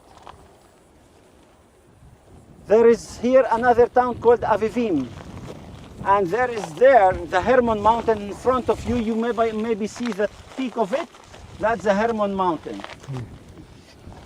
Syria front start there. So all this region, from the west to the east, all of it together about 72 kilometer distance or long. And this is what we call the northern front. Iran, Hezbollah, and Syrian, like Iranian Syrian proxies, Shia proxies are in Syria. They call it what we call Ring of Fire. and one front Iran. Today, you think we are bordering with Lebanon. I don't see it Lebanon. I see Iran here. I see Hezbollah, which is Iran. There's no difference. So it's all Iranian who are planning that. And I hope if people of the world want peace, and the Arabs want peace, and the Arabs are threatened by Iran too, they should stand with Israel in order to defeat Iranian evil regime and make peace in the Middle East. That's what we should act and how we should act in the future. If you have questions, let me know in this front and I will explain it. The question is, you said we're exposed to Lebanon. Yeah, Lebanon is in front of you. This mountain, all this front is Lebanon. When you say exposed, all the barren land is Lebanon. The green is Israel, the barren land, the brown is Lebanon. This is a really stupid question. When you say exposed, can people see us with yes, like? They see you and they now asking themselves who this guy. Yeah. Is it the Maronite who ran away in the 80s? He's wanted or not? You know. They're not the first people to say that, right? Bin Jbeil's where they fought that really hard battle in 2006, right? Bin Jbeil, yeah. Yeah. You see, all these homes are serving Hezbollah as intelligence bases, deceiving people, saying like they gave money from 2006 war, after 2006, to build these homes in the slopes close to the border in order to collect intelligence on our side, under civilian cover. All those homes were not there before 2006. So, just for you to know. Okay, last week all this region was on fire. I think it's better to Yeah. That was my other question is can we go down? Oh god. Let's go now before it's too dangerous for us. Because the other lady we spoke to, she was showing us pictures of guys with binoculars. Yes. In those areas. God.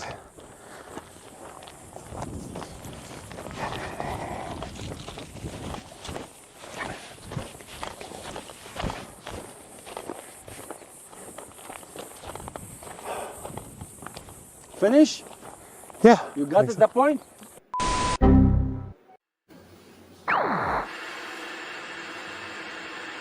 What's with the big ass cup though? What's with the cup?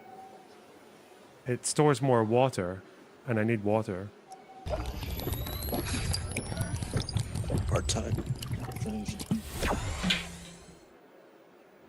All right. Okay, what's your thoughts on the debate yesterday?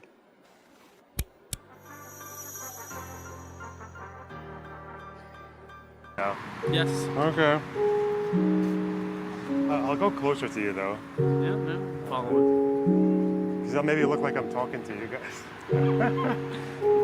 This is so f***ing unnatural. Holy shit. It's broadly accepted as a racist term. Yeah, I know.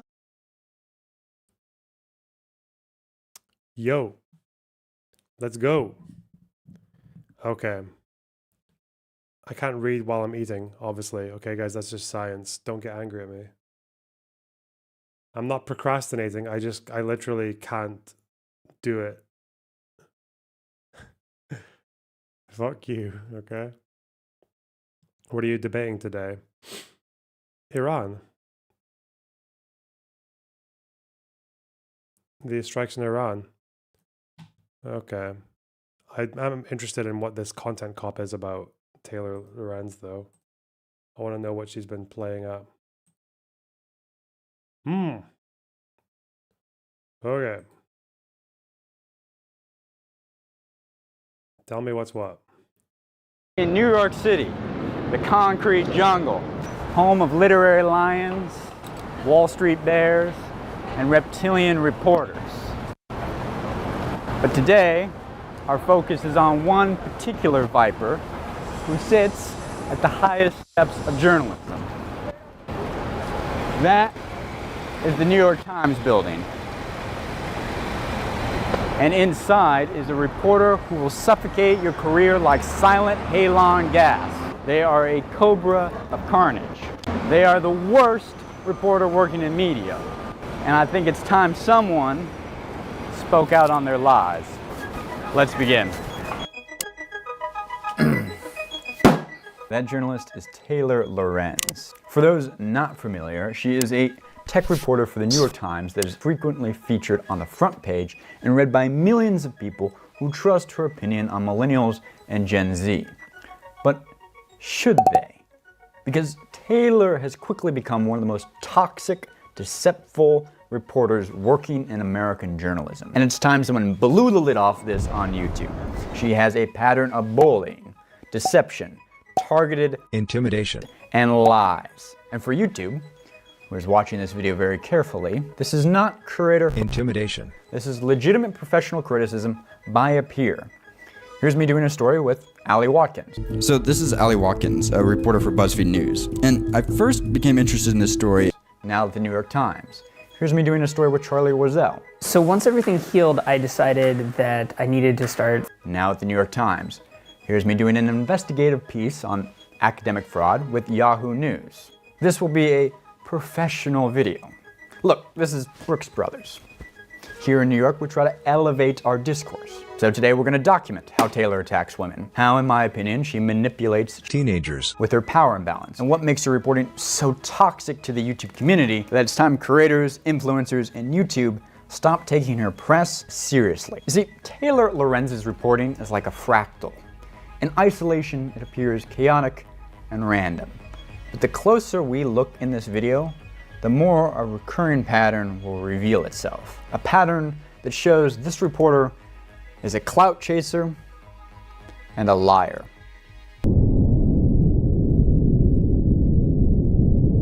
In order to establish this reporter chases clout, we must first use one of Mrs. Lorenz's own tricks and go back in time. A few weeks ago, Taylor Lorenz put out a fishing line for any dirt on Mr. Beast. She tweeted from her account of 250,000 followers. Looking to speak to some of the world's biggest Mr. Beast fans, people who know everything about his content and have followed his every move. Is that you? And I know not everybody spends their life on YouTube, so for people with real jobs, Mr. Beast is one of the most family-friendly creators on YouTube. His real name is Jimmy. He's a young guy who lives in North Carolina and is known for giving away money to working class and service workers.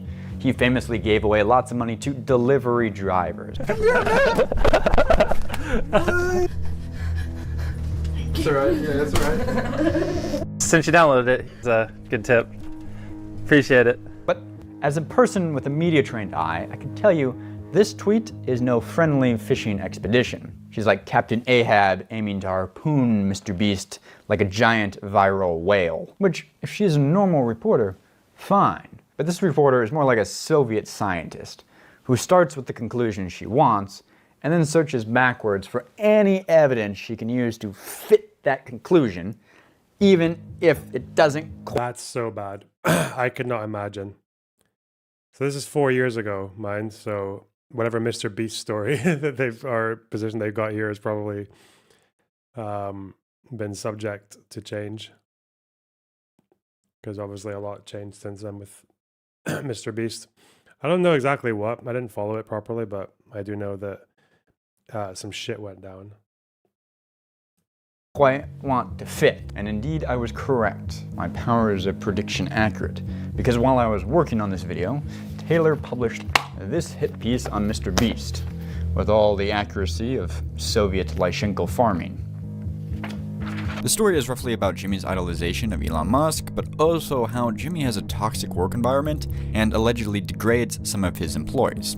At least according to Taylor and her subject Matt Turner and Nate Anderson. Now, all stories are like houses. Each narrative has a set of evidence that act as load-bearing walls that support the rest of the story. But Taylor is the cheapest contractor on planet Earth. The evidence, her load-bearing walls, well, her main subject, Nat Turner, has a history of contradicting himself. Writing on Twitter, it was the most mentally degrading time of my life, and saying in Taylor's article, Mr. Beast used to degrade him every day and leave him in tears. And then makes a video praising Mr. Beast. If you have the opportunity to get this job that I had, totally take it. It's a lot of fun. Well, it was basically just like a friendship, and going to work was a blast each and every day. Mr. Beast, I love you, bro. Magically, that video did not make it into her article. Her second load-bearing wall for this article is MrBeast's history of problematic slurs. Or, as she writes, his early videos and posts were criticized for their use of slurs and offensive jokes. The person who criticized MrBeast for his slurs and offensive jokes was Taylor Lorenz. I know this because this is not the first time Taylor has workshopped a hit piece on MrBeast. She's been trying to nail him for years. It's 2018 and MrBeast is searing to the top of YouTube like a SpaceX rocket. Taylor publishes this article. MrBeast has a history of homophobic comments. Extraordinary headline. You may have even seen it and judged MrBeast for it. But if we peer past the headline, her entire article is held up by 3 tweets. 3 tweets are her evidence for his history of homophobic comments. And the tweets are, I will read the examples. In 2015, he tweeted, "Windows is gay," I guess in regards to his computer. In 2016, he tweeted, "I don't have a printer." And in 2017, he tweeted, "STFU." That's it. It's almost like this reporter wanted a provocative story on a big YouTuber, like here's her fishing line on Jake Paul, but all she could find were 3 tweets from his teenage years, so made a story around that. Rather than let go and acknowledging there's no story and MrBeast is not a homophobe, she wove those 3 tweets together like she's Joseph making a dream coat. Call me generous, but 3 tweets is not a pattern. It's nothing except for Taylor. The first thing we should know about— That sounds very, yeah, that sounds like her in a nutshell. That's the Taylor Lorenz I know. Fuck yeah. About this reporter. It's one of her reporting tactics, to mine newly famous people's Twitter accounts searching for anything negative they've ever written. I call it the Twitter trap. The Twitter trap. The act of rifling through years of a person's tweets to assign negative meaning to someone's character. Select tweets are used to establish a pattern while omitting context or time elapsed between them. Can usually be done against anyone, a common tool of lowbrow journalism.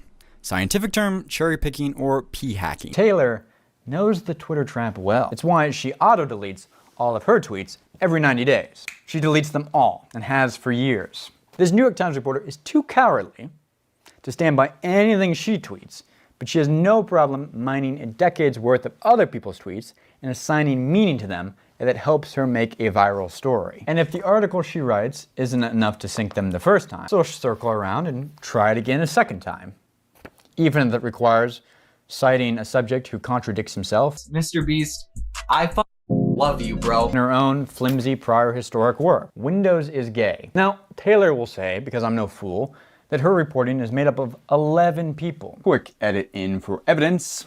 I know Taylor will argue this because I have all of her Discord messages.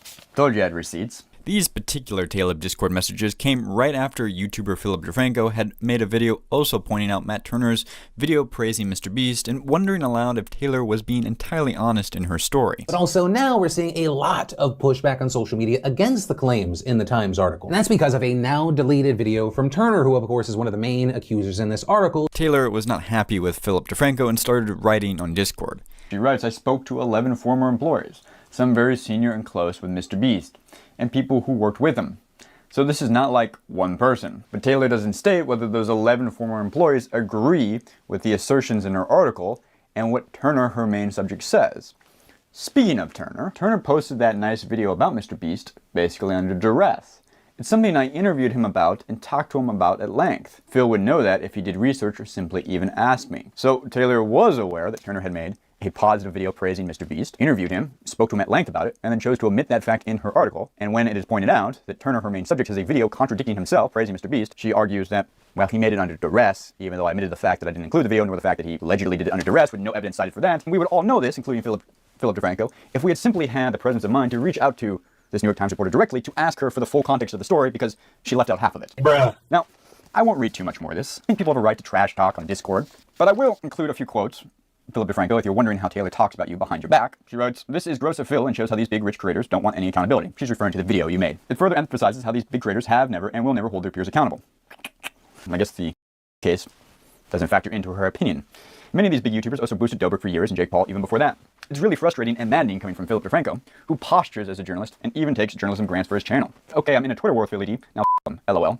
I hope you guys give Phil a piece of your mind. It's super gross to see him act like this and push right-wing, anti-mainstream media rhetoric. Well, Phil DeFranco, your actions are gross. You're pushing anti-right-wing mainstream media rhetoric, and she'd like her fans to give you a piece of their mind. Now, I realize you two, Phil DeFranco and Taylor, made nice in the DMs. I know this because I had the Discord messages, but I thought it might be fascinating, Philip DeFranco, or Philip DeFranco's audience, or this audience, to understand how Taylor talks about people behind the back. Also, interesting to note Taylor employs the tactic of sicking her fans on someone when they say something she dislikes, a tactic that is widely viewed as gross and harassment when done by influencers in the YouTube community.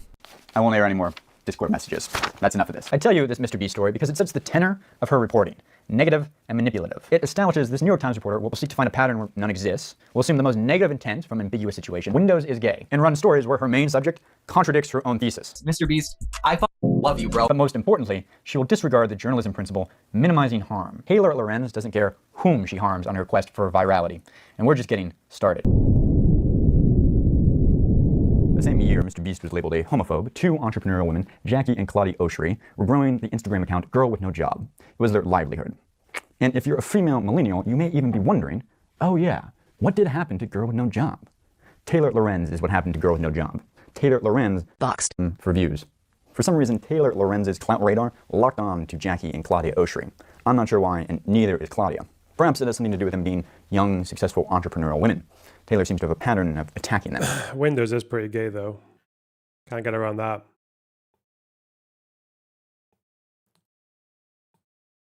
But more on that later. Like Mr. Beast, this reporter saw an opportunity to cash in on Girl With No Job's virality. She began digging into the private lives of these young girls. It's so much easier when your subjects are young.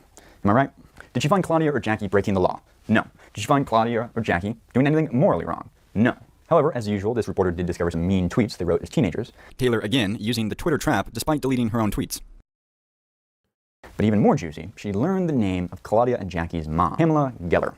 And Pamela Geller was a Trump supporter and an Islamophobe. Taylor found out who Claudia's mom was and then used Claudia's mom's name and history as a weapon against her to build a negative viral story around her. And that story was to expose their mother-daughter relationship to the entire world, publishing the article, Instagram stars hiding their famous Muslim-hating mom, Pamela Geller. The story immediately broke waves the size of the San Andreas Fault. It's a scoop, yes, but one we should all feel gross about, because Taylor publicly boxing Claudia's mom forces a situation where the daughters must respond by one, either publicly disowning their mom in order to save their Instagram account and brand, or two, choose not to publicly disown their own mom, but create the perception that they now tacitly approve of their mom's kooky beliefs. Taylor knows this and sticks the metaphorical knife in them, writing, quote, none of the girls have spoken out or denounced their mother's extremist views. In fact, the daughters had gone to great lengths to conceal their connection to their mother. Family photos, including their mother, have been stripped from their Instagrams. Like the Mr. Beast article, this story reads like the reporter wanted a negative story on Claudia and then sought out anything they could use as evidence to push her in a bad light. In this case, her mom. A story exposing the sins of someone's parents, but not them, telegraphs a desire for clicks and hurt for these women. And this article hurt Claudia badly. Verizon Media canceled her show, her agent dropped her management dropped her, partnerships dropped her career was effectively over. But worse, this reporter's story possibly recklessly put Claudia and her sisters in danger. 6 months prior to Taylor publicly exposing Claudia and Jackie as Pamela Geller's kids, the FBI had caught an reporter plotting to murder Pamela Geller. Someone was actively trying to kill, a person was actively trying to murder Pamela Geller when Taylor publicly went, oh hey, by the way, those are her kids, to the world. Perhaps the daughters, as public figures, had a legitimate safety reason for hiding their relationship with their mom from the public beyond just their brand deals. They didn't want to get killed. So Taylor went after Mr. Beast for a few problematic tweets and went after Claudia and Jackie for a problematic mother, which is funny because Taylor knows all about problematic takes. In 2017, Taylor was at the Charlottesville rally and reported that the hate-filled driver who mowed into a group of people and murdered a person did it essentially, according to her, on accident. Tweeting after she spoke to the police, quote, anyway, several police officers here at the station think the guy running people down wasn't malicious. They said the driver was scared. Thank you for that, Taylor. Now, I know Taylor tried to delete these tweets, but she dug up Mr. Beast's tweets, so I'll dig up hers. She goes on to say that the counter-protesters, or as the media would later deem non-violent protesters, were, quote, according to her, the car is being swarmed by protesters, some of them who are getting violent. The police say the car was covered in dents and apparently hit by a bat. They're throwing rocks, bottles, and shoes. But when her reporting, and these tweets later did not fit the dominant narrative, she deleted her problematic reporting, tried to scrub it off the internet. She deleted these tweets and pretended like she never made a big mistake. Or was it a mistake? Given what she recorded, wrote, and then deleted, either she was an incorrect witness, misreported what she saw, then deleted her problematic reporting and tried to pretend like she never said anything else, or she tweeted a narrative of events, and when that narrative of events contradicted the prevailing narrative enough, she wanted to be on the correct side of history and decided she would just try to scrub her problematic reporting, erase it, and quietly go with the new narrative and act like she never said anything differently. Which, as we know, this lack of accountability and waffling on what is the true story is the kind of journalistic ethics we would expect from the prestigious New York Times. But the larger question is, why did this reporter editorialize her own narrative on top of the footage she was already filming for The Hill? Like her tweets, I found her live stream. And the video reporting is fine. The video captures accurately what occurred. But then she tweeted that protesters violently swarmed the car, throwing rocks, bottles, and shoes, only to magically delete those tweets and claim she was live streaming to over 3 million people when that's false. Anyone can check the actual number is 1.3 million, which seems like a small lie, but Taylor lies everywhere. That's what I'm getting at. It's easier to catch Taylor lying, this New York Times reporter lying, than a T-ball tossed by a toddler. So along with her lack of accountability and waffling on stories or numbers, the digging up of other people's tweets, the doxing of people's moms, I'm starting to get the vibe that maybe this reporter is a bad actor and has a problem telling the truth. The past 2 months, Taylor has at least twice publicly lied about Netscape founder Mark Andreessen. 2 big factual errors for a New York Times reporter. But she lies over really small things too, which in my opinion destroys her credibility when covering big subjects. Here is an example that distills the banality of this reporter's dishonesty, and one she cannot wriggle out of. After getting hired by the New York Times, this reporter subtweeted a colleague, a female writer named Zeneb. For those unfamiliar, Zeneb is one of the most well-respected writers by readers and experts alike. She was way ahead in the COVID data, thoughtful, switchblade smart, curiously, also like Claudia, is a successful woman. So what's the story here? Okay, Zeneb 2 years earlier had called our reporter unqualified to report on social media, and Taylor never forgot it. 2017, Zeneb had wrote, her responses to Tressie were condescending, ignorant, and rude. She deleted them, so you can't see how out of line she was to someone who was politely commenting. Tressie is brilliant, and Taylor's utter rudeness was just unacceptable. I'm surprised the journalist is surprised. To me, that's a sign she's unqualified to report on the attention economy. 2017, 2 years later, Taylor Lorenz begins subtweeting her, but a New York Post reporter named John Levin recognizes Taylor chirping at Zeneb and calls it out. And what follows is the most mind-numbing spat we can imagine. Mind-numbing but important, because it reveals Taylor's dishonesty over even the most trivial subjects. Our New York Post reporter calls out Taylor Lorenz chirping at Zeneb on Twitter. Taylor responds and then blocks the New York Post reporter on Twitter. The New York Post reporter screenshots he's just been blocked by Taylor and tweets out the irony. But then Taylor unblocks him and tweets, "You're literally not blocked. Stop trying to make things up. It's so desperate. Lol." And then adds to her followers, "This guy literally photoshopped being blocked by me to try to get clout. LOL. Like how desperate you gotta be." Which, ouch. Therefore, the New York Post reporter now has to respond to defend his credibility and tweets, "Taylor Lorenz is accusing me of photoshopping this," which is a lie. She is a reporter for the New York Times. Okay, so this problem is simple and binary. Either the New York Post reporter is lying, or the New York Times reporter is lying. One of these reporters is lying, but which one is it? I spoke to someone on background who worked with both Taylor and John at Mike, and they can confirm the New York Post reporter did not Photoshop anything. And I was able to locate Taylor's DMs to John, which show Taylor literally DM'd John right after he said he had not Photoshopped anything, and said, "Do I need to block you again?" in all caps. Thus confirming she had indeed blocked him and was lying about the entire thing the whole time. And then when John doesn't take down that he's not Photoshopping anything, the messages become bizarre. She starts harassing him and acting on behind the scenes. 4 hours later, "Thank you for the help. I appreciate it." Smiley face. 5 minutes later, "Could you retweet this one too, please? Thank you. Really appreciate it." Prayer hand. It's sarcasm. And then finally, when he still has not responded, at 8:03, ha ha ha ha ha ha ha ha ha. "So funny you can't tell what's a joke. Lol, I'm dying." No, she got caught lying. After publicly lying about another reporter, she then taunts that reporter about her lies and DMs him unsolicited sarcastic messages. This reporter is willing to call another reporter a liar and knowingly lie to her own audience to try and win an argument. This small but instructive conversation was difficult to pin down because, again, Taylor deletes all evidence of her tweets. Tweet deleted, tweet deleted, tweet deleted, tweet deleted. But then I found a female software developer named Mason Hartman who shared an eerily similar experience with Taylor. Writing, "At one point, she even falsely claimed that I had photoshopped a screenshot that I had taken of a man making a fairly horrifying comment about me. Once she realized that several other people had seen the tweet I had screen capped, she deleted the accusation and disappeared. When it's a woman she dislikes who's receiving nasty comments online, her first impulse is to claim with absolutely no evidence whatsoever that woman is lying. She's too often the perp or enabler. So the fact that we can confirm Taylor has lied twice..." Okay, I can't follow that. It seems like she's a bit of a dipshit. Wow, that's so surprising. Oh, shit.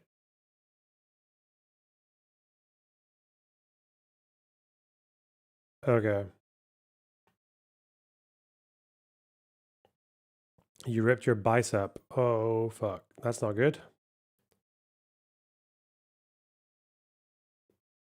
You're gonna get to a hospital, I think. Bit cooked. I mean, if you haven't completely detached it, it's probably gonna be fine, but God.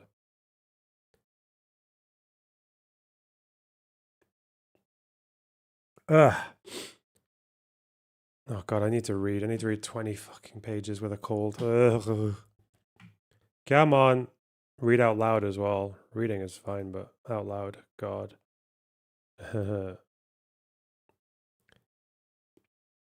I don't know. Am I cooked, guys? I kind of just want to like end stream for an hour and just come back for the panel. Whoa. Fucking molding. I'll do donos. Hang on. Fucking brain AFK. Nah, come on, come on. It's a hard job, guys. It's the hardest job of all. We need to do donos. What's going on? Oh. Wouldn't blame you for taking a break. Shut up. Don't be a bad incentive. Ew, thanks for the double 4.99s. Putin is 110% lying to his audience. Literally lying. Try not to be unhinged difficulty impossible. That could be anyone. Uber, thanks for the $5. If you want to learn about her Boss Wiki did a content copter 4 years ago. That was good. Oh yeah, I already got that one loaded up. We just watched some of it. Barbas, thanks for $2. Taylor Lorenz is the Laura Loomer to Hassan's Trump. Oh no. Man, she's just fucking mental. She's just a crazy fuck. I couldn't believe that. Like, there are points when you, because when you interact with someone and they're kind of bad faith, it's like whatever, you know, you can tell that they've got their incentives and you expect them to do this and you don't expect them to do that, and it's just whatever. It's just like part of the game. But there are other people that when you talk to them, there's this very chilling feeling that you get almost. Like, you know, when you talk to someone, and this can be someone that you just meet in a bar, or like maybe it's someone that you used to be friends with, but you meet them later after they've taken way too much fucking hallucinogens and they're a bit weird. Like, and you talk to them, and then they talk to you, and then you respond to what they say, and then they respond, and you can just tell that like they're not, like the light is out, like they're just not there, and you feel like you're like there is a human being in front of you, but it's it's all the essence of like something else, like, and you feel a little bit like it kind of shakes your connection to the human condition. That's the experience I get from interacting with Taylor Lorenz. Like, she is just that out there. Like, I'll say something and then she responds, and then I say something and she responds, and it's just not like connecting, even in a way that I know what like a bad faith actor would do. Like, I know what a standard. It's not an NPC though. It's like a broken NPC. And there's just something very jarring about it, because it's like we're supposed to be humans with the ability to communicate and to understand each other. And even when you're arguing with someone that is full of shit, like there's still an understanding going on there. Like, but I don't know. Not with this person. She is quite wacky.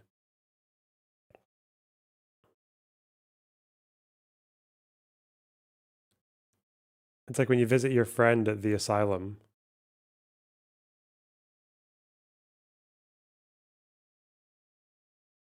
And they just start saying sentences to you, but they don't really add up.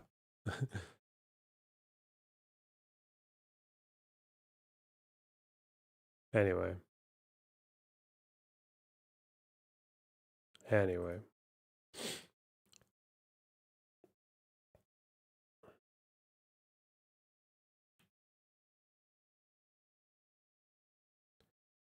The aid site. I'm not doing that. I'm doing the IAEA. All right, sorry.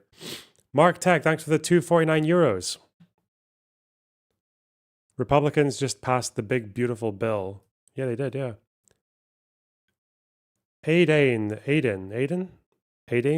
Thanks for the tier 1 sub. Ask him, does Palestine have a right to exist? Woo, got him. I don't know what that's referring to, but sure. YOLO Swag, thanks for the 4.99. Let me take you out of the war zone that I created. Please say thank you. Hey.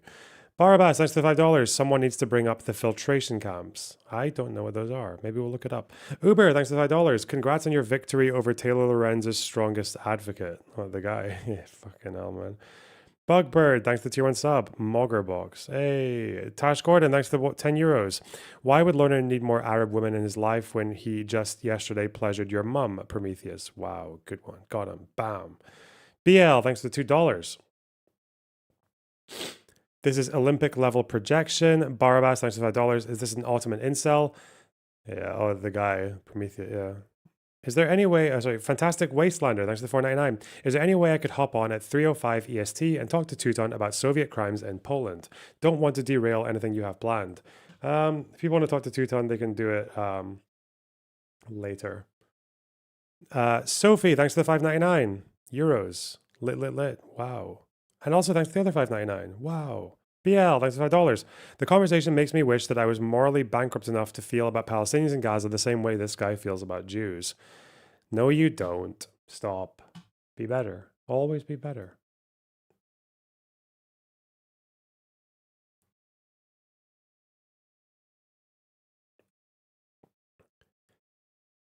Ew, thanks for the $9.99. Collaboration is when you're not ecstatic about civilian deaths. Yeah. Charles, thanks for 15 shekels. If it's Zogwin America's foreign policy helps Israel, does that mean that America giving aid to Ukraine is UOG? IOG. Yes. Schlitt, thanks for £10. Wouldn't it be more effective if Zionists frame themselves as immigrants? Oh, I already did that one. And Ryan, thanks for tier 1 sub. I already did it. Okay. Well done, guys. Well done. Dante, thanks for the 2 Canadian 79. Have you ever thought that I was engaging in bad faith? Maybe once or twice, but trivial. In general, no. Holistically, nah. Some people just, disagree. Just got disagreements. Is what it is. Huh.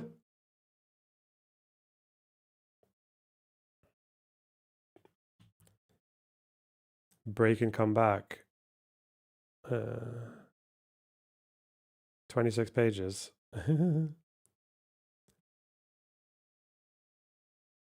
Wait, let's just do the thing, okay? Let's just test the water, okay? Because maybe it'll be easy. Maybe there's no problem. Let's get the text there. Obsidian, you can go there. Okay. Let ChatGPT read it for you. No. I don't like new things. 725. Report May 2025. Analysis and summary.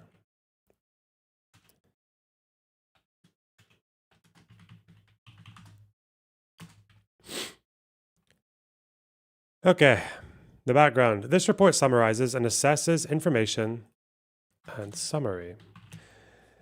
Okay.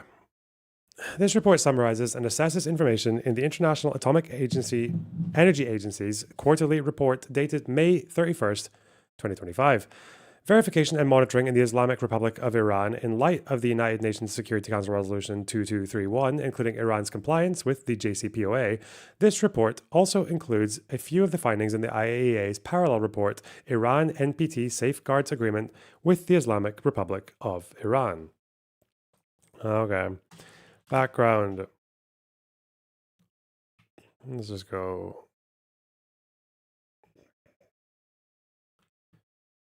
Quarterly report,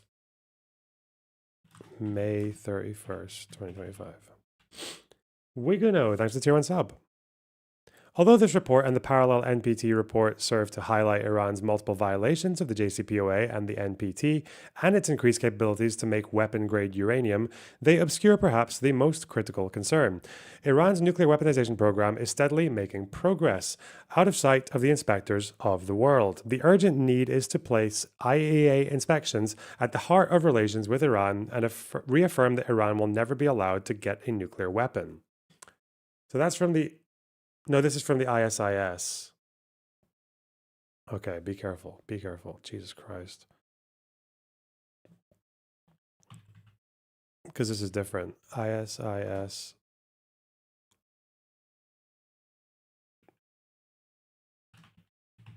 Analysis and summary. Okay. I'll put that somewhere else then.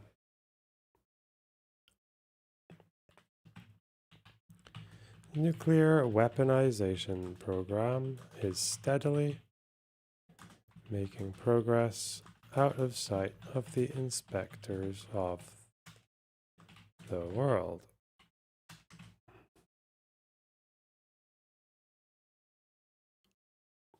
Hi Ninja, thanks for the $7.99 Australian. Hey Loner, are you sick from partying too hard on your birthday? I hope so. Nope.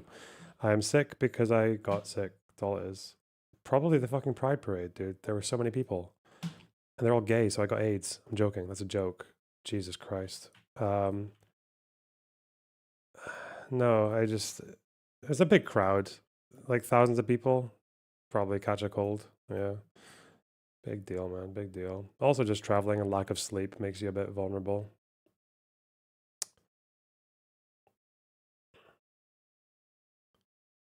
That was too edgy. That was not good. That was... Fucking hell. My guard is down. Ugh.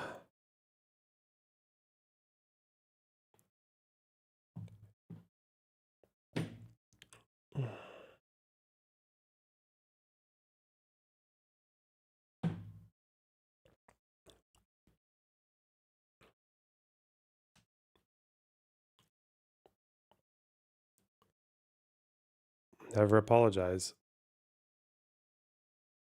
Yeah.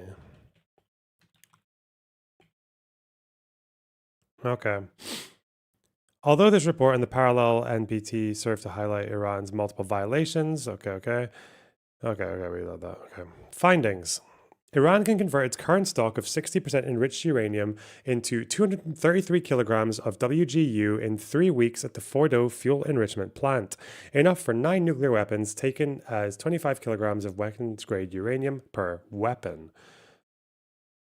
Iran could convert its stock of 60% enriched uranium into 233 kilo. WGU is weapons grade uranium, right?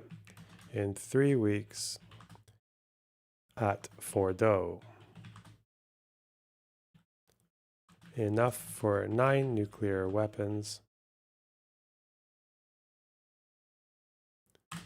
Iran could produce its first quantity of 25 kilograms of WGU in Fordo in as little as 2 or 3 days. Could convert the first 25 kilograms in 2 to 3 days. Breaking out in both Fordo and the Natanz fuel enrichment plant, the two facilities together could produce enough WGU for 11 nuclear weapons in the first month, enough for 15 by the end of the second month, 19 by the end of the third month, 21 by the end of the fourth month, and 22 by the end of the fifth month. Break out in Fordo and Natanz.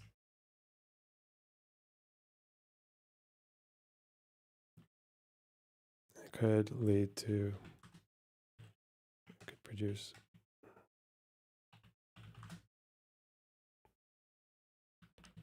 22 weapons in 5 months. In front of the inspector's eyes, Iran is undertaking the near final step of breaking out, now converting its 20% stock of enriched uranium into 60% enriched uranium at a greatly expanded rate, although this rate cannot be sustained much longer. See below. Why not?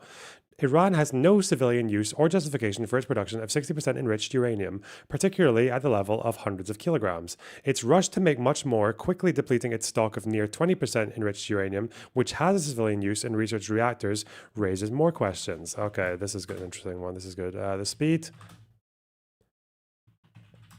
which Iran rushed to enrich 60%.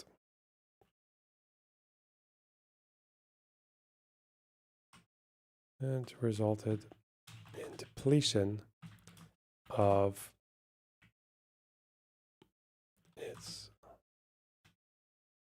Iran's near 20%.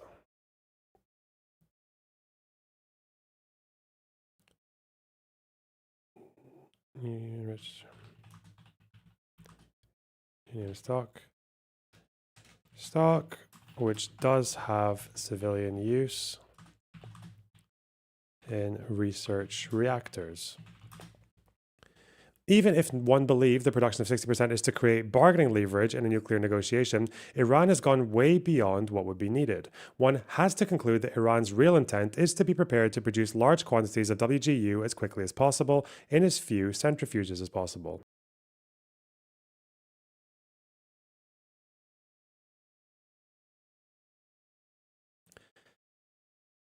It's all quite subjective, that, isn't it? Because you could say, like, what, they're just producing more potentially, like, to be weaponized and fucking their civilian program just to bargain, because obviously you can bargain more. Would people just argue you can bargain more with 500 kilograms of enriched uranium at 60% than you can with one? Bro, the fuck. Report rules out bargaining chip theory.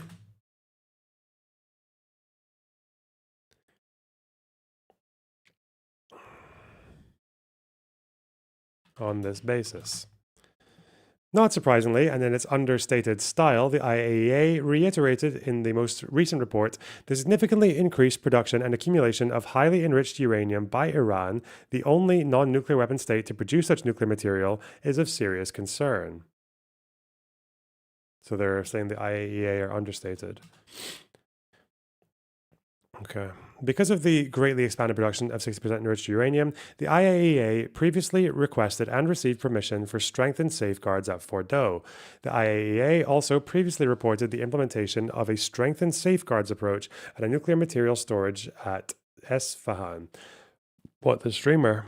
An important development given that a large amount of Iran's 60% HEU and 20% enriched uranium have previously been reported to be stored at Esfahan. Exactly how much of Iran's enriched uranium stocks are held at Esfahan, however, compared to other locations, is no longer reported.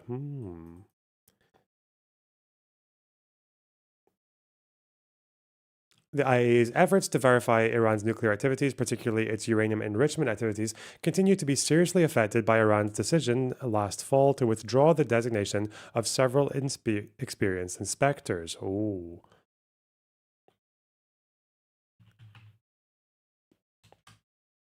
Several experienced IAEA inspectors withdrawn from Iran in autumn 2024. The IAEA repeatedly requested that Iran reconsider this inappropriate political act, including in a June 2024 Board of Governors censure resolution, but Iran has not done so. Okay, June 24 attempt by IAEA to reconsider this decision.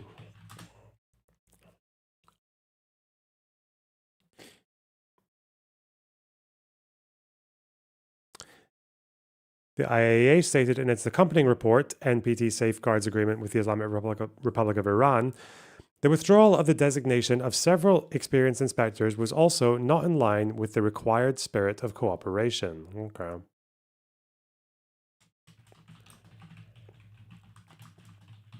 Nation of several experienced inspectors was also not in line with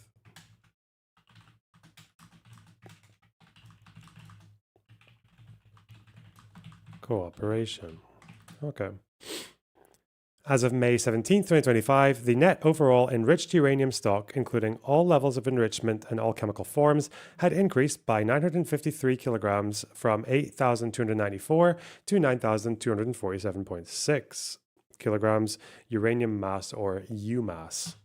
Whoa, UMass.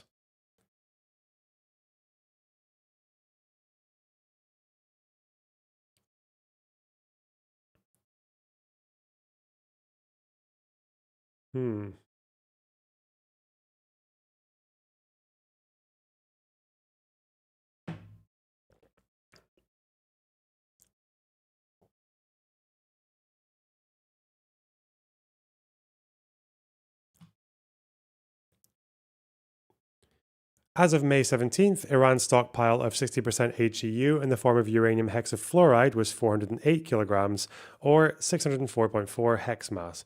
This represents a net increase in the stock in the form of uranium hexafluoride of 133.8 kilograms since the previous reporting period. It does include 6.5 kilograms of enriched uranium that is assessed to be enriched above 20% but far below 60%, as it was discharged from the cascade into a dump tank rather than collected as a product.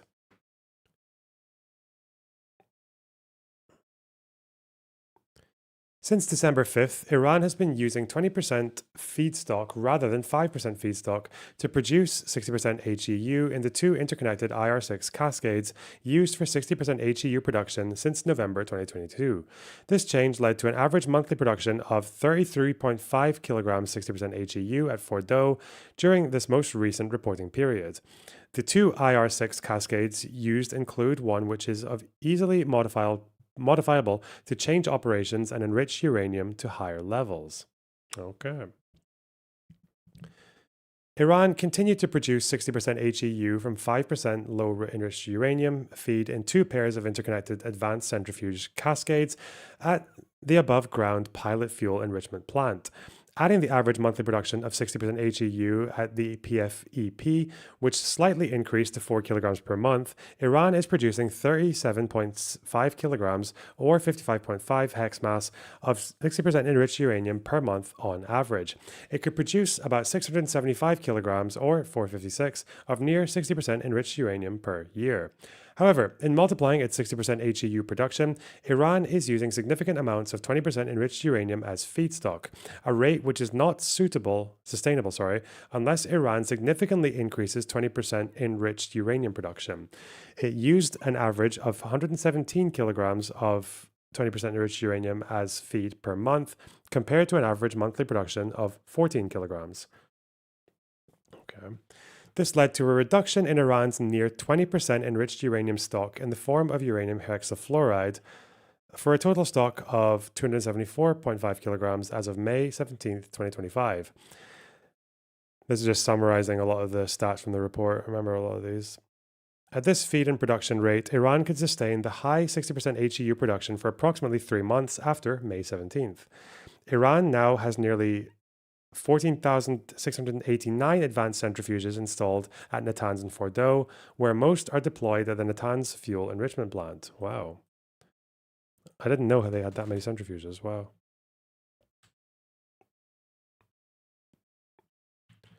Six, eight, nine.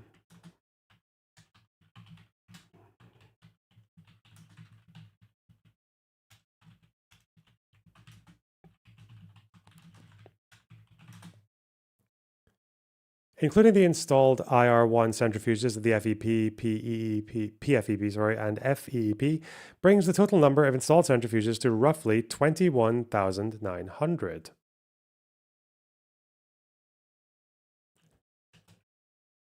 Total of 21,900,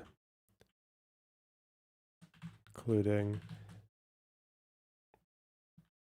all IR1 centrifuges. It should be noted that many advanced centrifuges are deployed but not enrich uranium. Okay. Not all deployed are enriching uranium.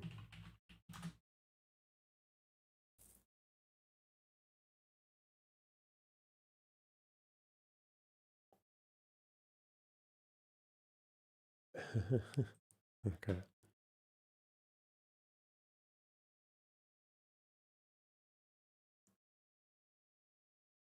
For those, the most advanced one, I believe so. Yes.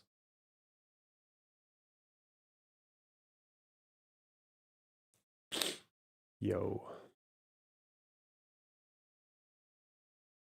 Okay.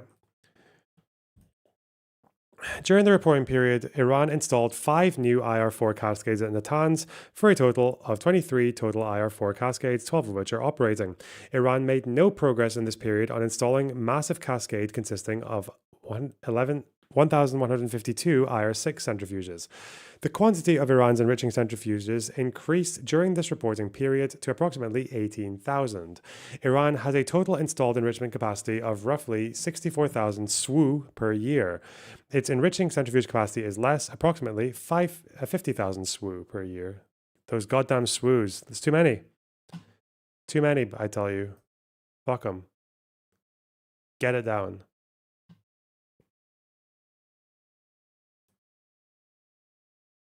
Where are you going with all those SWUs? Iran's stockpile of near 5% LEU in the form of UF6 increased by 1,800 kilograms. Okay. In general, Iran has not prioritized stockpiling uranium enriched between 2 to 5%. This choice is at odds with Iran's contention that its primary goal is to accumulate 4 to 5% enriched uranium for use in nuclear power reactor fuel. Instead, Iran is focused on producing 60% enriched uranium, far beyond Iran's civilian needs. Okay. For that quote, in general, Iran has not prioritized stockpiling uranium enriched between 2 to 5%.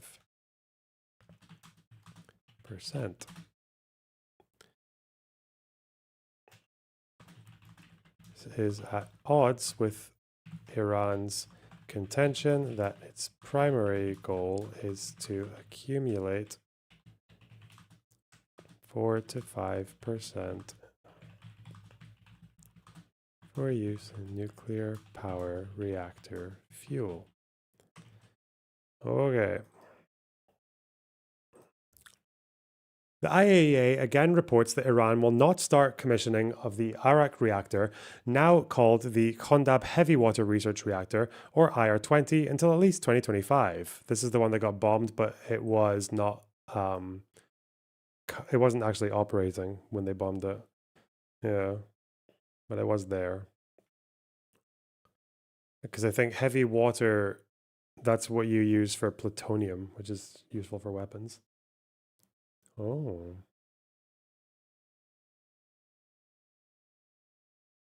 Okay. Iran stopped implementing the additional protocol to its Comprehensive Safeguards Agreement, CSA, and the JCPOA's additional monitoring arrangements on February 23, 2021. Iran's actions and its refusal to cooperate with the IAEA across a wide range of monitoring issues causes the IAEA to consistently express doubt about understanding key aspects of Iran's nuclear activities. Without the AP in place, the IAEA has neither been able to conduct complementary access to any sites and other locations in Iran, nor received updated declarations from Iran.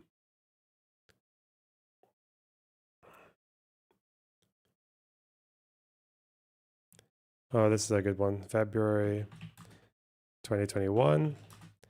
Iran stops implementing null protocol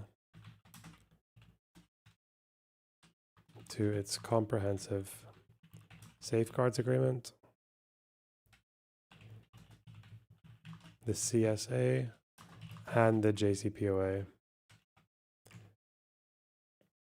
Additional monitoring arrangements.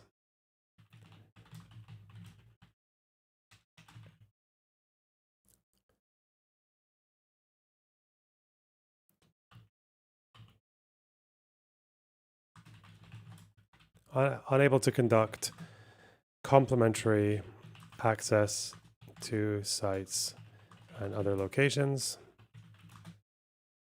in Iran. The IAEA reports that it has lost continuity of knowledge in relation to the production and current inventory of centrifuges, rotors and bellows, heavy water, and UOC, uranium ore concentrate, which it will not be able to restore. Oh, I did not know that. IAEA has lost continuity of knowledge in relation to the production and current inventory of centrifuges, rotors and bellows, heavy water, and UOC.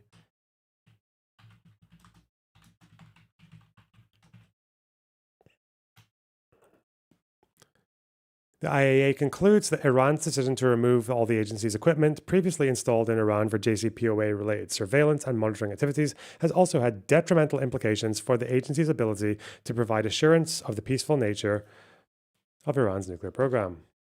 Removal of agency equipment had detrimental implications for the agency's ability to provide assurance the peaceful nature of the program. Although the IAEA can ascertain the number of centrifuges deployed at Fordo and Natanz, it cannot know how many more Iran has made and stored or deployed at an undeclared site. Okay.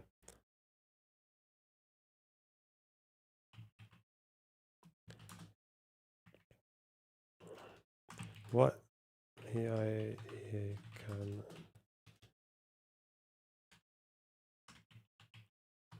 can know the number of centrifuges deployed at Fordo and Natanz. Cannot know how many Iran has made, stored, or deployed at an undeclared site. A risk is that Iran will accumulate a secret stock of advanced centrifuges deployable in the future at a clandestine enrichment plant, which would only need to house a relatively few advanced centrifuge cascades to enrich Iran's current stock of 60% HEW to weapons-grade uranium. That's highly enriched to weapons grade, okay. At least this situation complicates any future verification effort and contributes to uncertainty about the status of Iran's nuclear activities and facilities. Okay.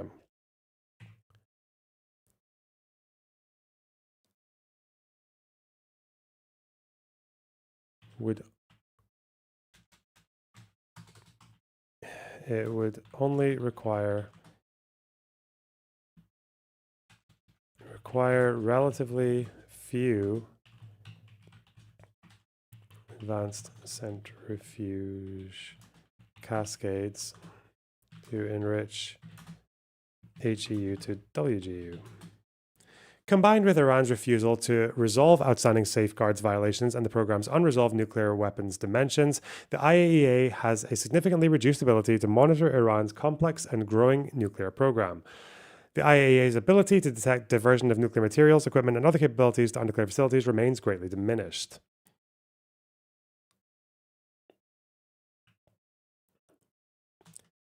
Okay. To detect diversion of materials is greatly diminished. All right. Oh. All right, so we got fucking 15 minutes. God, I'm so tired. Holy shit. Actually mogged. What a state. We have to debate nukes. Oh no. Now break. What, for 45 minutes? You know what? I kind of want to.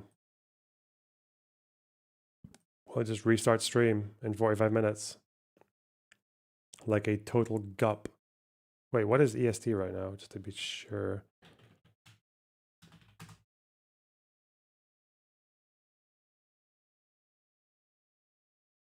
Oh fuck, it's not even it's summertime. I'm so retarded. Okay, EST is not until it's an hour and 45. Fuck me. Wait. What's Eastern time now? Maybe it's not. It's only 5 hours behind, not 4. The fuck? 5:13. Okay, why is Google saying 4? For fuck's sake.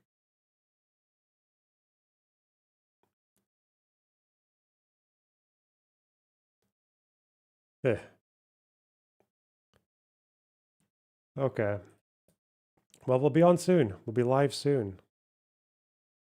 Well, I just put the waiting screen on.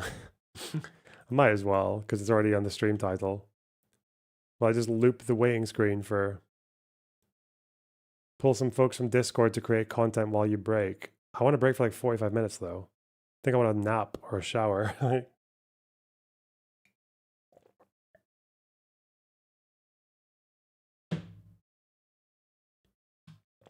Who are you debating? Honestly, not sure who these people are.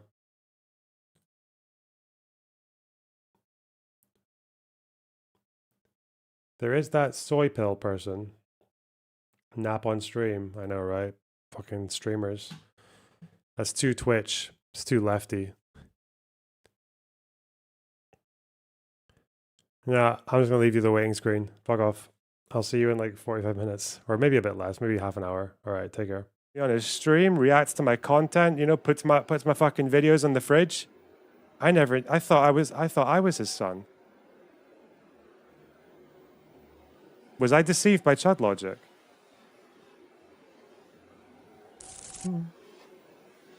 Like I've had.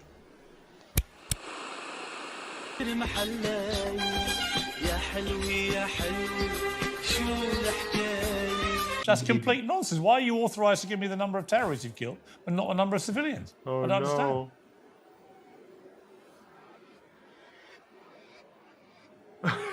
Wait, is he just fucking...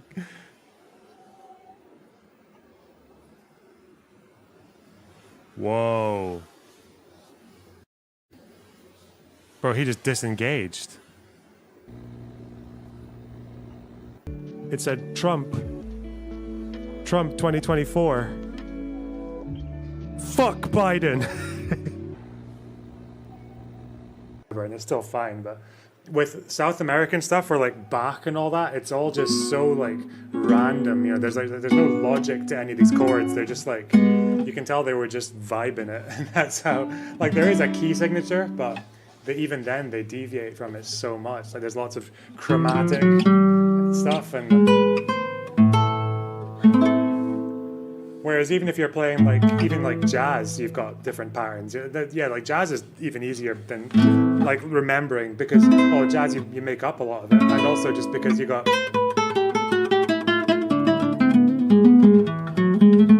like there's still a few like scales and patterns that you remember.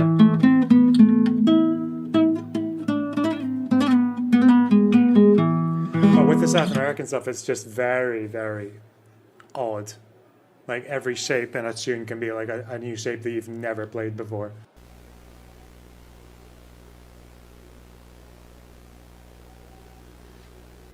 You got this. David, shut up. No. Someone with a fucking explosive, he's obviously like, but like if someone was. I need my sundown. I need my Sundowner translator app. I can't understand what he's saying. Jesus, listen, that's clear enough, isn't it? Because it's Arab? Ask me yourself. No, you're racist. Whoa, Albie, you're so fucking racist. He broke my heart. I had to get used to it. It's just the fucking microphone. I don't know. You have to tune your ears. The combination with the shitty mic and the accent, I genuinely. So it is because he's Arab. Oh my god. No, it's not because he's Arab. If he wasn't an Arab with the same accent, I would have the same problem. Wait, what? That doesn't make any sense. Oh yeah, but I'm like, listen, Abby, you need to stop digging, please. Listen, I'm saying it. In 5 years from now, we will have social credit scores in this country. There will be a civil war, there'll be World War III, and a Trump landslide. No relation. I'm telling you. And it won't be because they're evil. They are evil. The Democrats are evil. But it will really be because of the people who saw what was happening and did nothing. This is what the Democrats want, okay? They want open borders. They want puberty blockers. They want 19-month abortions. They want a safe and sovereign Ukraine. They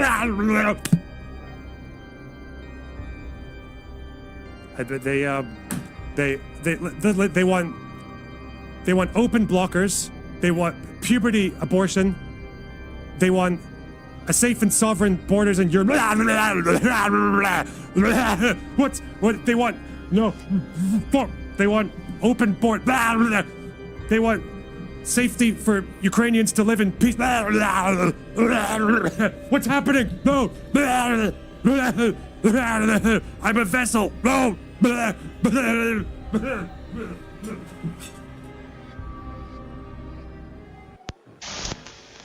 What do you think? I think he probably just looks at other TikToks and does the wavy head thing with the pointing. Look at this guy. Hey, TikTokers. Ooh. I think that's what he does, right? That's the whole thing. I love you, but you're garbage. Wait, Tuton, I got a question. I would go suicide and bomb myself in front of militants. Alright, Tuton, such a goofy ass up. Alright, look up. Alright, so, question 2. What's your thoughts on the What the fuck Ukraine am I war, talking alright? to?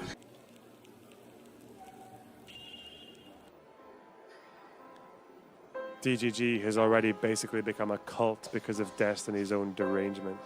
The thing is, it has attracted some rightists, but Destiny will never be able to fully cave to the rightists, so that's his weakness. He is currently stuck in an awkward place. With the right moves, he can be easily crushed. Oh, God. I'm still a thorn in their side.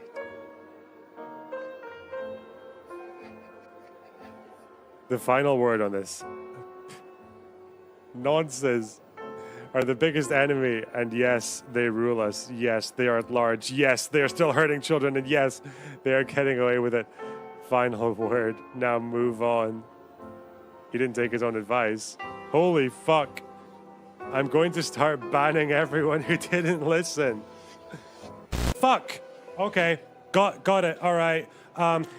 Imperialism's really bad when white people do it, but China is perfectly justified. Taiwan, South China Sea. The Russian invasion of Ukraine is actually very understandable when you consider the and oh no, the Holodomor. Yeah, like well, technically. Oh God. And also, everyone who agrees with me on most things, you're just not.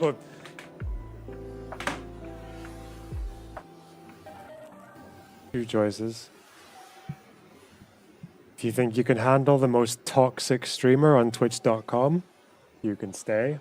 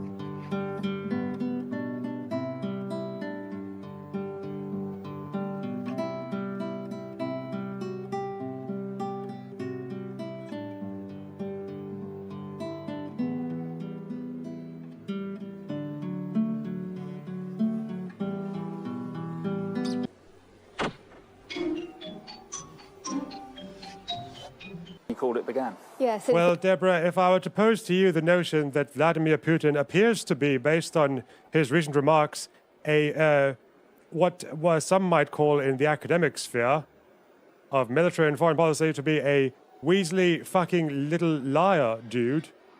He appears to be a liar, a fucking Weasley little liar, dude. We've consulted this military expert of Oxford, Cambridgeshire. Do you accept the notion that Vladimir Putin, this house believes, is literally lying to his audience right now? This invasion, this war. Excuse me. Which are two words. Hey, chat.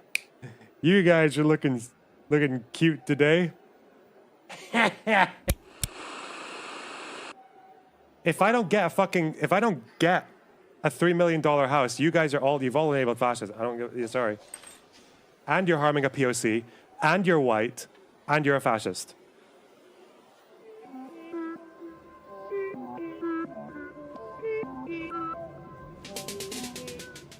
We are here today to debate the following motion, the dog brothel conjecture. The motion today is dog brothels are, 1 second, no more unethical than cheese. Taking the affirmative today will be Tentacular Male Ron, least deranged vegan. Taking the opposition will be Xylo. You guys have the floor. Would you like to make opening statements, or do you just want to go straight in?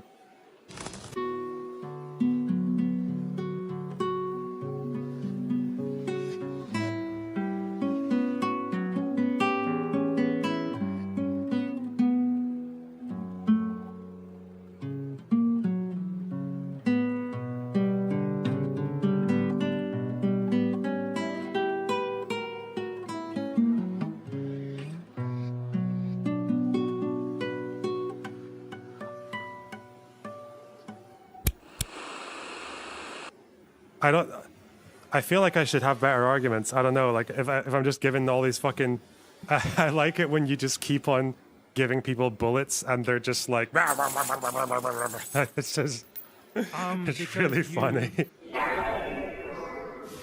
And it's still fine, but with South American stuff or like Bach and all that, it's all just so like random. You know, there's no logic to any of these chords. They're just like, you can tell they were just vibing it, and that's how. Like there is a key signature, but even then they deviate from it so much. Like there's lots of chromatic stuff, and whereas even if you're playing like jazz, you've got different patterns. Yeah, like jazz is even easier than like remembering, because jazz you make up a lot of it, and also just because you got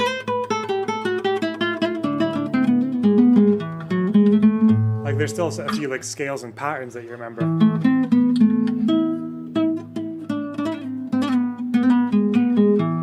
But with the South American stuff, it's just very, very odd.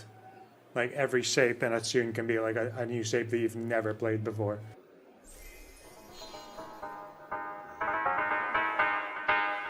אבי, תעמוד רגיל כאזרח רגיל, לא כמאבטח.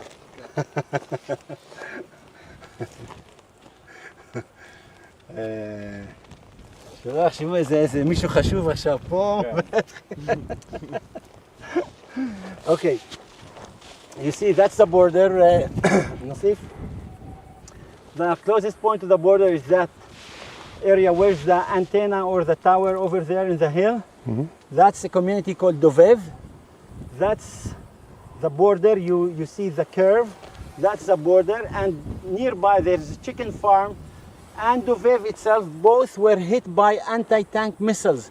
They didn't hit tanks, they hit community, homes, civilians. Electrician was killed there, fixing electricity.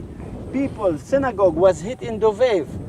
You see here, this is a kibbutz Bar'am, also hit so many times by Hezbollah from Marun al-Ras. This is Marun al-Ras. You see that village, the highest peak, that's called Marun al-Ras. By the name Marun al-Ras, it's supposed to be a Maronite homeland, Maronite town, with people live there, Maronites, but it's not. People who live there are Shia Muslims who support Hezbollah, who Iran with the intelligent officers sitting in it and managing all this region. So that's Marun al-Ras, showing you who are the original people who were living here in this land and today are not. Below it you have Yaron, it's another town, and you have Yaron and Binjbel back after. That's Binjbel. Binjbel is there. That's what they call the terror town, right? Yes. Yeah. You see Marun al-Ras and Binjbel, you continue a little bit with the slopes. Furthermore, you see Binjbel. You see that tower far away, there's like tower. Yeah. That's a Maronite town called Anibel. And nearby another town called Dibel. So there are three Maronite towns here in this region, Dibel, Anibel, and Ermesh, who are surrounded by a Shia Hezbollah stronghold that using them as a human shield, firing missiles from their towns toward North Israel communities, asking for response of IDF in order to destroy Christian homes and churches and get Israel in troubles by saying that they are attacking Christians. People of the world should know these atrocities by Hezbollah by terrorizing Christians and using them as a human shield. And they will do it more and more during the war. They already infiltrated Mount Lebanon. They dig tunnels in Mount Lebanon, storehouses of ballistic missiles to fire from nearby Anaya of Saint Charbel in order to actually make all of us here stand with them against Israel. If you don't, as Maronite, get rid of this threat in your area, in Mount Lebanon, your area will be hit also. I ask my Maronite brothers to act now before it's too late. There is here another town called Avivim. And there is the Hermon Mountain in front of you. You maybe see the peak of it. That's the Hermon Mountain. Syria front start there. So all this region, from the west to the east, all of it together about 72 kilometer distance or long. And this is what we call the northern front. Iran, Hezbollah, and Syrian, like Iranian Syrian proxies, Shia proxies are in Syria. They call it what we call Ring of Fire and One Front Iran. Today, you think we are bordering with Lebanon. I don't see it Lebanon. I see Iran here. I see Hezbollah, which is Iran. There's no difference. So it's all Iranian who are planning that.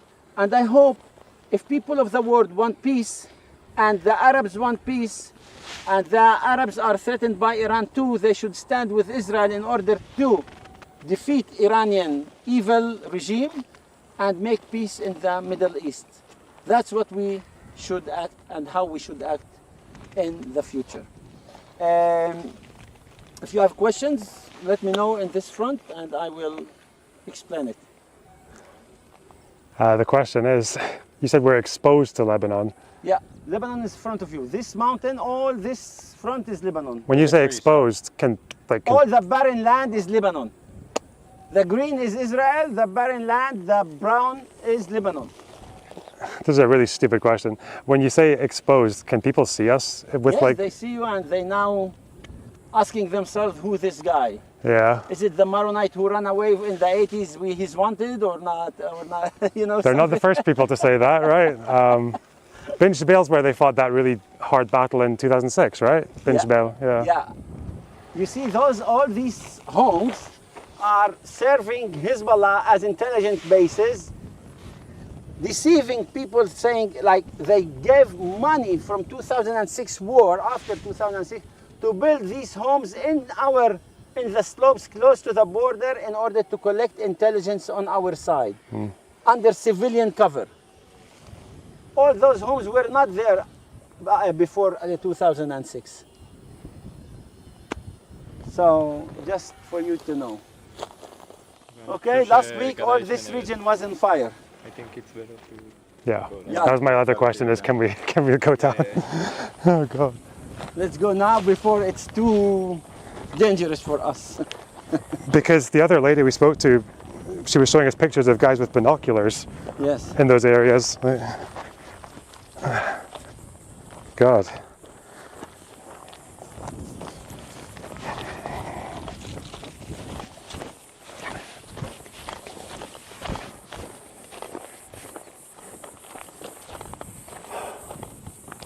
Finish? Yeah. You got it, the point?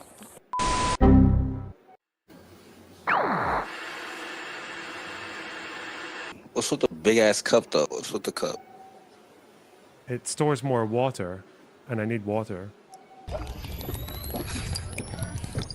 Part time.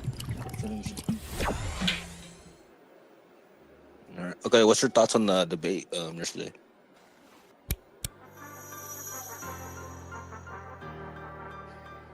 Yeah. Yes. Okay. I'll go closer to you though. Yeah, no, follow Because I'll maybe look like I'm talking to you guys. This is so f***ing unnatural, holy shit. It's broadly accepted as a racist term. Yeah, I know. That's why I used it. Observe as the political streamer, a fully grown adult, takes criticism on the internet. What does he resort to? Slap a community note on him.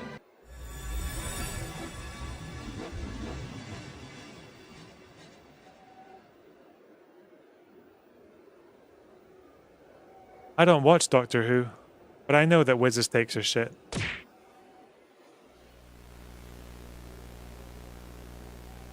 Who the fuck? Look at the kind of fucks who respond to me. Oh, these critiques are pretty good. Fuck you! What can I do with this? Alright.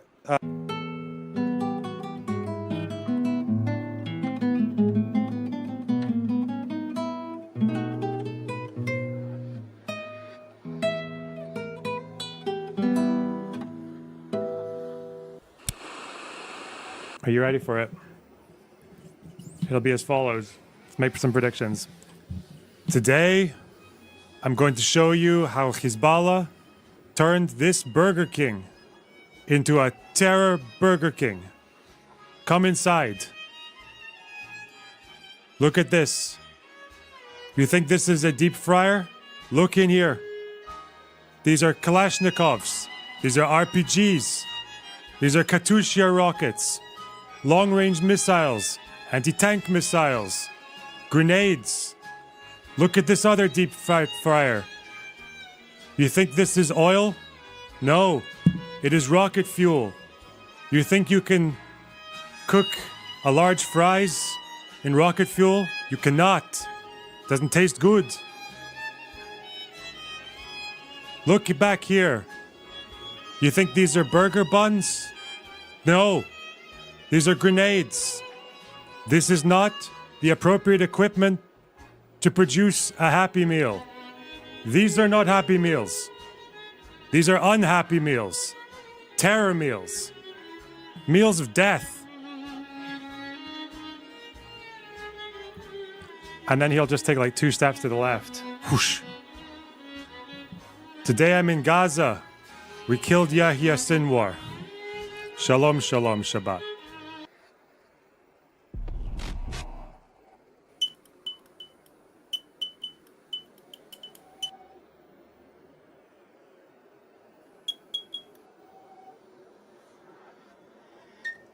Yeah, Churchill knew.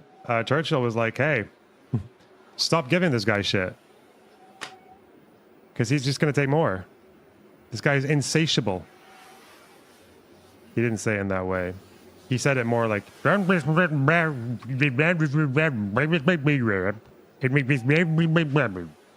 what he said. And the British fucking Chamberlain was like, nah, what?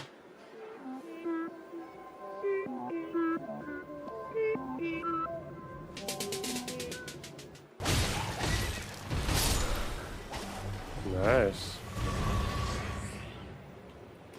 What does that red mean? Does that mean I've got enough to level with? I think he's, oh. I think he's out of control. He's lost control. With my fucking taxpayers' bees. Okay. With my fucking taxpayers' bees. Oh no. Look, I will be very honest here. I saw Mina fighting with you. I thought you were some unhinged retard, but like, you were very reasonable. This is the Islamic trans takeover. Okay.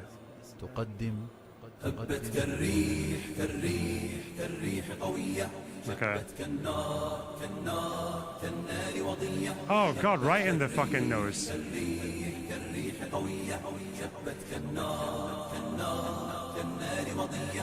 Okay. Wait, these are guys, okay. Don't care about this. Don't care about watching a high testosterone smack. Wait. How do they compare? Hang on.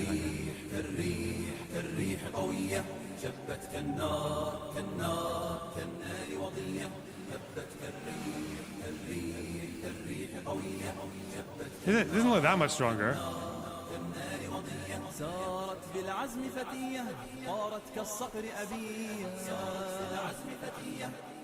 You compare that to the women one.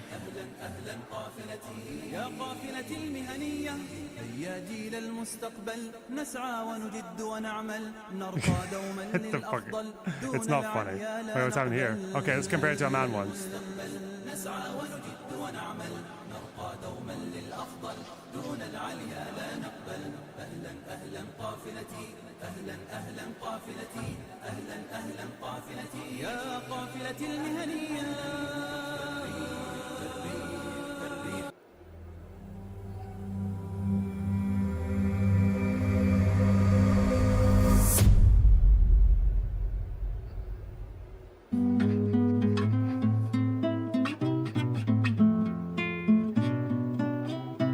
That was a good one. I like that one a lot. Yeah. I don't know Terry Reid streams or Mile. I don't know that many tunes. I've always been quite limited. Despite Sir Headsworth with the tier 1 sub. Thank you very much. We're having a productive day. 51 viewers. Why?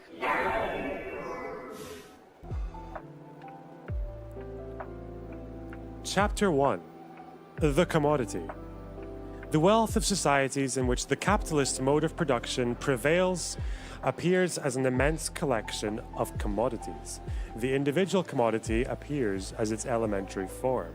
Our investigation therefore begins with the analysis of the commodity. The commodity is first of all an external object, a thing which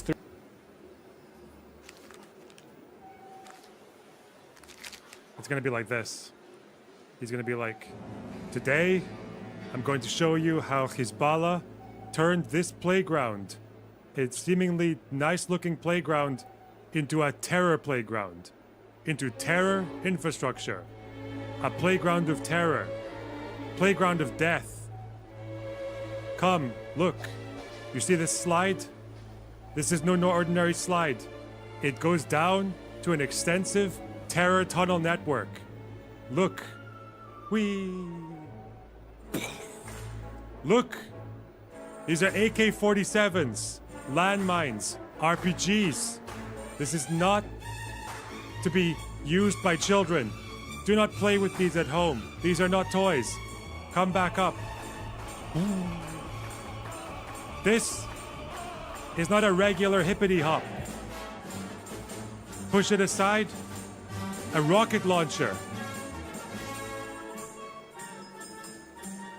We are operating here to clear out the areas for these playgrounds of death from Hezbollah. Okay, that's good. It's going to be that. Churchill say if he were alive today? I know what Churchill would say. He'd say, that's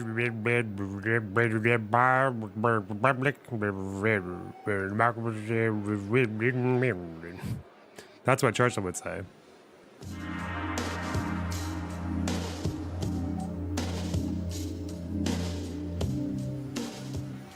We have to constantly feign victimhood and financial struggle whilst taking in 5 figures a month, at least. Mostly from unwitting donors. We have to review supercars and deflect all criticism by the mere fact that some people produce more carbon emissions than I do. We have to avoid a revolution at all costs, lest I get actually executed because everyone who takes part in that revolution will notice me for the inauthentic, slimy, ineffectual hack cunt that I actually am. Go change the title. The title has a question mark on it, you dumb fuck. Chill. The title is honest. The title leaves room for interpretation. I'm not Vosh. Wait, wait a minute.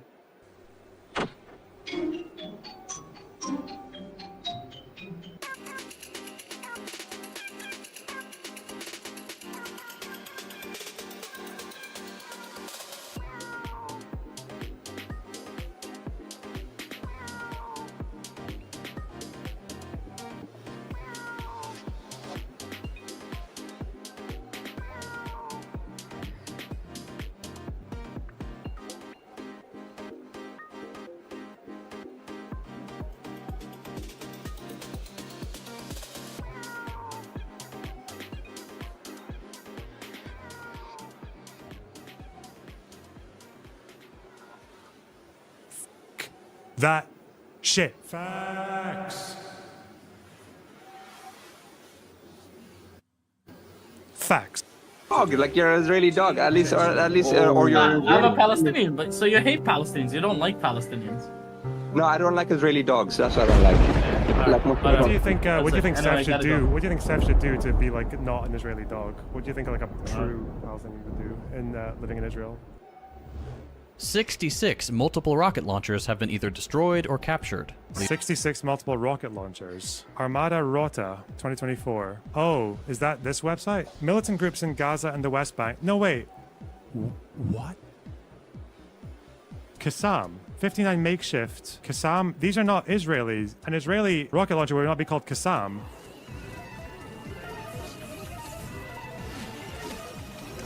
This is Hamas's losses that he's framing as Israeli. He can't even read. This is the biggest communist creator on YouTube. Why are you getting your talking points from Hamas spokespersons, from Islamic fundamentalists who still won't even tell you how many soldiers they've lost? Israel does, by the way. They can't really hide that. They're a democracy. There'd be problems if they were just disguising dead soldiers. So he quotes Hamas to say how many Israeli armored vehicles they destroyed. And then he goes on a data page that shows you how many multiple rocket launchers Hamas lost, but frames them as Israeli losses. What am I watching? This data. What the fuck?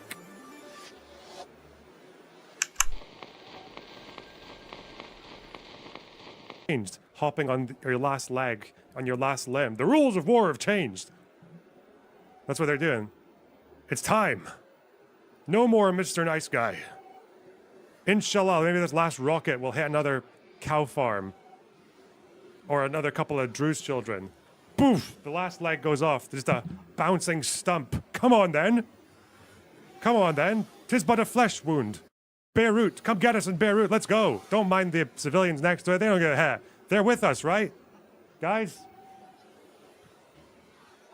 It's just me and you, old boy. Come on then.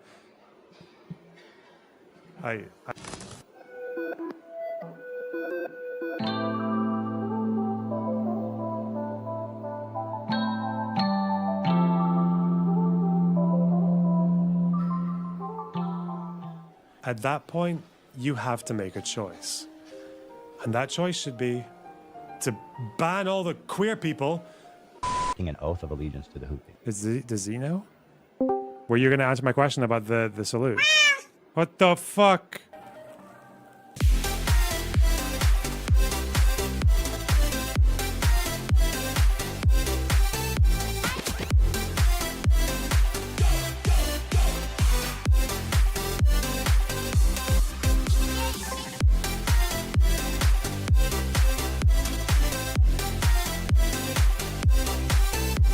So, again, the Israeli state didn't compensate like the person who was involved in the terror. They arrested. Yes, they don't right? compensate the fucking terrorist.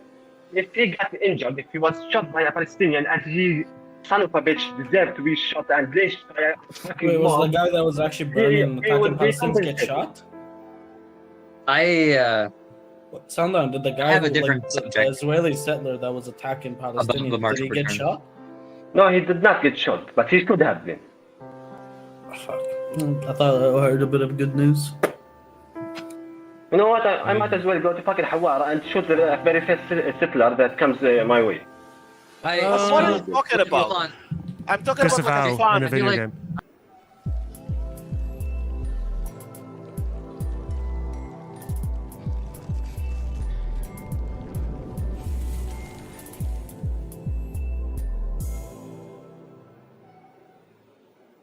Queeman defenseless. Mate, Queeman is a 13-year-old trapped in a 12-year-old's body.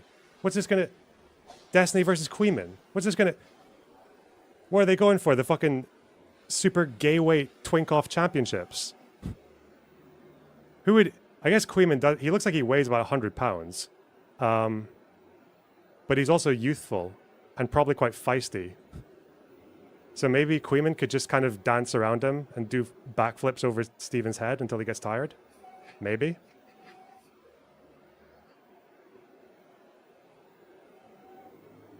What a state.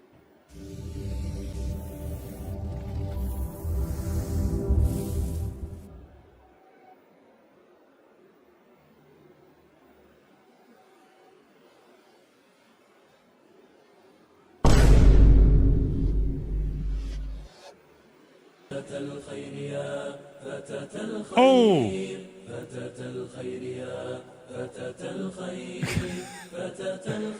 Oh shit. Oh no. Oh, that's a man shot right there. That's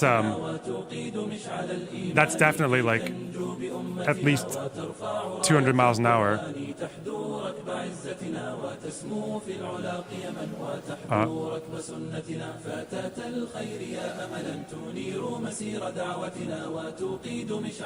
Oh! Ooh, that's a high testosterone strike if I ever saw one.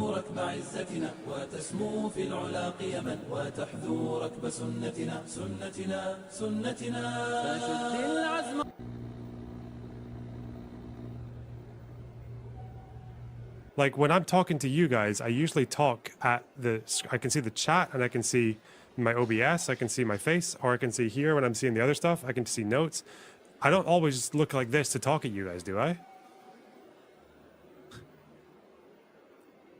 Why are you all freaking out at the fact that she's looking away from the camera when this is what streamers do all the fucking time? It's not actually very often when a streamer will just look right there, you down into your fucking soul, and have a good stare while they're telling you things.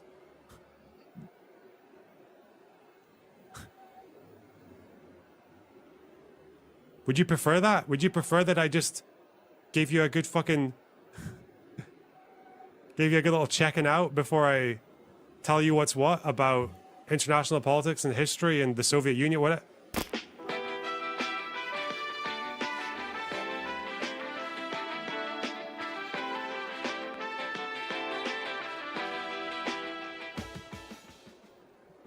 Delete the illicit tapestry of the Duchess's wedding night. I can't stop repeating this. It's so fucking funny. That in the Soviet Union, which I know at least a couple of these guys have a lot of sympathy for, actually maybe all of them, that one of their mental health diagnoses was sluggish schizophrenia, one of the symptoms of which was delusions of reformism. So I guess that's what I'm exhibiting here, you know? Where is it? Is this one of those PDFs that doesn't let you do the thing? 2021? There you go. Anti-Soviet thinking and delusions of reformism.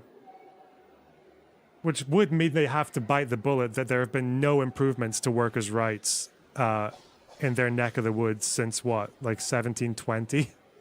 Okay, dude.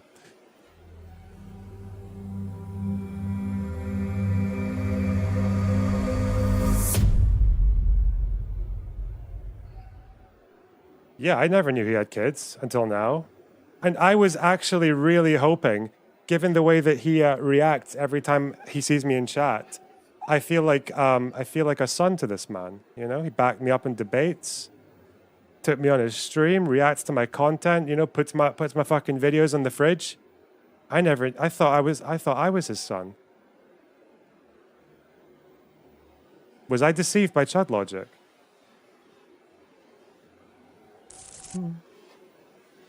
Like I've had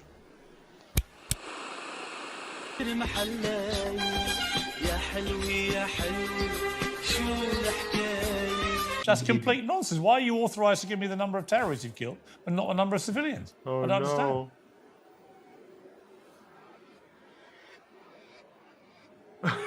Wait, is he just fucking...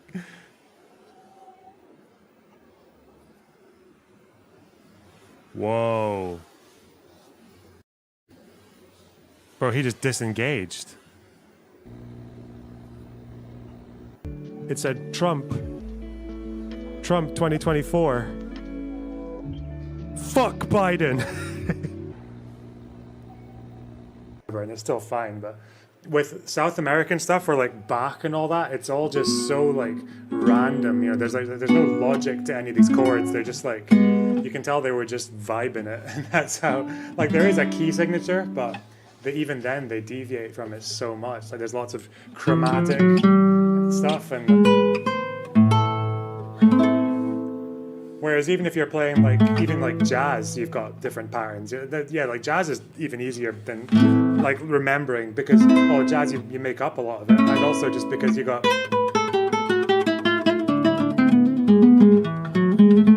like there's still a few like scales and patterns that you remember.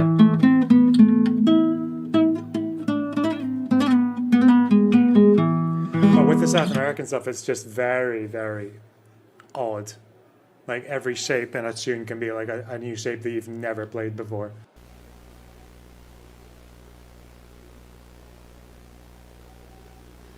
Hunter, you got this. David, shut up. No. Someone with a fucking explosive, he's obviously like. But like, if someone was. I need my sundown. I need my sundowner translator app. I can't understand what he's saying. Jesus, Listen, just clear enough, isn't it? Because it's Arab? Ask yourself. No, You because of racist. his accent. Whoa, Albie, you're so fucking racist. It broke my heart. I had to get used to it. It's just the fucking microphone. I don't know. You have to tune your ears. The combination with the shitty mic and the accent, I genuinely. So it is because he's Arab. Oh my god. No, it's not because he's Arab. If he wasn't an Because he's Arab not. with the same accent, I would have the same problem. Wait, what? That doesn't make any sense. Oh yeah, but I'm like, listen, Abby, you need to stop digging, please. Listen, I'm saying it. I'm saying it.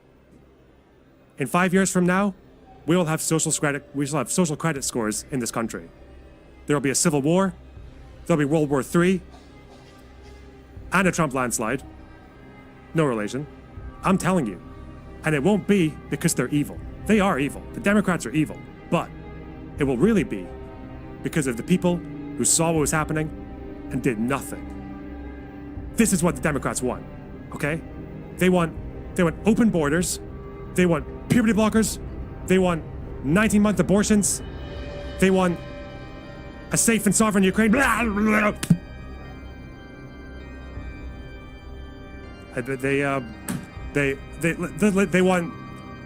They want open blockers. They want puberty abortion. They want a safe and sovereign borders in Europe. What they want? No, they want open board. They want safety for Ukrainians to live in peace. What's happening? No. I'm a vessel. No.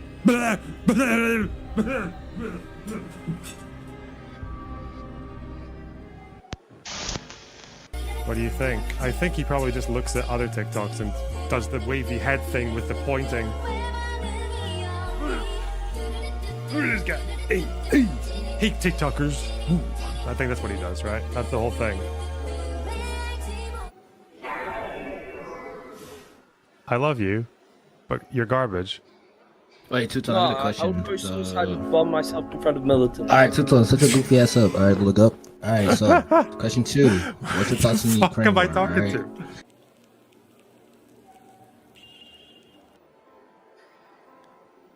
DGG has already basically become a cult because of Destiny's own derangement. The thing is, it has attracted some rightists, but Destiny will never be able to fully cave to the rightists, so that's his weakness.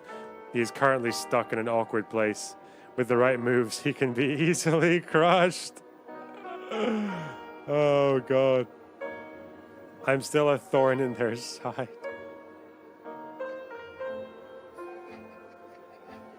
The final word on this. Nonsense are the biggest enemy, and yes, they rule us. Yes, they are at large. Yes, they are still hurting children, and yes, they are getting away with it. Final word. Now move on. He didn't take his own advice. Holy fuck. I'm going to start banning everyone who didn't listen. Fuck. Okay. Got it. All right. Imperialism's really bad when white people do it, but China is perfectly justified. Taiwan, South China Sea. The Russian invasion of Ukraine. Okay. Did anyone even fucking stick around for that? That's crazy. I've never taken a break that long. What the hell? Let's assess the damage, shall we? Hello, Hangnails. How's it going? Okay, this chat's moving. That's crazy. Ooh.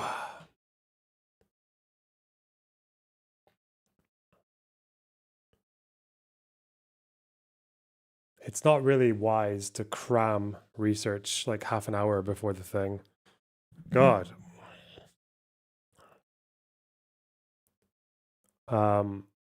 Been slightly distracted by some of these new drama developments, Discord shit. Not my Discord this time. That's nice. Someone else's. But whoa, that's some crazy shit, man. The fuck.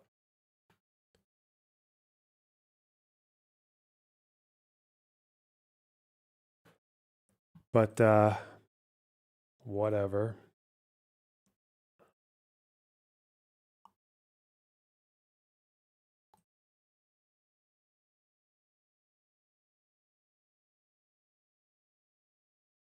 All right. Ooh.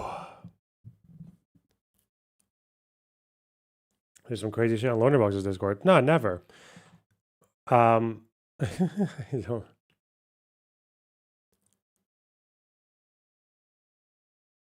honestly, it makes me It makes me quite grateful for the fact that my life is like quite boring, and even honestly, even my community. Because holy shit, what the fuck.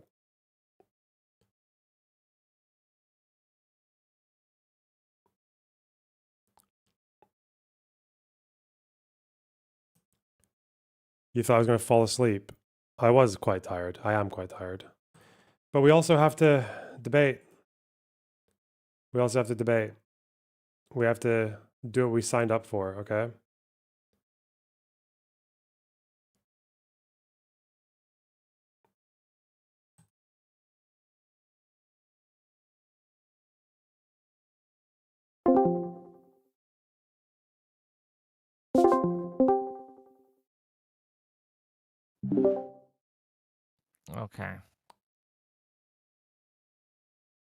Okay. Okay. We are live, gang. We are live.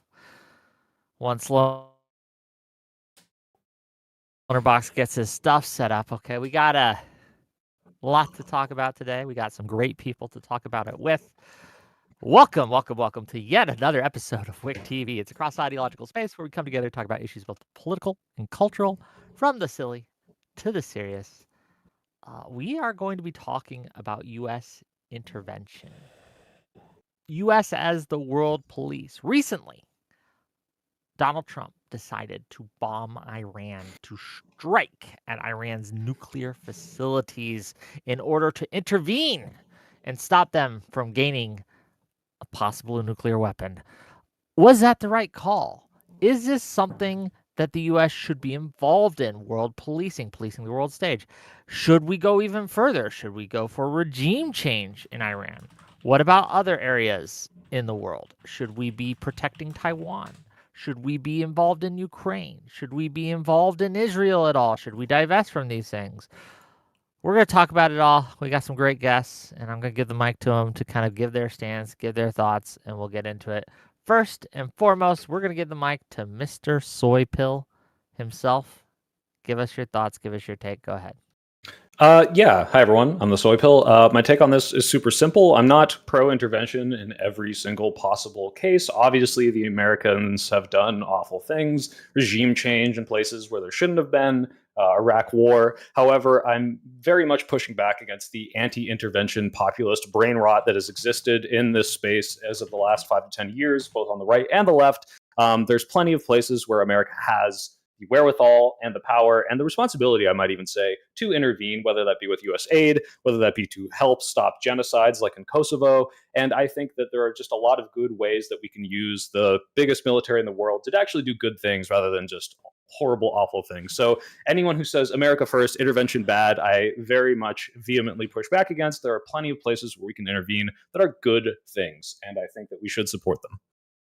Okay, well, thank you for being here. We'll get into it as we go. Next up, we got Tim Imholt. Tim, how you doing? What's up? I'm doing well. So I love the buzzwords brain rot and other stuff that get thrown around that are just getting kind of old and stretched out. But when it comes to intervention, we've done it too often. We've done it too easily. We've just flipped a switch and said, hey, let's go off and start, invading other countries and, doing regime change. We are not designed to be the world policeman. We should not be the one who gets to unilaterally decide what happens where. There's supposed to be international coalitions on these things. And I think the days of us being able to say, I don't like what's going on in that country, let's just send the military and get it over with. That needs to come to an end. And people need to really wrap their freaking heads around the fact that the military is designed to do one thing and one thing only, and that's to kill people and destroy stuff. They don't have any other mission. Okay, well, thank you for being here. We're going to get into it, I am sure. But first, we have to pass the mic to Mr. Lonerbox. Go ahead. Hey, I don't really think that it makes sense to talk about whether or not America should intervene / shouldn't, because obviously there are some cases where it makes a lot of sense, like Kosovo, and there are some places where it makes no sense at all, like Iraq, and this happened very close to one another. Yeah, America is responsible for a lot of disasters in the world. They're also responsible for a lot of good things in the world. They saved the day in World War II. They saved the day in Kosovo. They're obviously quite helpful to Israel in the Middle East. I think we're just in a situation now where like international trade and international politics and international relations is a thing. Like countries are not isolated unless you're Bhutan. America is one of the most successful economy in the international market, and that is not completely disconnected from their military endeavors either, from their ability to offer security to their trade partners, to make guarantees to certain nations for their security that would otherwise be taken up by America's rivals, say like China. So I think it's just something that has to be done. It needs to be done carefully, obviously, because military intervention is a really big thing. But I think the alternative to America intervening in the rest of the world in the ways that it does, militarily or otherwise, is probably not one that I would like to see anytime soon. Okay, well, thank you for being here. Welcome to the show, and we will get into it as we go. Next up, we have first-time guest on my show. We'll see how he does. Vito, tell people who you are, why we should listen to you. What are your thoughts on intervention? Go ahead. This is my first formal debate ever, actually. So bear with me if I'm not going as fast as I could be. I don't have as much knowledge as I think everybody else has in here, but what I have is a question that I think we need to consider before we can consider whether individual isolation or intervention is considered good or bad. And what I'm asking is this: is if we are to take an action, we need to consider whether it's necessary or not. And when we have a purpose associated with government, it has things that it must do and things it must not do. We need to consider if intervening with other sovereign nations militarily is something that is part of the purpose of government. And that's it. Part of the purpose of the government. Okay, well, I guess we'll open with that. Well, Beto, I'll just ask you first, and then we'll get into it. What do you think here? That's your question, but what's your answer to it? Is intervening, does a government have a duty to intervene in foreign affairs to any degree, or at any time, or at any point? What do you think? And I don't see where they are granted the authority with individual sovereign nations. I don't understand how sovereignty could be a concept that is only upheld by people not willing or capable of fighting back against attacks against its sovereignty. Interventionism is only possible because the countries we attack are not capable of declaring war. So we obligate them to whatever harm we cause them. So I guess I don't believe in interventionism because it doesn't follow. It's not self-consistent. We can't hold ourselves to something that we don't hold other countries to.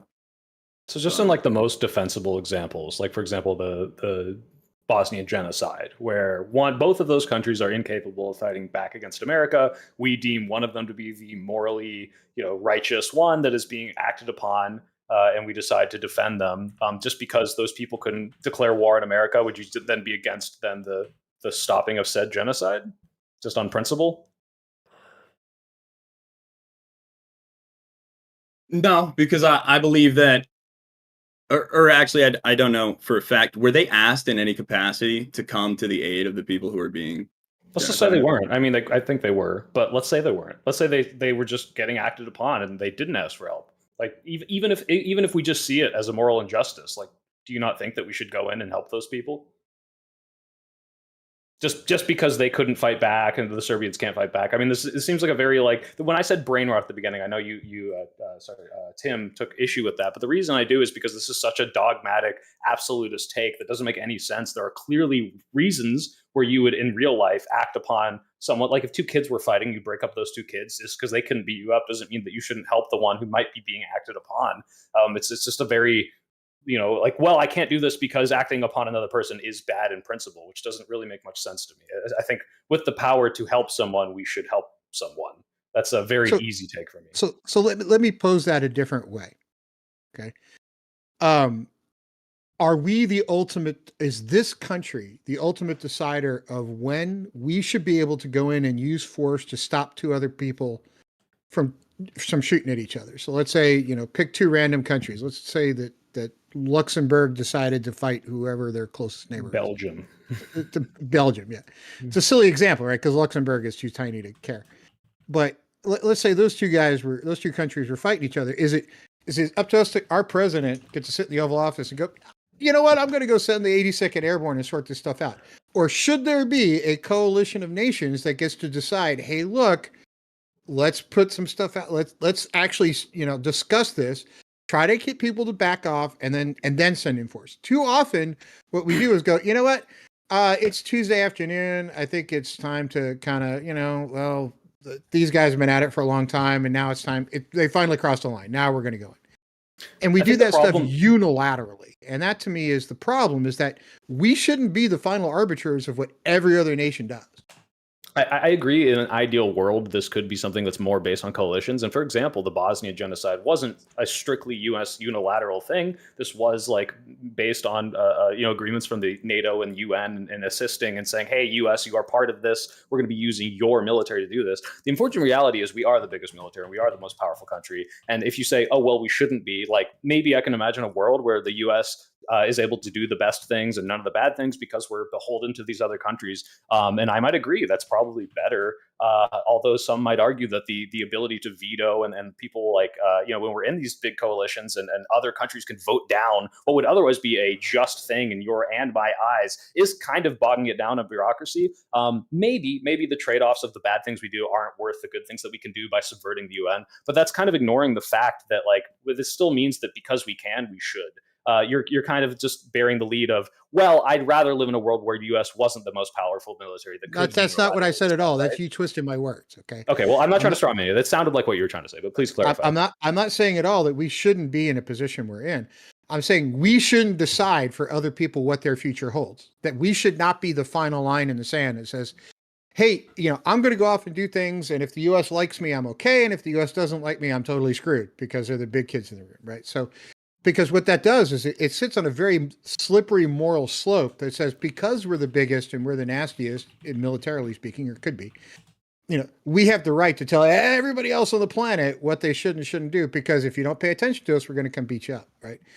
That's the problem to me. That it's not. I'm not saying we shouldn't have that power. I'm saying we should never ever freaking use it without a coalition of nations behind us to say, let's go do it. And yeah, if you come up with examples where we've had coalitions, we've gone in, for instance, Gulf War I, where Bush Sr. had pretty much every nation on the planet agreeing this needed to happen. Gulf War II, completely different world.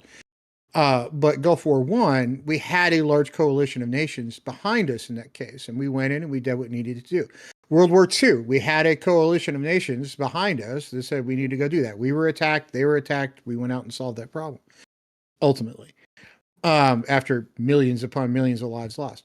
Now, since then, we have all these little pop-up things where we look to drone people and do other things because we decided on a Tuesday afternoon that person was, a bad person. That to me is the problem. And that is a very moral gray area that we should just step back from. Because as we go into these things where we do decide to get involved, we're not really good at it, and we're really terrible at regime change. Because what we do is we fly in on helicopters, bomb the crap out of things, set up things, and then we fly back out. And then in that vacuum, worse things could potentially come in than were there before. So we do it wrong because we kind of do it on our own. And then when international pressures come in behind us and go, oh, you shouldn't do that. We back out. Okay, that's fine. We shouldn't have been there. We left. But we got to stop this let's intervene everywhere all the time thing, because we're really terrible at doing it. And what we're doing is causing problems all over the world.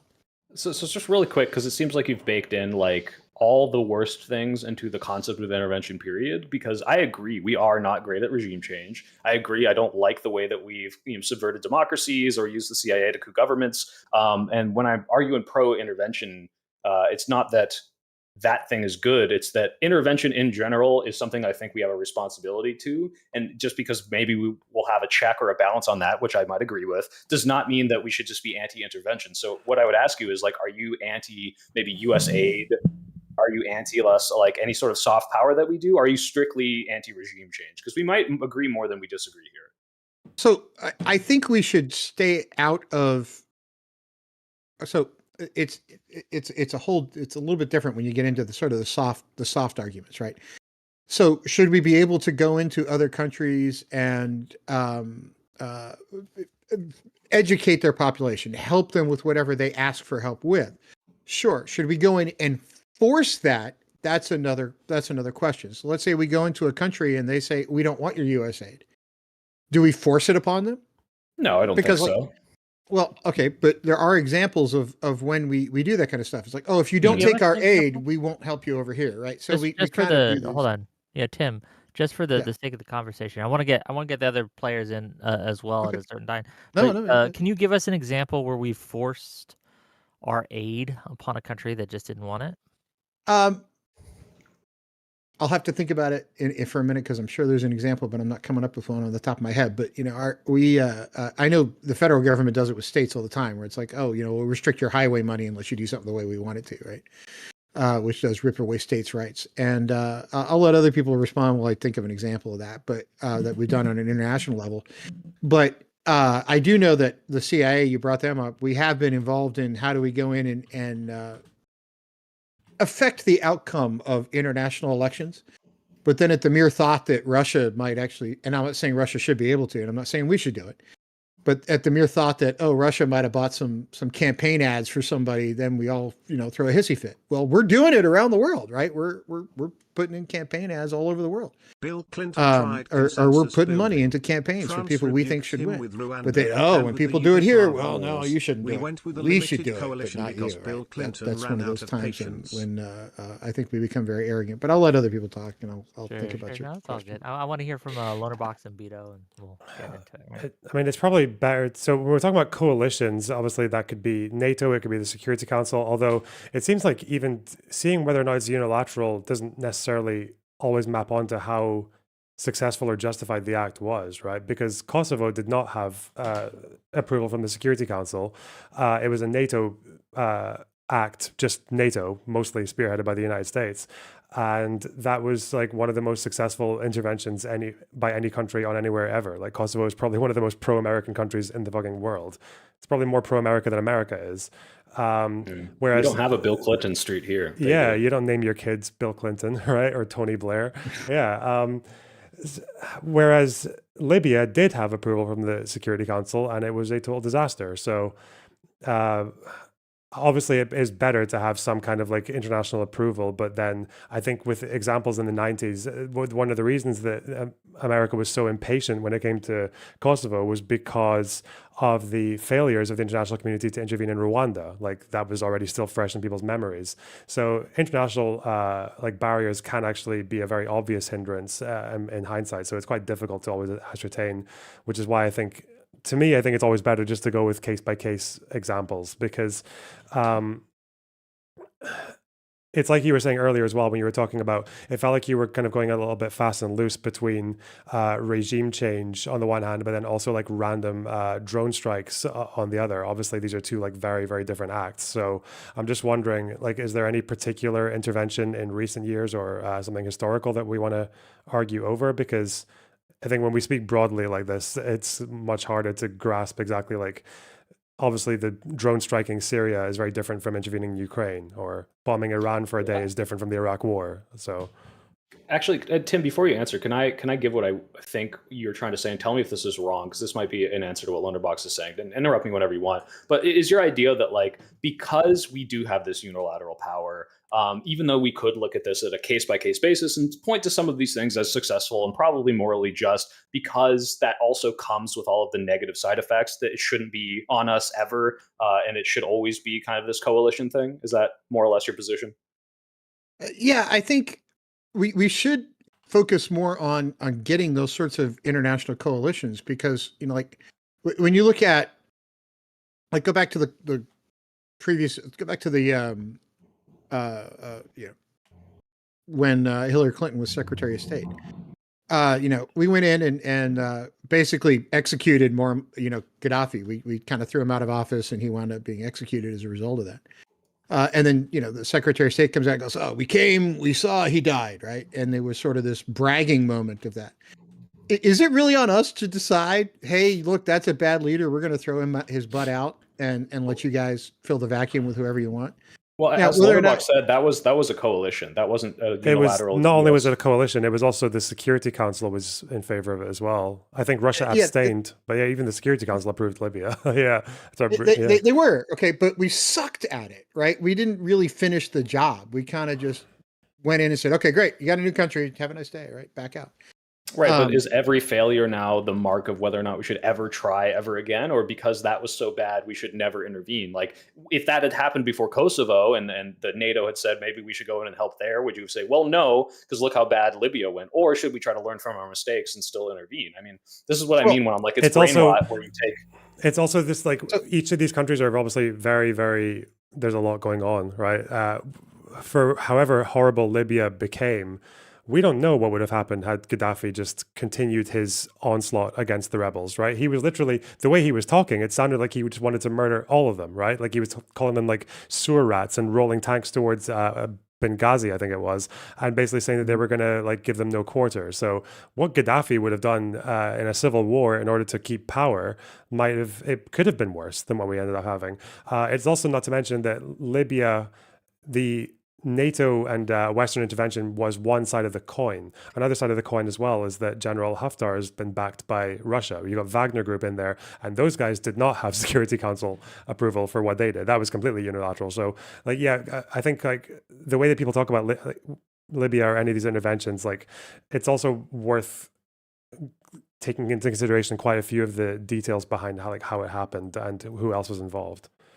And we need to have a longer, if we're going to do these things, we have to have a longer term vision. The United States longer term vision is, okay, let's get to the next election cycle. Right. So we have to get out of that mindset if we're going to keep doing this stuff, because it can't be like take when we pulled out of Gulf War II when Biden took office. It was horrible the way we left. Right. It was just absolutely terrible. We shouldn't have been there in the first place, but we were, and we decided to go in and do what we did. And then when we pulled out, the whole thing just kind of did not go as planned. So if you're going to go in and say, hey, look, we need to be intervening all over the place, you got to have a plan, long-term vision plan that says, let's stay involved all over the place. It can't be like, okay, we'll go put out this hotspot, now put out that hotspot, move over here, move over there. It's like, trying to cauterize pop-up wounds all over the world. It doesn't really work that way. Well, that's why I guess maybe I'm confused, and I don't know if Lunderbox you are too, but like, what's your real position then? Because it seems like you're pointing to the failures of our intervention and saying these are bad, which obviously we all agree on in hindsight. But then you're saying that we should only ever intervene when a coalition approves it, even when coalitions get it wrong too. Nothing's going to be perfect. America's absolutely far from perfect. You'll never find a greater America critic. Well, not maybe a greater one, but I criticize America fairly frequently. And to say that like because we get things wrong, because a coalition get things wrong, that like, are you saying we should never intervene? Are you saying that all failures that we've ever done are indications of future? So let me back up a level and say here's my main thought on it. Why is it our job every time to go off and cost American lives to solve other people's problems on an ongoing basis? Have you seen Spider-Man? There's a famous Sure, what's- line, and Uncle Ben says, "With great power comes great responsibility." And unfortunately, Burundi cannot intervene in Libya because Burundi is a weak little tiny country. But we have the greatest military in the world, and we, for better or for worse, are going to use that on other people. And I'm joking a little bit and libbing out by comparing this to a Marvel movie. But unironically, when we do have the ability to fix or even worsen problems, that's going to fall on us, and other countries simply don't have the capability of doing that. Like even NATO in and of itself, it's mostly us. It is primarily funded by us. That's why Trump complains about that these other countries don't pay their fair share. But that ends up being that like our country is the one that has the power to go and do these regime changes. When NATO said go to Bosnia and intervene, had NATO the power to ask a country that was just as capable as us, they probably would have. But unfortunately, the block stopped with us or whatever because we were the ones who could. We could say like in a world where everyone had equal footing, why is America the one doing it? Sure, but it's not equal footing. We are the biggest, most powerful military in the world. It's also like some of those complaints are valid. Like European countries have finally, I think, realized that they have been slacking in large part because of their defense contributions. And now suddenly you've got all these intel assessments and constitutional changes, like in Germany, like all saying that, like each of these countries in Europe, especially the NATO members, they do need to pull their weight a lot more. That has been a problem. But it's also for the same reason that like Europe is obligated to, as well as America is, we are the largest, most successful economies in the world. We are the countries where you can grow up and you can be anyone you want to be, basically, if you work hard enough. And like that's not disconnected from military presence around the world as well. Like it's not a coincidence that America's got bases all over the world and has military deals with like Southeast Asia or presence in the Middle East or anywhere else. Like they're connected, right? Because economies are built up by international trade, and international trade benefits people at home as well. Like if you got the USD and the strongest currency and everything like that, you can't really disconnect. You can't really have that situation where America is just isolating and China is the one using troops all over the world to get their way, right? Like that wouldn't work. Vito, That's if you kind want of to step in. Yeah, sorry, I was just listening, thinking, watching. My problem, I guess, with interventionism is that if we don't intervene in every genocide, because we haven't, right? Every genocide that's occurred, we haven't. How can we be sure that we're not only acting in self-interest and rationalizing what we've done, like post doing it? How can we be sure that what we're doing is the correct thing if we don't have a consistent way in making that decision? We just attempt to justify it as it's happening, because that's all I see happening. To be clear, you're not wrong. If you yeah. look at USAID and if you look at like a lot of our military invention, this is not some moral like thing that's coming from the top down of like, well, it's the right thing to do. As much as I wish it was, we don't stop the Uyghur like persecution in China. One, because China has nukes. We don't save the denizens of North Korea because they have nukes as well. We do it for our own self-interest. USAID is not because we love giving out aid. It's because the countries that we give aid to are then beholden to us, and that's good for the U.S. Now, you can say that's a bad reason, and I might agree with you. But if the differences between that, and I think we didn't really touch on this as much, but if we don't intervene, given all our power, the people who do intervene either will not have our interest, maybe not our morals, if that's China or Russia, as Lunderbox pointed out. They also will then have those relationships with these countries that might benefit them, whether that be resources, peoples, or whatever other thing that like becomes a mutually beneficial relationship. We're ceding all of that. Now, yes, I wish we were just a moralistic country that stopped every genocide because genocide is bad. We don't. I think we were very inactive in the Rwandan one, if I'm not mistaken, or at least NATO or the UN was very slow to react to that. Now, I wish we did things nicer. We don't. But that's just kind of how America so works. It's about how nice. all global things work. It's more so the dishonesty of it. The idea that like what they're saying is that they're doing it for one reason, but it's clear that if they were to do it for that reason, it wouldn't have been done in the way they did it, right? Like diplomacy would have been, you're right. Like obviously, I'm pretty sure Clinton's big push to go into Kosovo, like his deciding factor. Honestly, I wouldn't be surprised if it was because of the Lewinsky scandal. I think that probably had a strong motivation. What do you think Iran was? I don't Just know, now, but the Iran? point is, if we're talking about, say, with Kosovo, for that example, let's say it definitely was. Let's say it was definitely Clinton just trying to get rid of the Lewinsky scandal or to bury it. I mean, do you think people in Kosovo care? They don't give a fuck. They got saved, right? So I don't know why Should build a Trump decided statue to her. Yeah, I don't know why Trump decided to bomb Iran. Like, I don't know what's going on in his head. It's probably just like that meme with the monkey crashing cymbals together.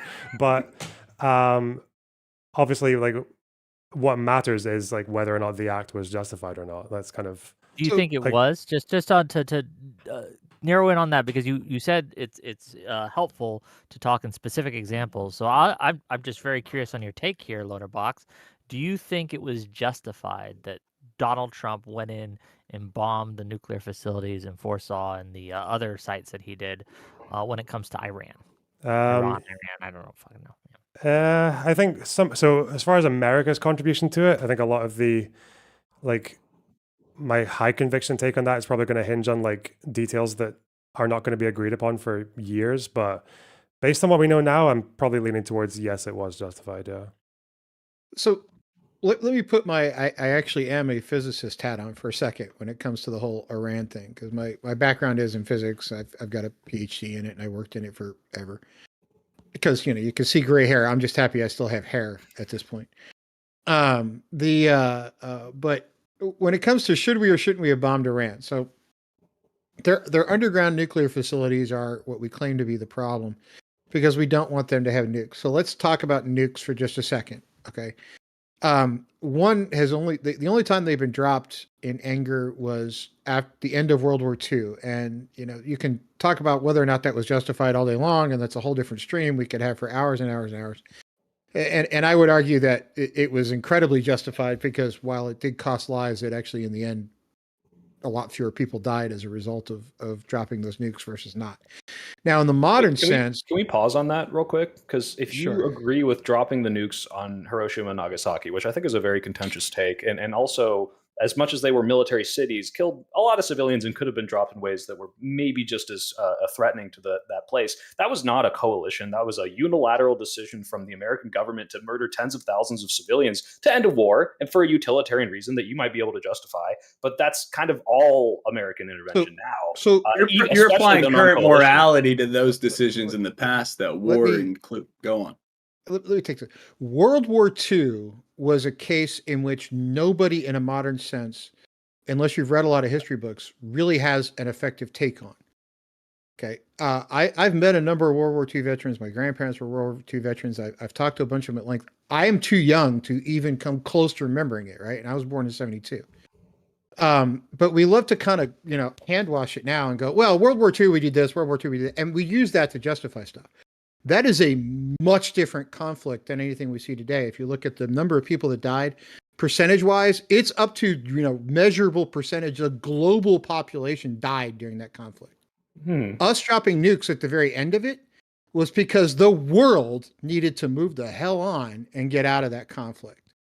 That everybody needed to say, it's over, let's be done, let's move out. Okay, so it is a much different world than we have today. Shockingly different. Sure. Now, would I have made that decision if I were the president? You know, I don't know, because I wasn't alive in the 1940s. But if you look backwards and say how many lives would have been cost, military, civilian, blah, blah, blah, you go down that list. If you do any set of the math on it, anybody I've talked to who's strategic in nature, sort of, you know, military officer that's looked at this kind of stuff, has said, you know, you can sit both sides of it, but it's probably 60-40 in favor of it saved lives. Can I argue the other 40%? Sure. But in a modern sense, it's a different world when you drop nukes, because here's why. Hiroshima and Nagasaki, the size of those nukes were vanishingly small compared to today's. They were sure. Sorry, just to be clear, I wasn't saying that you would be in favor of dropping nukes now. What I'm saying is the moral calculus that you just described is exactly what every American, you know, president or government does in order to say, hey, is it worth doing this regime change, as awful as that might be? They're doing it also, one, out of American interest, but two, to say, well, if we don't do this, then this horrible, awful dictator is going to kill everyone. So, like, you know, it seems like that's almost on our side. At the end of World War II, it was the Department of Post-Crime. What you're talking about is the Department of Pre-Crime.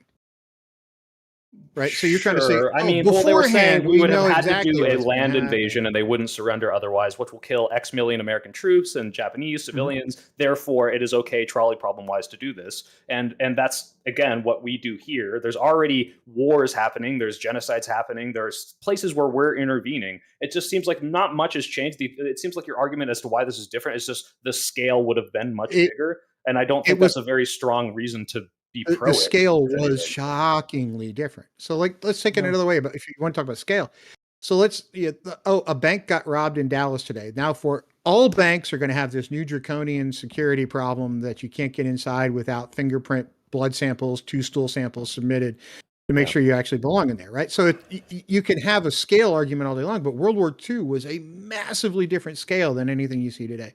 Could I come up with other ways to solve the problems we have today? Sure. Could I have come up with other ways to solve the problems we had during World War II? I can't. Okay. There's a big difference in between. I do want to kind of get us back on track a little. Yeah, sorry, bit. that was my tangent. Yeah, I was trying to go back to Iran. It's so fine. Yeah.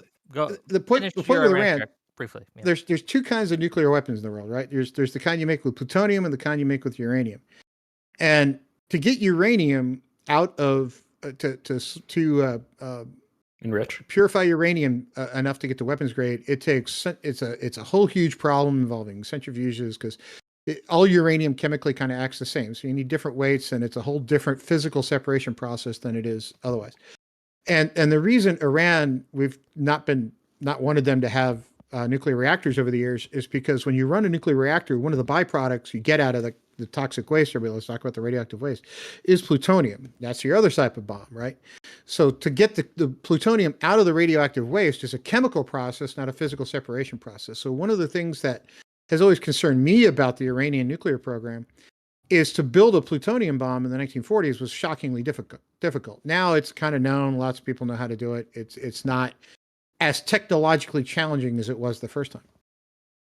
It's physics. You can't uninvent physics. Anybody can do the math and figure it out. Now, to build one of those, at least a primitive one, that's pretty easy if you have the material. Getting the material is very easy. Building a uranium bomb is shockingly easy to do, but getting the material is really hard. So is everybody here aware that the world's first test of a uranium bomb was actually in Japan? Mm-hmm. They never tested them in the desert. Yeah. Everybody knows that? I do now. I actually was not aware of the distinction. That's how easy they are to set off, because you just need 2 subcritical masses, you smack them into each other hard enough, boom, you get a nuclear reactor reaction and it goes out. Okay. Plutonium bombs are the implosion devices, a lot trickier to make. Now, the uranium program, the Iranian let's program. tie this into interventionalism. Like the history lesson is great, right? With the physics and stuff like that. But I want to know, should we have bombed Iran? We should have taken care of Iran 20 years ago. Now the only alternative left is just to destroy the crap out of their nuclear program. But So 20 years ago, we kind of that? let it go. Huh? So you are pro bombing Iran. Intervention to bomb Iran. There's a difference between intervening and putting troops on the ground and boots on the ground and all that kind of stuff and dropping some bunker busters. Define the trouble is, the difference. I'm not sure we hit it. So. Yeah, what's so you're just anti-American lives being risked? As long as Americans can do it from a desk or from a plane, it's totally okay? I'm confused because this is now completely different from an intervention question. Well, there's it seems also like a you're difference. pro-intervention. See, nuclear is a whole different world. I don't think it actually falls in the let's go and deal with regime change and all this other crap. We should have handled it a very long time ago with an international coalition to get in there and actually solve this problem. And we didn't do it. We kind of went, oh, that's a lot of work. I don't really want to feel like it. And now we've got the regime change that we did in Iran that didn't end up working out. No, we shouldn't go in it. I'm not pro us changing other people's governments. I don't think we should play the role of we get to decide what government you have. Well, then unless why do we're we about get to to decide make whether or not they have a nuclear bomb? I'm so confused as to what your actual position. It seems like we should it's a case by case subject for you, which is what our position is. Right? Changing a regime is not the same as okay. And also look at it another way. Iran with nuclear weapons has had stated purposes for them for years. They're like, hey, I know how I want to use it, right? We know exactly where we want to put them and where we want to set them up. That to me is freaking scary. Like North Korean the North Koreans, they have nuclear weapons, and they don't really have a plan to use them. They just have them there to kind of flex strength. Iran has, but how is this providing evidence for our side? We're just kind of, I'm not attempting to be rude. I'm just saying that we're giving history lessons when the point is what we should be arguing against. Wait, so is there anyone on this panel who opposes the strikes on Iran? I can bring on. Yes, I do. Okay, yes, okay. I do. Is it like a 1v3? Are you going to devil's advocate? No, it's not devil's advocate. It's no. I'm asking Wick because obviously I don't think Wick knew that. Yeah, like I said, this is a tough one to book. I got someone coming. Don't worry, we'll grab a non-interventionalist here, right? If I can get a word in. Yeah, I understand, right? That we all have different thresholds, and I think even the most staunch anti-interventionalist would have some threshold, like if the world would be thrown into chaos unless we kill this one individual with a drone strike, then we should do that. But the question becomes, right? I think, has the U.S. in the modern post-World War II been better, or has its interventions largely been good for the world, or has its interventions largely hurt the world? And I think, or made the world worse, right? And yeah, it's gonna be non-smoker. Don't worry, Zephyr He's coming. He's getting his stuff set up, and he'll be here. But that's the question at hand, and that's what I want to kind of discuss and want to talk about, right? Because I think that there is a open question. Like, some interventions good, some interventions bad. How has the U.S. handled itself as a world power? If it has been positive for the world, then we should probably continue to be so. If it has been negative for the world, we should probably take it away. I think that the biggest drain, or the biggest negative, the biggest knock on American hegemony has been in the last 20 years, right? Our intervention in the Iraq War was devastating, right? We probably should not have gone in there. Is war interventionism? Yeah. Can be. Is it? Depends on the. It's not always. If we're not, like, if we're if not you a were direct attacked, player you that's were at being war, attacked, but you didn't yeah. intervene, right? Would the Iraq War not be a direct player though? Like I'm not trying to contradict you. I'm just trying to understand what interventionism is then, because I thought it was something the Iraq different. War was predicated on the idea that they might attack us using WMDs that we fabricated with the intelligence community, but theoretically, that's not intervention if they had directly attacked us first, like with Japan in 1941, right? So it depends entirely on if you were, I guess, hit first, or if you're declaring war and there's a back and forth instead of us just going into some foreign country and doing whatever we want there. That's kind of the distinction. I think we're doing that though, and we're calling it interventionism, but we are doing whatever we want because we're not asking them if we could do that when we enter these countries, like when we bomb Iran. No, absolutely. That is intervention. I wouldn't consider that because they're not attacking us really. I mean, I guess if so you call them if shooting missiles at our embassies, that's kind of a back and forth, but not really. I think if we think we have justification for military action in any capacity, that we should just not be, half-assing military action, and we should declare war, or it shouldn't be a big enough problem that diplomacy can't handle it. I think if we decided to bomb Iran and they decided to declare war, there was potential for more death to come than one Iranian nuclear bomb created by a program that's been trying to create one forever. The damage that they would cause with that one bomb, one, is uncertain because they would immediately give it up the second that they used it, and then they would give up their entire, ability to defend themselves. And then two, the war could last for just as long as the Afghan or Iraq wars, but Iran is a much more cohesive and, unified government and military. It would be more devastating. The justification for whether or not we should strike Iran is completely contingent on if you believe the, I guess, right-wing narrative might not be right, but the narrative that the instant they got one, they would try to wipe Israel off the map, which I'm not really sure if that's the case, but if it's true, then it's completely justified. But yeah, Lonerbox might know more about that than I am because, they say a lot of stuff, but I'm not entirely sure they wouldn't just use it defensively like North Korea. So I don't think you have to believe that. I don't think you have to believe they were definitely going to use the nuke as soon as they got it. You don't have to believe that. You just have to understand that given their rhetoric, given their displays of intent with the supporting the proxies, and given the fact that it's a nuclear weapon, then even a 1% chance of them actually getting it and using it right away is that's to me, that's enough. I don't know why a threatened country should actually pay that price for that behavior. What was the potential death toll in the war that could have been caused by the attack? Wait, quick question. Why is Israel's rhetoric not like indicative that they're going to use nuclear weapons, which they already have? Because they don't test ballistic missiles and say that they're specifically being tested to point at this particular country. It seems that with Israel, Arab neighboring countries have choices. They can recognize Israel and make peace deals, and they have done with Egypt and Jordan, and obviously Israel's not really causing much of a fuss with the Emirates or Saudi or Bahrain or anyone else. With Iran, their hatred for Israel is unconditional, all the way back to Khomeini's governance of the jurist, which is kind of like the ideological foundation for the IRGC and for the regime. They believe that the Islamic world has been at war with Jews for over 400 years, that it was Jews who started to break down and fracture the Islamic world with propaganda, and the first path to redemption for the Islamic world is to overcome the little Satan, which is Israel. So that's like... Yeah, there's not really anything Israel can with do the to stop clean that from break happening. memo? Are you familiar with the clean break memo from the 90s? Yeah.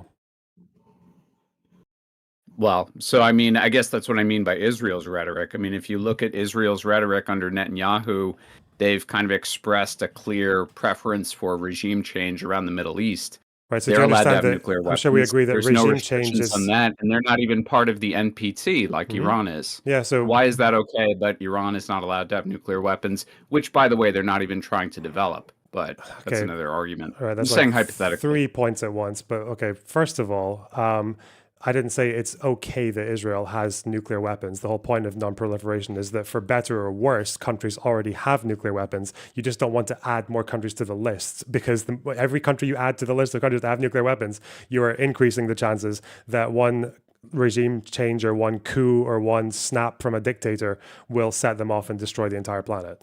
Not least of all a country. Why are we so different? Why are we so different? What do you mean? We're not different as this point. Are we not? I'm saying we're not different. different. Oh, We're okay, not okay, different. okay, So, okay. but the problem Sorry. is that once a country has nukes, it's kind of hard to get rid of them, right? Whereas it's easier to stop other countries from getting nukes. That's the whole principle of non-proliferation. So I don't think Israel should have got nukes in the way that they did. Of course not. I'm pro NPT, but they have them now. Who benefits the most from new countries not getting nukes? Everyone. Everyone. Why is that? Why? Because every time you introduce one extra country to the list of countries that have nuclear weapons, every country, especially countries that can be volatile, you are increasing the risk that one of these countries will go through some chain reaction of events that sets it off and actually results in the first use of nuclear weapons. Do you believe that nukes are the largest ever weapon that will ever be created? Could something worse happen? Does that matter? I'm sure something worse could happen. Yeah. I don't know if there needs to be a larger No, weapon, but I- okay. So I was sorry. I was addressing a million things at once there. Hold on. One at a time. Let Loaderbox finish his thought, then we're gonna give it to non-smoker. Sorry, I forgot blanking on your name. Sorry, I got a little... Yeah, I was addressing a few things at once there. First of all, Please. the clean break memo. Okay, we can go into how much this was actually like any state policy from Israel or America or anything. We can go into the details if you want, but at the end of the day, even if I take your word for the clean break memo, we can say that we can agree that wanting regime change in countries that say they want to destroy you as a country is probably a bit different from just wanting to unconditionally destroy a country. These are not the same thing. In any case, as for Iran and whether or not they were pursuing nuclear weapons, you were very confident in saying that they definitely were not. I don't maybe want to understand why you seem to disagree with the words of the IAEA or anyone else who was actually involved in assessing that from Iran, because they did not say they're definitely not building weapons. They said that because of the restrictions on inspection rights and surveillance from these organizations, they could not make a determination on whether or not Iran was developing weapons or not, because there are plenty of facilities and underground areas, even next to Natanz, that are not fully accounted for. So that's not. But this has been actually an the case. ongoing discussion, as I'm sure you're familiar with, for years. The projections were at one point Iran would have the capability of producing nuclear weapons as early as 2012. When they first signed on to the original nuclear deal with the Obama administration, the Iranians were regularly met with inspections from the IAEA, and they were always consistently maintaining all of the limits of that agreement. They only exceeded the limits imposed by that agreement on uranium enrichment as soon as Trump pulled out of the original nuclear deal. and then they accelerated enrichment of uranium after the assassination of Soleimani. So it was only put forward by the IAEA just recently that the Iranians might be non-compliant in terms of enriching uranium past or well past the point that was acceptable. But there was never any confirmed evidence that the Iranians were trying to develop a nuclear weapon. The inference one could make is that they're trying to enrich uranium more and more and more as a negotiating tactic to force the U.S. back to the table to sign another agreement, which it looked like they were almost successful in doing. That wasn't until Israel attacked them. Okay, so just for, again, one thing at a time. When you were talking about... I do want to get soy pill in after yeah. Okay, Decide. I'll just address one of those because again, it's always like 5 points at once. But the idea that they were enriching to 60% and also increasing their stockpile by about 50% within a period of a few months, just as a negotiating tactic. I mean, I don't know if like what world we're living in where Iran's negotiating tactic is not only to show that they can enrich uranium, but also to produce at such a rate that they were sacrificing their own civilian uranium stockpiles because how do you get 60% enriched uranium? You go from 19.5. You go from your civilian reactor uranium to enrich. So the fact that they were actually sacrificing their civilian stockpile of uranium just as a negotiating tactic, I mean, you can say that Iranians are like deranged, like they're morons, but I mean, come on, like you can say that was a negotiating tactic, the fact that they would sacrifice the civilian program just to accelerate and enrich at that rate in that quantity, or you can think maybe there's something slightly different going on there. I mean, there's behind the amount that they're doing it. That the Iranians have uranium stashed places and are enriching in places that inspectors are not aware of or that they can't find. So if the Iranians just wanted to enrich as quickly as possible to reach over the 90% threshold, don't you think they probably would have just done that underground and not shown the inspectors instead of showing the inspectors that they were enriching past 60%? Okay, so the things that the inspectors can notice is enrichment and centrifuges. That seems to be the one thing that they do have quite like the access to.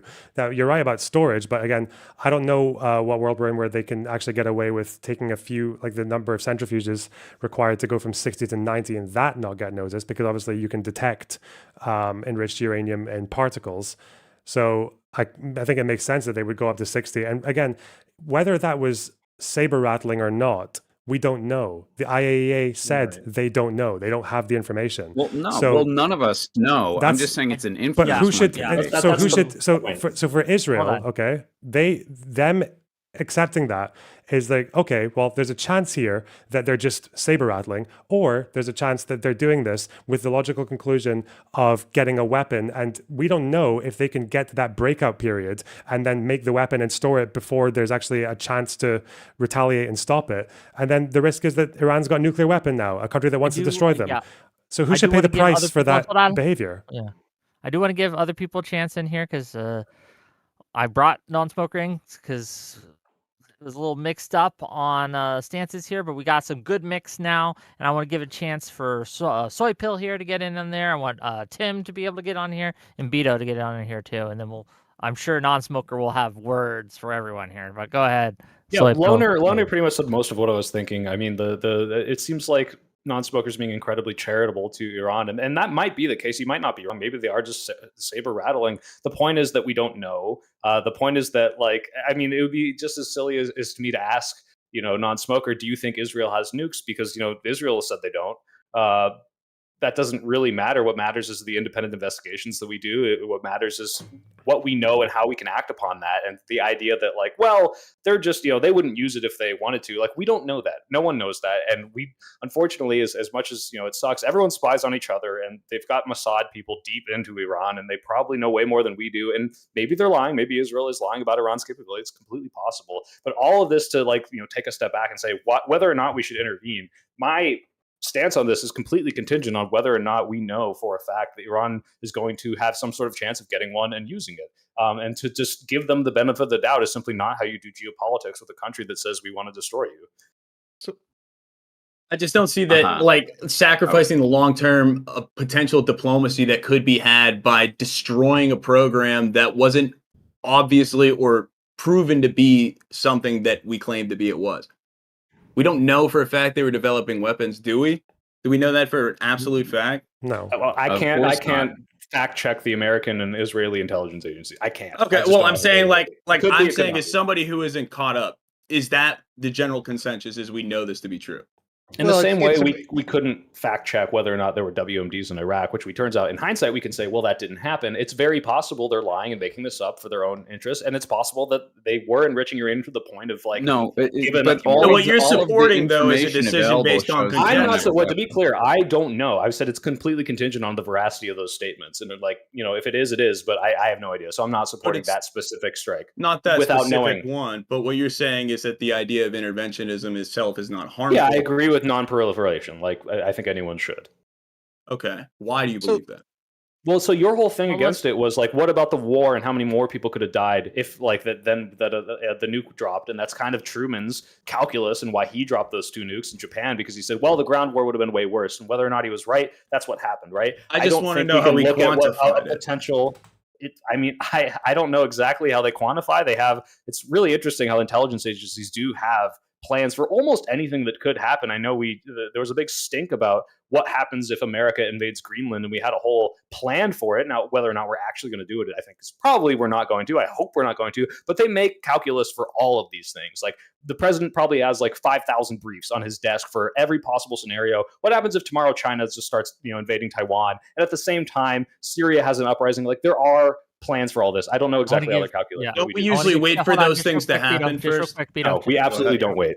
Just real quick, I want to give Tim a chance to get in here. And So here's go ahead. Here's the reason I think I have real issues with us intervening all over the world. So today's argument is nuclear weapons, right? And at the end of the day, a nuke is just a gigantic bomb. In fact, we've built chemical weapons that are as big as the stuff we dropped in Japan, the Moab, and the Russians have a fuel. I forget what it's called, but the Russians have one that's hypothermic. Yeah, that's the hypobaric. Or whatever it's called. It's massive weapons that are as big as the stuff we dropped. Thermobaric, that we dropped in Japan. And yeah, nuclear weapons are incredibly destructive, but they're just gigantic bombs. The radioactive fallout is a problem. It's indiscriminate. Blah blah blah. So that's today's version of intervention. Is we got to go fix that. Well, let me put my scientist hat on. The bigger problem you have, if you look at a potential weapon of mass destruction, is bio and chemical. Like we all kind of learned a lesson with COVID. And I don't want to bring the vid up. That's a whole different video. But where does it stop, right? Today we're saying, oh, let's take out these nuclear facilities because maybe.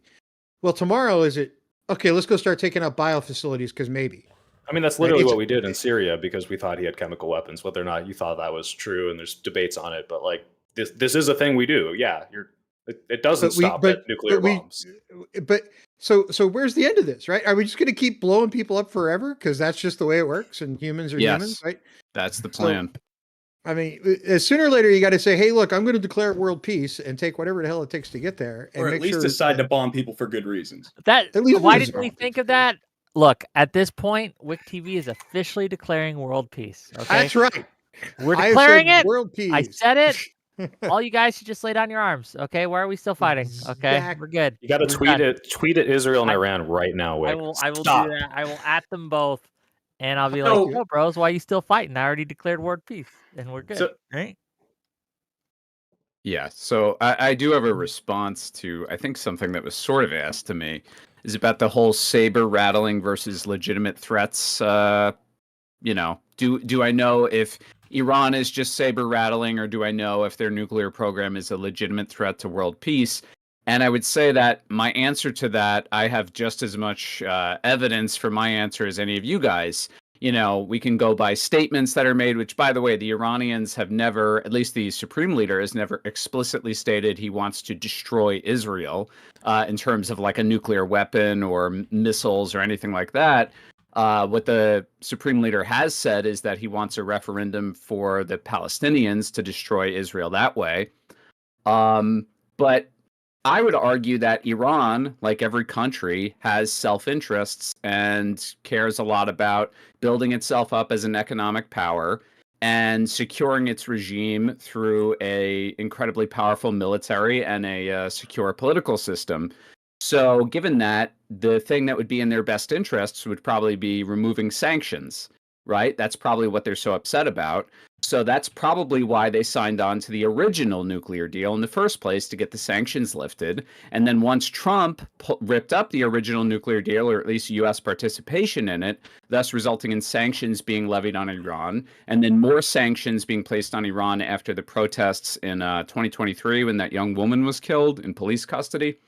That's probably what's making the Iranians so upset, and also wanting to accelerate the enrichment of uranium, sort of as a negotiating tactic to kind of force the Americans into lifting the sanctions. That would make a lot of sense. What wouldn't make any sense is enriching in a big rush to try and build a weapon, which is only going to cause other countries to try and attack them and stop their nuclear program from coming to fruition, or them succeeding and then launching a nuke only to be nuked by us or someone else. So I don't understand how we just sorry, assume. Non-smoker, do you not Yeah. understand that once you have the nuke, that is the "you can't fuck with me anymore" tool? Like, that's the whole North Do Korea's you not whole MO. understand that actually that logic doesn't make any sense? Because if Iran launched a nuke on Israel, do you think not the United launched, States? Do you just think the have United one. States? Do you think the United States would not nuke Iran? No, of course there would be some awful nuclear Oh, like so it's exchange not a there. permanent I'm deterrent. saying, So it's not a permanent deterrent. it Do you think is the if- Iranians don't understand that? no, So the, let me- I'm- let me- Wait, let do me you ask you a think? So do you question. think just because Iran would get nuked back means their nuke wouldn't be a deterrent if they had it? No, I'm saying, of course, they have a nuclear deterrent. I think most countries develop nukes without ever intending to seriously use them, because they Right, know but that if they you did left use that them, possibility out when you were saying why they might be enriching. You're like, well, they might be doing it to saber rattle. They might be doing it to bring America to the negotiating table. But you said it's No, not. You I'm never saying said they're doing anything it- about them possibly using it as a deterrent to stop maybe a regime change or sanctions and say, hey, like maybe you should stop doing this. yeah, but where it stands now, they don't need a nuclear weapon to ensure against regime change. Their regime is stronger than ever before. I mean, I think the Iranian regime is stronger than ever before.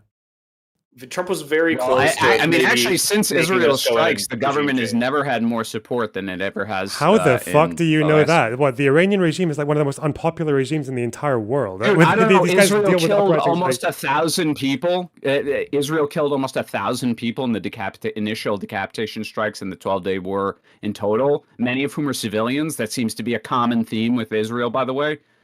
Do you think that the people in Iran are like, yeah, fuck that. We're really happy Israel's killing our innocent civilians and blowing up fucking Iranian kindergartens. We totally want regime change now. I don't know how they feel were about their protesting- civilians being they were killed, but they don't like the they were RGC. They were protesting in Tehran the day after those decapitation strikes, demanding a military response. How many people were at those protests? Do you think those protests, that the IRGC We were need a protesting? head count for it to be valid or something No, like that? wait, I'm just curious. Dude, Do not you everything think is a fucking PV event? Hold on. Okay? Let do you Lonerbox I'm finish sorry, his do you- question. Lonerbox, finish your question, please. Do you think that the IRGC is like commands majority support in Iran? You'd be the first. What do you have? Some stupid fucking retarded poll that proves it doesn't? I don't Or even know. isn't? Like, I'm pretty sure it's like just like a truism. I didn't even know people debated that. That's surprising to me. Do people debate that? Do people actually think that the IRGC commands majority support in Iran? Okay, well, could you provide some data? I'm not familiar with that argument. do you know the fact that they deal with like Lonerbox. Before you give data, what's your data other than people were mad that civilians were killed? I would say that the overwhelming evidence, just in terms of What video evidence? and photographic Video and photographic support. evidence is your evidence, but if he brings up a poll, Yeah. it's bullshit. I haven't seen a poll. so Have you? usually, you were dismissing any data that he was going to bring up before he Let's said hear it. the Your data. evidence is Let's hear the hostile data. You had to people on the interject streets of the yourself city. into this with your Really, nothing because you're fucking you're statements. making a ridiculous Whoa. claim that we have to counter with real data. No, that I'm you making know a is probably a That's valid ridiculous. claim that you don't have any evidence to contradict. And now I'm you're not just making a stalling. claim. I'm just saying It this probably So then is shut very the fuck stupid. up. So then shut the fuck up and let Um, Lonerbox okay, give okay, you- Okay. Reset. Okay. Tim's been trying to get in. Let's give it to Tim, then we'll give it to Loaderbox, and then we'll. So you said something that I find interesting, because I've actually given this a lot of thought, because I worked on programs over the years where this was sort of a thing. If Iran built, take any country, let's leave Iran out of this for a second. A country built 2 nuclear weapons and they used both and they had nothing else left in their nuclear arsenal. Do you still think we would nuke? Now, don't answer for Trump. Okay. I want to ask this question in a general way before people jump in. if they have nothing left in their nuclear arsenal, think about the presidents we've had over the last 30 years. I can only think of one if we say, okay, they nuked somebody, but now they have no nuclear weapons left. I could think of one who would definitely nuke back. And I'm not sure I could think of another one in the last 30 years that would actually launch a nuclear attack. So let's say Iran, for instance, develops 5 nuclear weapons and they launch all 5. They set them off all at once. Do you really think we'd nuke back?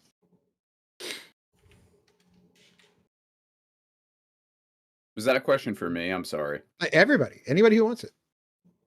You don't think we would nuke back somebody who nuked? I'm not us asking. 5 No, I'm times? asking you the question. You don't get to answer me the question, right? I'm asking it. I'm Answering asking for question with a question. clarification.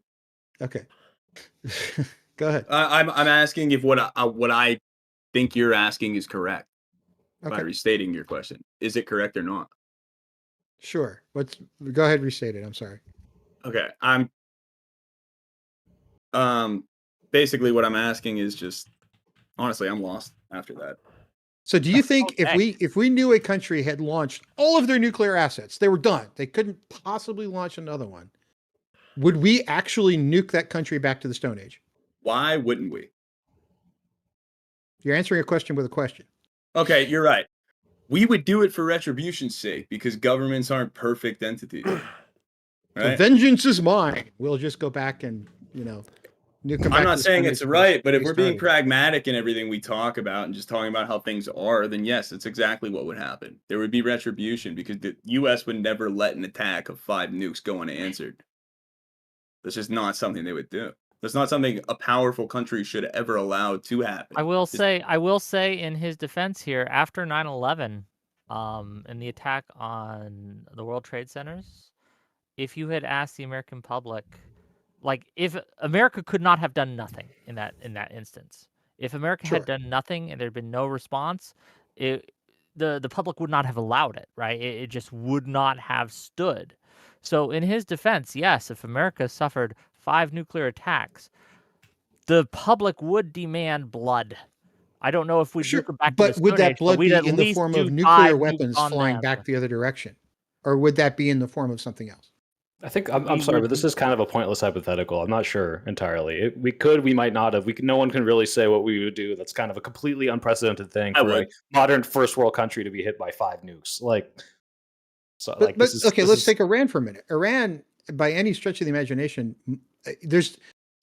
taking Iran and the argument that they were going to 60% purification on their stuff just for leverage or whatever. There's no real other reason to purify to that level other than to get to nukes faster. That's it, right? You're not quite at nuclear level yet. You've stopped in the middle. You said, hey, I'm at 60. I can keep going and I can get to nuclear faster now. So there's no reason to do that other than to make people mad at you. And if you look at it from that perspective of quicker. I'm sorry? Wouldn't it also be to attain nukes quicker, not just to make people mad at you? That's it, right? It's the only way to get there. It gets you there faster, right? So it's starting a fight that you don't necessarily need to start. It's not a good way to solve a problem. It's a way to say, yeah, I intend to get to nuclear weapons. Tough crap. We're going there, right? And I promise I'll stop at 60. That's not the way this stuff works. Because there's no other reason to have that material other than to get to nuclear weapons. So when you're dealing with non-proliferation, that demands, to me, not just the U.S. going, okay, I'm going to bomb you. What we should have done, and we didn't do, was go and get an actual international coalition, sit at the UN until the UN takes a freaking vote that says, yes, Iran needs to stop and needs to stop today. And we didn't do it. We decided to go, screw all that stuff. Tim, the problem with that is, and this isn't, again, I'm not in favor necessarily of these strikes, depending on why and what step of the process Iran was, but like, you can't give them this like big warning, like a week ahead of time, like we're going to come get you. Cause that is the whole point, is they can move stuff. And there actually are indications that they did. I know exactly. And that's like kind of why you don't, sometimes you don't have time to get congressional approval. Sometimes you don't have time to go through that by himself. I'm aware that of the fuck ups. A lot of other people. That's my point. Sure, but again, what I'm saying is you can't always do that. Sometimes these things require immediate action. Like, what do you do in a situation where you know, hey, if I don't do this right now, we're never going to know where this guy is again? Like, I mean, it's also the fact that like to subvert the law. Well, it's not really again, law is always like very, very contested on these issues because there isn't really that much case law for like anticipatory self-defense against a country that may or may not be looking very strongly like they're pursuing a nuclear weapon. We don't really have precedent for that. But although we do have, I think in the Bethlehem Principles, the understanding that the more grave or the more existential the potential threat is, and the more leeway the threatened party has to interpret that threat. And obviously a nuke is like about as much leeway as you're going to get in terms of interpreting a threat. In any case, the Security Council is not an option because Russia has an interest in keeping Iran afloat because that's what the Shahid drones are quite important to them. As far as looking at other, force them to have that. It doesn't mean we shouldn't force them to come out and say it. It's like, well, we think Russia will say this, therefore, who cares, right? No, it's not about think. We know they will. It's like it's a pointless exercise. Make them do it publicly. That's my point. Then what? Why? They like, publicly to what end? They're a public tyranny. They're publicly bad. Yeah, we all They're know not this. hiding it. Yeah. You can exactly. You can even look at like you can look at the EU, right? Because all of these European countries that are quite condemnatory of Israel's actions in Gaza, I don't have any of them actually stood against the strikes in Iran. I think maybe Spain might have, or Ireland, but have anyone else? Has like France, Germany, the UK, were they like condemning the strikes on Iran? I don't think they were. In any case, I wanted to go back to Iran first of all to determine the. Does that validate the decision? No, I think the decision is validated on the grounds that that Iran was just doing everything that you would do if you wanted to provoke an attack. Like they were fucking around and they were threatening people in a way that puts them in a position where it's like, okay, either I interpret this threat charitably, and the risk is there's a small chance that they get a nuclear weapon and then we're fucked because it just goes underground and we can't stop it, or we bomb them and take out a few sites. Like, I'm sorry, the fact that and Iran puts Israel in that position by threatening them for as long as they have.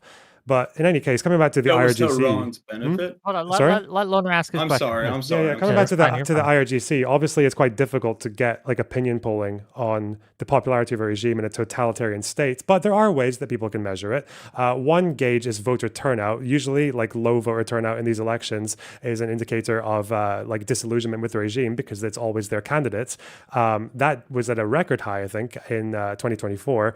You can also look at presidential candidates because again, it's like that thing where presidential candidates all have some kind of like link to the regime, but if they choose the least hardline regime candidate, that's also a sign that the regime is not very popular because it's like them voting for the only person they can. And they did that with Pezeshkian, right? Because he was once actually banned by the Guardian Council and he ran for president as a moderate, much more moderate than the hardliners who came before him. So that's like a small, I don't know what other indication you want, like other than what's available to us. Did you see any videos of them in 2024 though? Maybe pictures? Yeah, I didn't see it. Well, apart from what the nationwide protests that happened every few years. Yeah, I don't know. That were definitely bigger than the pro-regime protests during the bombings, incidentally. So wait, just so we're clear, no data? No one has. What did I just say?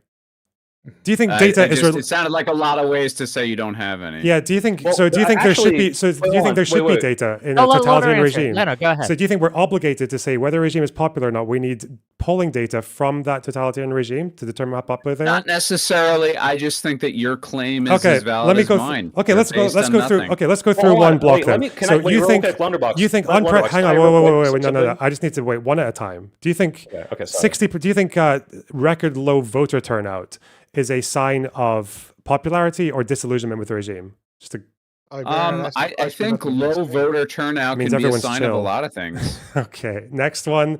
The fact that they went for a presidential pick who was the farthest away from the regime's norms as possible. Is that a sign of low popularity in the regime?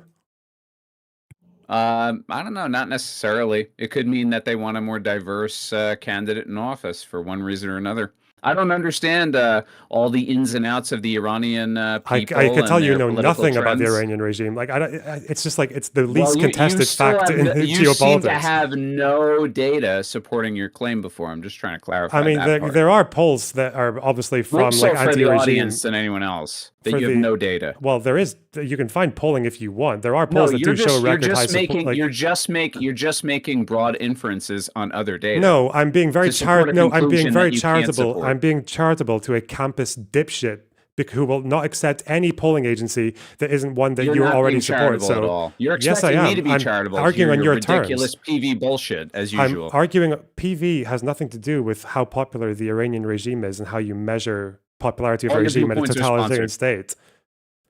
Really? And just What's to be your clear, data for that? non-smoker, there Yeah, are wait. polls- Non-smoker. Hey, what's your data for the fact? Do you think I'm paid by PV right now? I think there's a lot of data showing that you do receive money from PV. Since when? When? Since I think the last time that was published was what, like a year ago? So you think I'm still paid by PV now? I would assume so. You were assume so? paid in the Oh, so you past. haven't. It turns out that you have no data. No data to back up this claim. What do you think PV's? You've been paid in the past. Yeah, and on Are we PV's channel, talking have about I when on, progressive victory in the and when year on of our Lord, PV's yeah, and when on 2025? PV's channel did I ever talk about Iran? You realize they uploaded my content. My content for PV is public. Well, When no, did I talk about all Iran? PV streamers have certain things in common. You guys are neocon libs. Yeah, they You always believe have certain been. basic truisms, like the Iranian regime is not Like very we should- popular. like yeah, we should, we share some basic, Iran is basically so accepted truths. authoritarian, Yeah. So we should practice authoritarianism outwardly on the Iranian people. When did and I say force that? regime change When on did I them. say I was 'Cause they're pro-regime too change? stupid to organically have a liberal democratic movement in their own country. When did I say I Are was we talking pro-regime about change in progressive Iran? victory? Can I ask? Is that what we're talking about? Yeah, this guy's like a Apparently. mental Well, I fucking want to say Progressive conspiratorialist. Victory helped Yeah. me out financially for my recent video, and I thank them for that. And that's why I believe my Iranian Cuck. positions, because they paid me to. No, you know, Cuck. non-smoker, there are polls that you can look up right now that actually support what you're saying. He doesn't which believe is any of them, though, fewer- 'cause they're, like, Well, State I know, Department, but I'm right? just letting him know if he believed in data, which I don't know. Support why what you I'm don't. saying? There are polls that show the Yeah, tell overwhelming me about support the for the polls that military support what I'm actions saying. in Iran. So you don't need to look at photos and videos. You can just show there are polls. So that wait, say so you're people talking the support Mava it. poll? You're talking about that one from the Netherlands? I'm trying to help you out I here, took dude. all Like, of I'm it, trying to help you still out. the See, it's same all polls State on Department, right? Telegram groups. Really reliable stuff. I'm literally trying to Not help as you. This reliable isn't as- your argument. I don't need your That, help. that you don't have to look at videos and photos. You don't can look want at the your help, people dude. over. You're okay, well, such you an clearly ineffective need it because debater when it comes to your asking me to current come on. argument is I saw a bunch of photos. Yeah, but he All saw photos. He saw pictures of the protesters, like Trump and his crowd sizes. Fucking hell. I'm also just going to say, coming back to talking about Iran's intentions and their ideology, there's nothing more charming than like white Westerners trying to like impose their own ideas on what a foreign regime believes and what they commit to. Iran does want to destroy Israel, like just because I don't know how direct you have it to say when you've got like Khomeini every year at Quds Day, which was, you know, it was an Iranian holiday, by the way, where they say that the Zionist regime is a lethal, a cancerous tumor. It's a cancerous entity in the Muslim world that should be eradicated, where you've got Ayatollah Ruhollah Khomeini in the 70s in the Governance of the Jurist describing them as wretched, the Jews that started the State of Israel. The fact that even when they were going along with the JCPOA, all of which had restrictions which were temporary, by the way, temporary restrictions, the sanction relief was not temporary, if you bothered to read the thing.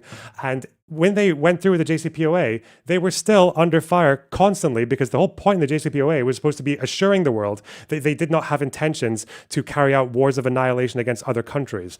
And even though they joined the JCPOA, which also involved sanction relief to do with ballistic missiles, like they were happening side by side, and they went and tested a bunch of ballistic missiles and said, yeah, these missiles, they've got Israel's name on it. We're testing the range for Israel, the entity, which will be destroyed one day. And we have a fucking clock that counts down to the destruction of Israel in 25 years, which they first said in 2015. So yeah, I don't know why you have to like superimpose your fantasies onto Iran. It's interesting because before you dismissed the clean break memo as not being like an explicit outline of foreign policy, but you're taking the Ayatollah's statements at certain events and saying, oh, well, that clearly demonstrates Iran's desire to destroy Israel. But you're also ignoring tons of statements from Netanyahu about comparing Iran to Nazi Germany, speaking at the UN General Assembly, saying that the hour is getting late. We have to stop Iran's nuclear weapons program before it's too late. By the way, that was fucking 13 years ago, you know, inching us ever closer to war with Iran to take out the regime there. Like, that's been a consistent plan from the Israeli state for quite some time. Yet you seem to think that, you know, those statements aren't an indicator that Israel has some aggressive stance towards Iran and Iran is just responding to that. No, I think Iran is just responding to that. No, the Iranian regime change happened in 1979 And I'm the aware of Ayatollah, that. from day one, from the governance of the jurists, said that Iran was primarily, the Muslim world was primarily at war with the Jews. I can find that for you if you want, if you don't believe it. And they saw that Israel was an entity of wretched Jews who, with American support and with support from the great Satan, was able to corrupt and fracture the Muslim world and should be eradicated. I'm sorry. Do you the think difference those is, statements the thing were that, made by the new the thing Iranian that- regime the just thing because that- of like an inherent anti-Semitism, or do you think that there's like historical, sort of precedent for the fact that they view Israel as like an illegitimate state, which was Yeah. established by Okay. Europeans That's as a like good a question. settler colonial project? Yeah, that's a really good question. So I'm going to read the sentence from Velayat al-Faqih, and you can tell me if this is anti-Semitic or anti-Zionist. Okay. From the very beginning, the historical movement of Islam has had to contend with the Jews, for it was they who first established anti-Islamic propaganda and engaged in various stratagems, and as you can see, this activity continues down to the present. Later, they were joined by other groups who were in certain respects more satanic than they. These new groups began their imperialist penetration of the Muslim countries about 300 years ago. You've got an anti-Zionist or anti-Semitic? Okay. I consider he's fucking molding. Okay. I'm read what these people have to say. I don't know why you don't read what these people have to say. Hold on. I'll let you respond. Then we're gonna get to Beto. Then we'll get to Tim. We're gonna let them in a little bit and go. So go ahead, respond. Then we'll get. I'm not even disputing the fact that that statement is anti-Semitic. I just don't think that anti-Semitism defines Iran's foreign policy stance towards Israel. They look at Israel as a hostile threat to the legitimacy of the regime because they are. Israel and the United States, as a power working hand in hand, have always sought to undermine every state in the Middle East and its sovereignty because they want a stronger Israel, because a stronger Israel means a stronger U.S. presence in the Middle East. Do you think it's a total coincidence? Because you keep talking about clean break, and I guess you don't understand the difference between wanting to destroy a country and wanting regime change in a country that's trying to destroy you. Is there anything it's a coincidence that every country that Israel seems to want to... When was that written? That's from the 70s, 79. So do you think something from 50 years ago is relevant to the world we live in today? Well, you know what totalitarian regimes work, right? I'm asking a question. Yes or no, do you think something written 50 years ago is, oh, hey, look, I have this 50-year-old document. This is exactly what's going on in the Middle East right now. Well, given that the same rhetoric has continued to this day. Quran was written almost 1,000 years ago. Yeah, especially, this is like the document is the Ayatollah's foundational principles of Islamic government, which is still adhered to this day by the Iranian regime. It's the same regime. Okay, so this 50-plus-year-old document is still what's driving what's going on today. So what's your solution to this problem? If 50-year-old documents are solving it, let's come up with a solution that says, this is how you fix it today. Because I'm really tired of dealing personally with crap that's kind of left over from the World War II era and sort of the 20, 30 years after that. It's 2025. We should be able to come up with a freaking solution to these problems that doesn't live in the last century. Personally, I think with Iran, the best thing that you can do is stop them from being a threat to other countries, and stop the proxies and stop the nuclear and ballistics threat. That's all you can do. You cannot do like foreign imposed regime change on Iran. It's too diverse. There's actually too much of a risk that if they had killed the Ayatollah, for example, the problem there is that the IRGC has invested so much recently, unprecedented numbers, in indoctrination because of the fear of unpopularity. So the result of that is that they've ended up taking their youth members, the latest generation, and spending so much investment spending so much investment on nothing I said was unpopular. Yeah, nothing I said was so unpopular. So nothing I said was incompatible with that. Why wouldn't? But wait. If they're so unpopular, why wouldn't taking the regime out be hugely popular? Why wouldn't the people in Iran just celebrate that and go along with whatever Western bullshit is imposed on them? Okay. If you'd let me finish, I would have gotten to exactly that point. But if the problem with the threat of getting rid of this current regime now without, a benevolent force in there to go and like readjust the economy and set up a new government and everything else, is that the threat now is that the IRGC has kind of created a monster, and the fact that they have spent so much in indoctrinating their youth generation that the third generation of the IRGC is actually the most radical. They're far more radical than the first and the second. And the threat is that these people, these youths, these are the ones who are okay with gunning down these protesters to keep the regime in. These are the ones who are armed. So the threat is that you have the Ayatollah, and if he is gone, if he just vanishes, you leave a power vacuum. And given that the IRGC and the state has the monopoly on the means of violence, then you risk that youth radical wing of the IRGC picking up those arms, taking those arms that they already have, and abusing that power vacuum to bring an even worse regime. I mean, people have written about this, but again, you're one of those people who like sympathizes with this system, but you don't really know dick about it. So that's why you end up in these situations. I believe in sovereignty, unlike you. You don't believe in sovereignty because they're a totalitarian regime. I completely agree. They're a totalitarian regime that you're against eliminating. Because they can't be sovereign nations until we decide they're not anymore. They're either sovereign nations or they're not.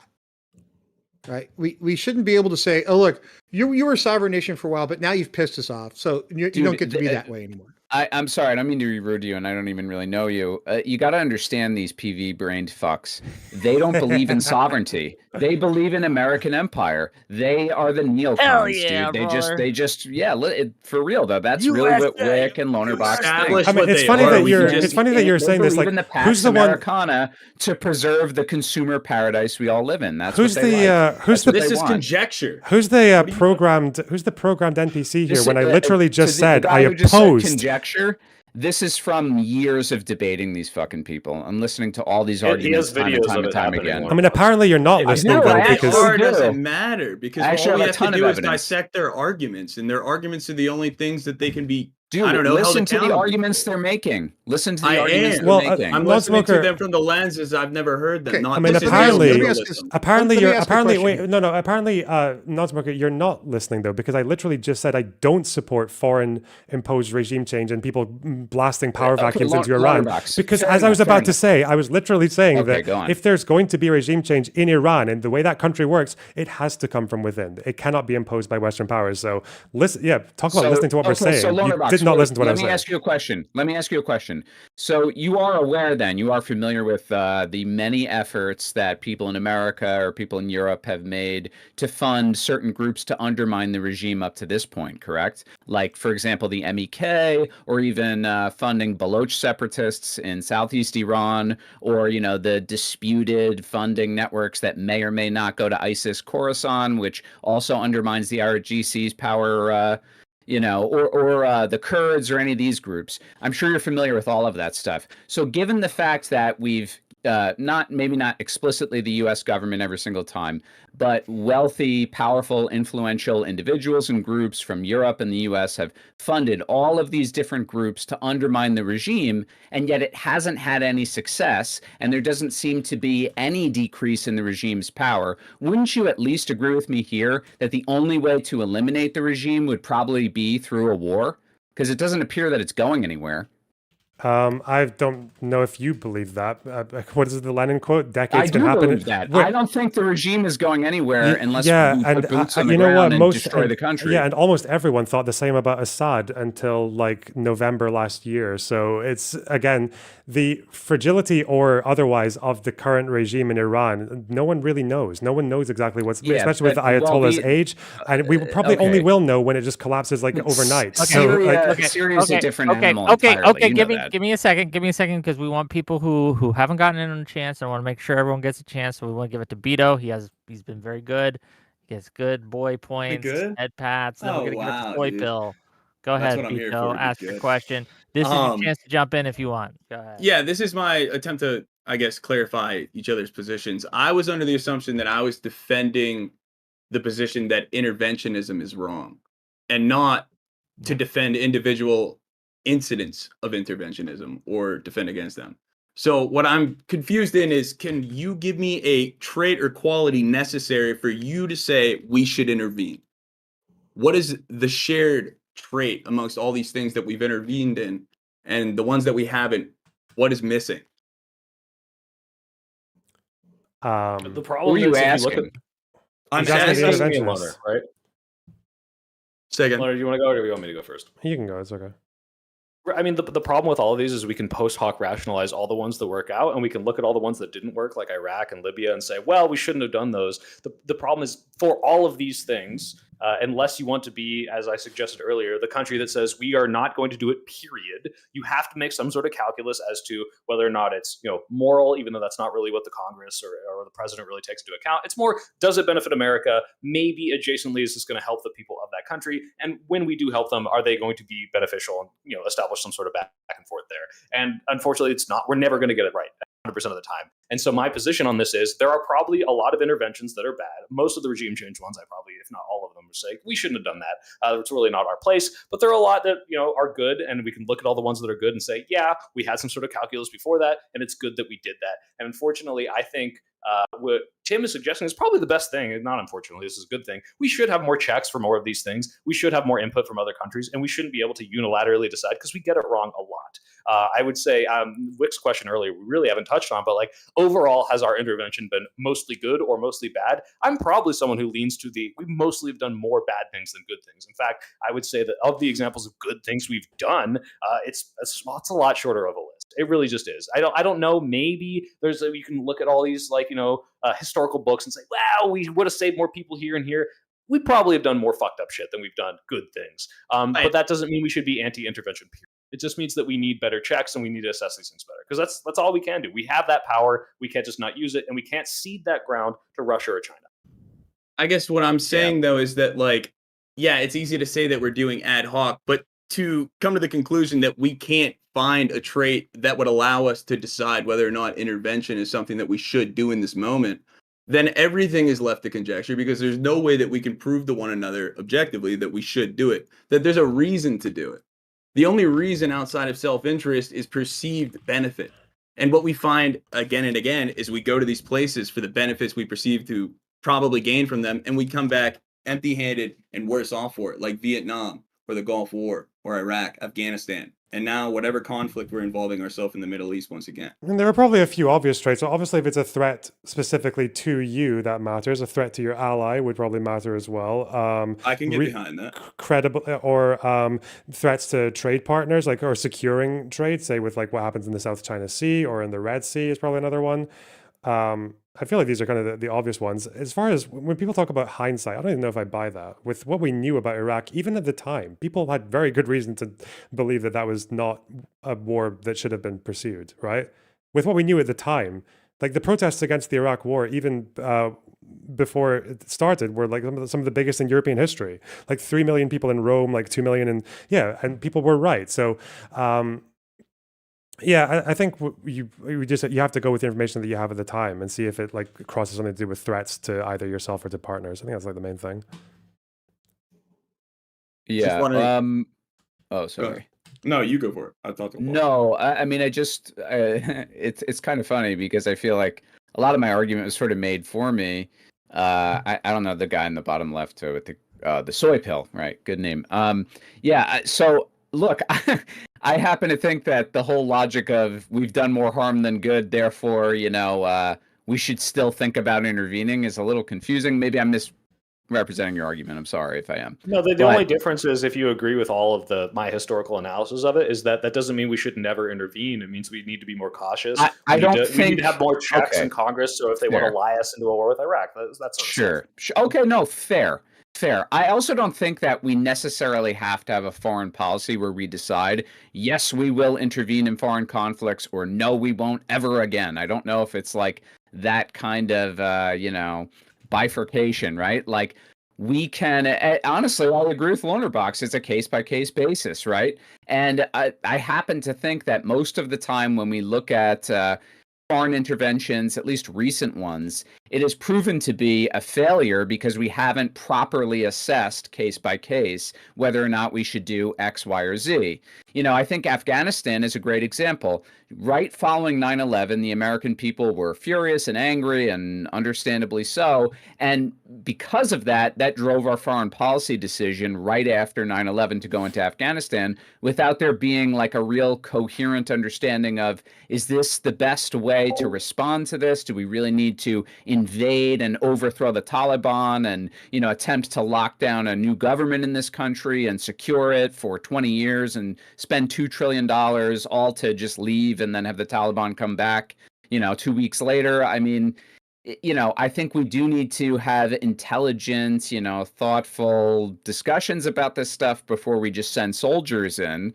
But it seems to be that, like, the part everybody's missing here is that the driver behind military invention often is different lobbying interests who have an interest in war, right? So, like in the Iraq War, there were a bunch of people who stood to profit from that. Weapons manufacturers, people who wanted to do oil speculation, et cetera. And the same is true with Ukraine war, and the same is true with the Iran-Israel conflict. There's always people who their interests are not the same as the American people, and they're going to really push for war and regime change, whether or not it's a good idea, because they're going to profit off of it. I think that's kind of an oversimplification, even though I probably agree more than I disagree. I don't think we're in Ukraine. The limiting factor there being whether or not a lobby is pushed for it. We have other interests, but you're right. People will always benefit from these things. And if you want to talk about like getting these people to have less influence in the government, I'm totally with you there. But I don't think they're going to be the delimiting factor for whether or not we go or do not go to war. Real quick, also, okay. a chatter of mine asked, are you wearing a Leviathan sweater? Is that a band? I am. Yeah. Okay. Yeah. Thank you. Okay. Well, I mean, does everyone kind of agree with Soy Pill's take here? Then the U.S. intervention has been more negative than it's been positive in the since post World War II. I think a better way to look at it might be compared to what other like major powers. I mean, like America's done a lot of fucking really stupid shit in terms of intervention.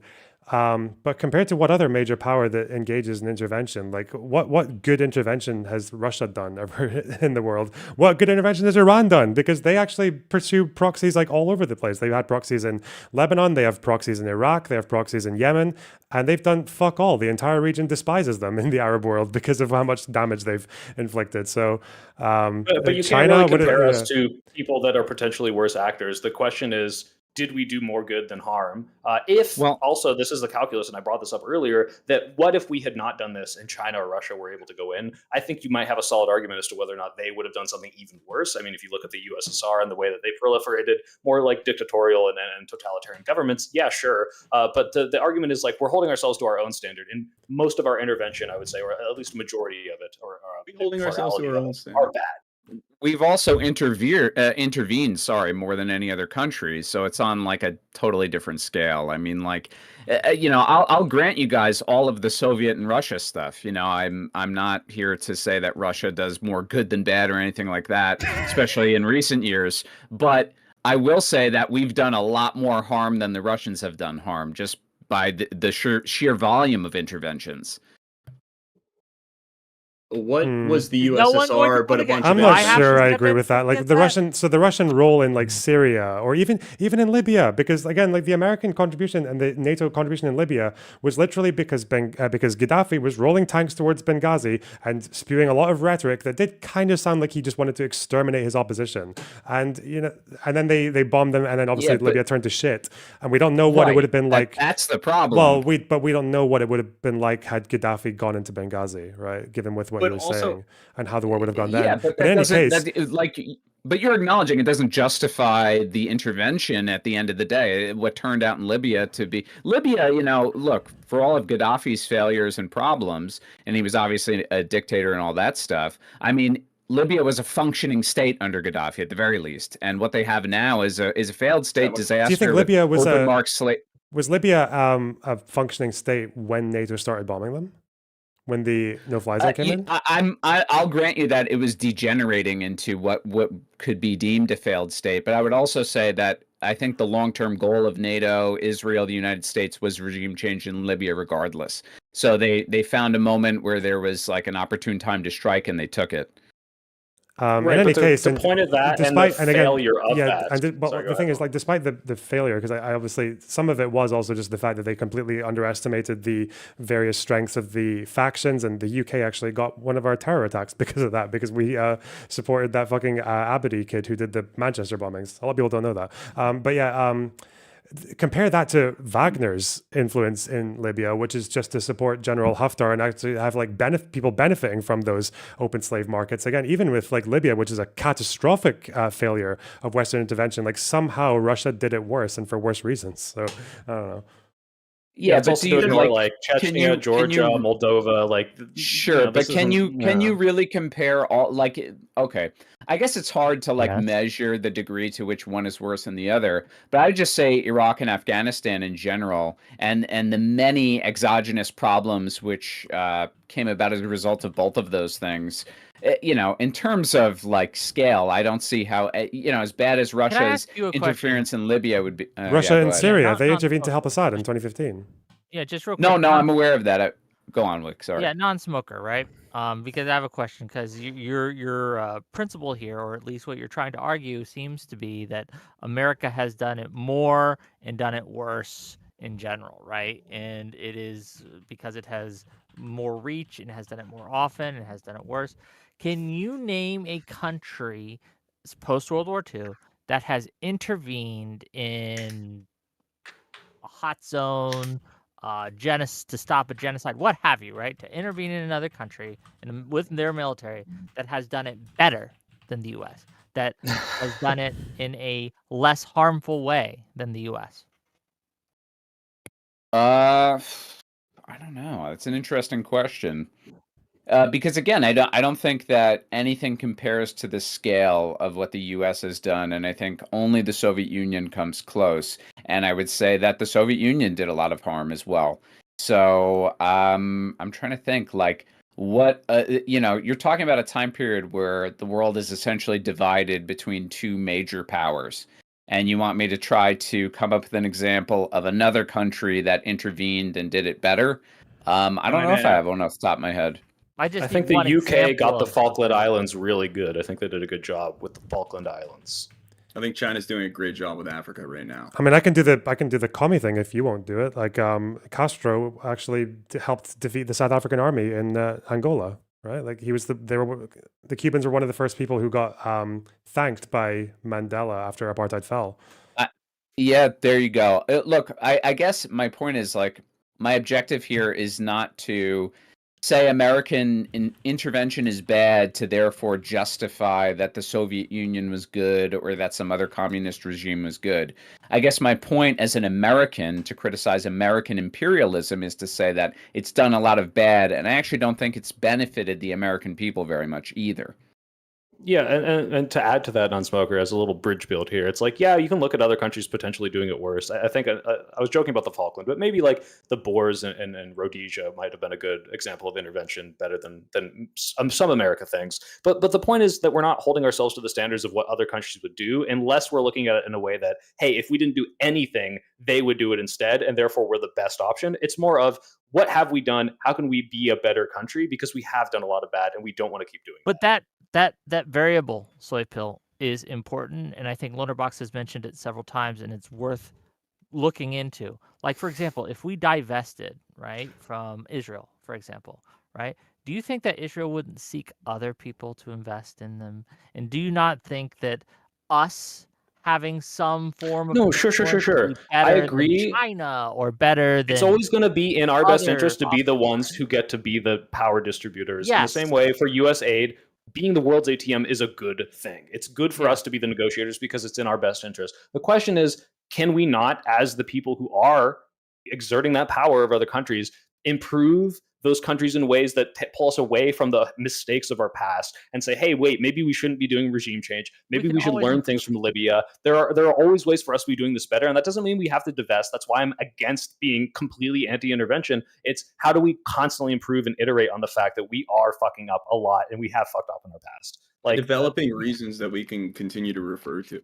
Okay, I think we already have those, but they're just not consistent and they're different, and these are very complicated issues. I wish it was so simple, but yeah, think it's a cop out?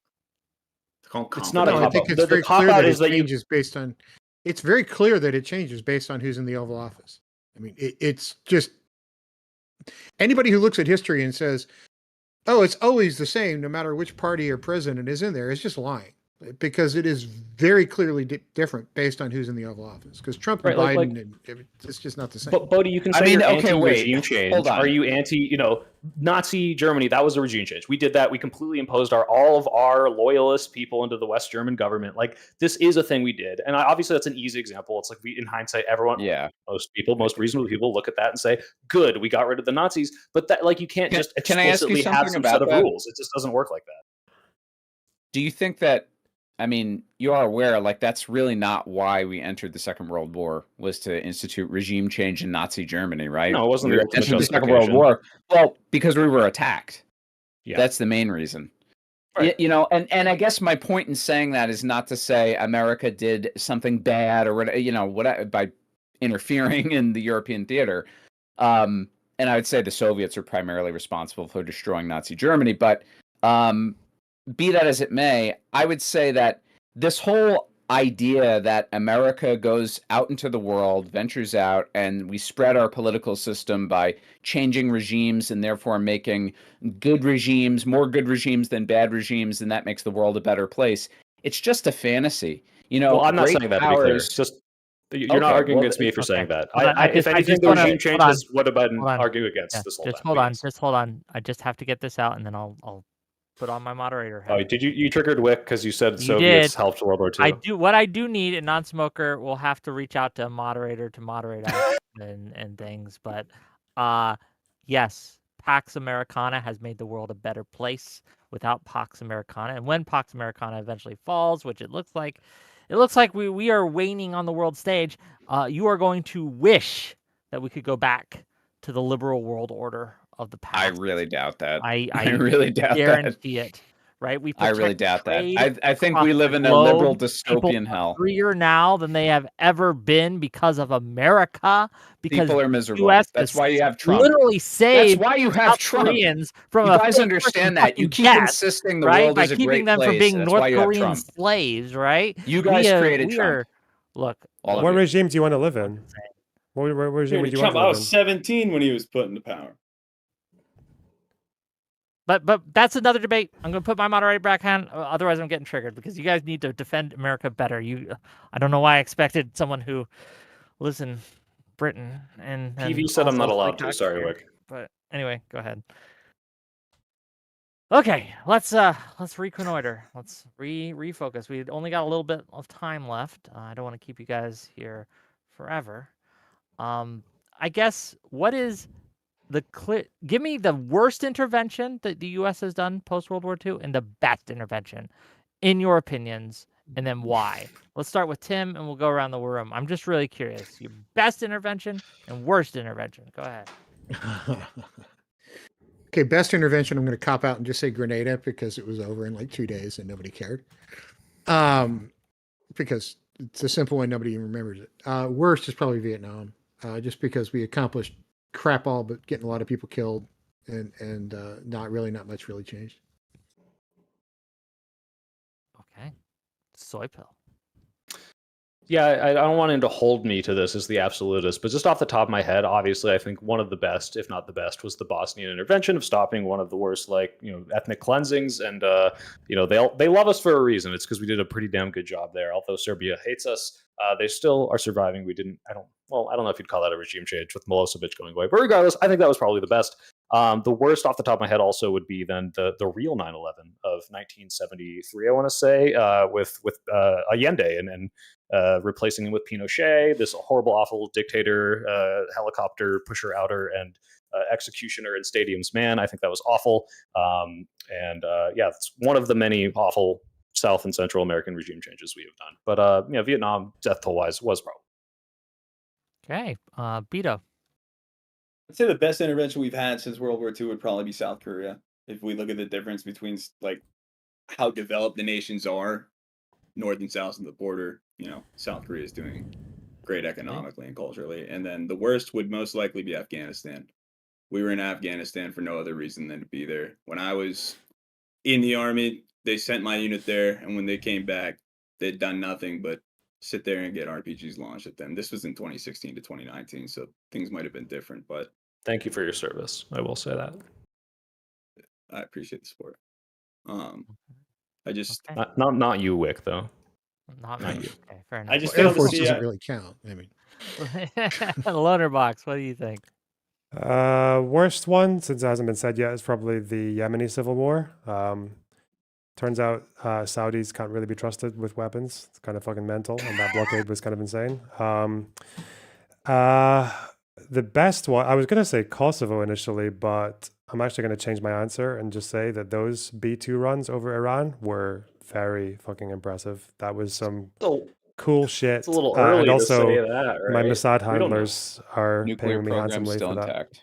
It's not still intact. Literally, no one is saying that anymore. But okay. Tell PV to get the check Lots of down. By the people way, saying they have it. not But yeah, the paid me for Mossad saying that handlers yet. are. It's that whole thing where people are like confusing the fact that they can go back to enrichment within a few months versus how far back the program is set. Right? Like if I spent 2 hours making a fucking cake and you destroy it on the second hour, I can get started on it again in 5 minutes. But that doesn't mean I haven't been set 2 hours back. It's silly. Yeah. Read the reports. Let's go to non-smoker. The best and the worst. Post. Oh God, yeah. I mean, the worst I would have to say is the Iraq War. You know, I mean, just in terms of number of people killed, especially innocent people, documented war crimes, the creation of ISIS, etc. You know, I would say the Iraq War for sure, and like basically zero justification. And the best, I don't know. I feel like you guys might push back on this. I would say the Suez Crisis. You know, pushing back France, Israel, etc. Yeah, I would say that would be the best. And Wick, I know you like defending Pax Americana, but you notice all of us had a different awful thing America has done. The question is, would the world be better off with or without America? You can list 10,000 awful things that America has done, and I could agree with every single one. But the question becomes, overall, on the balance, if America was isolationist and did none of those things, would the world be better or would the world be worse? And my argument is the world would be worse because you can do 1,000 bad things, but they can be outweighed. There is a balance sheet here, and we can view the good actions and the effects that those have had, and they can outweigh the bad. And I would argue that in most cases, America has done well.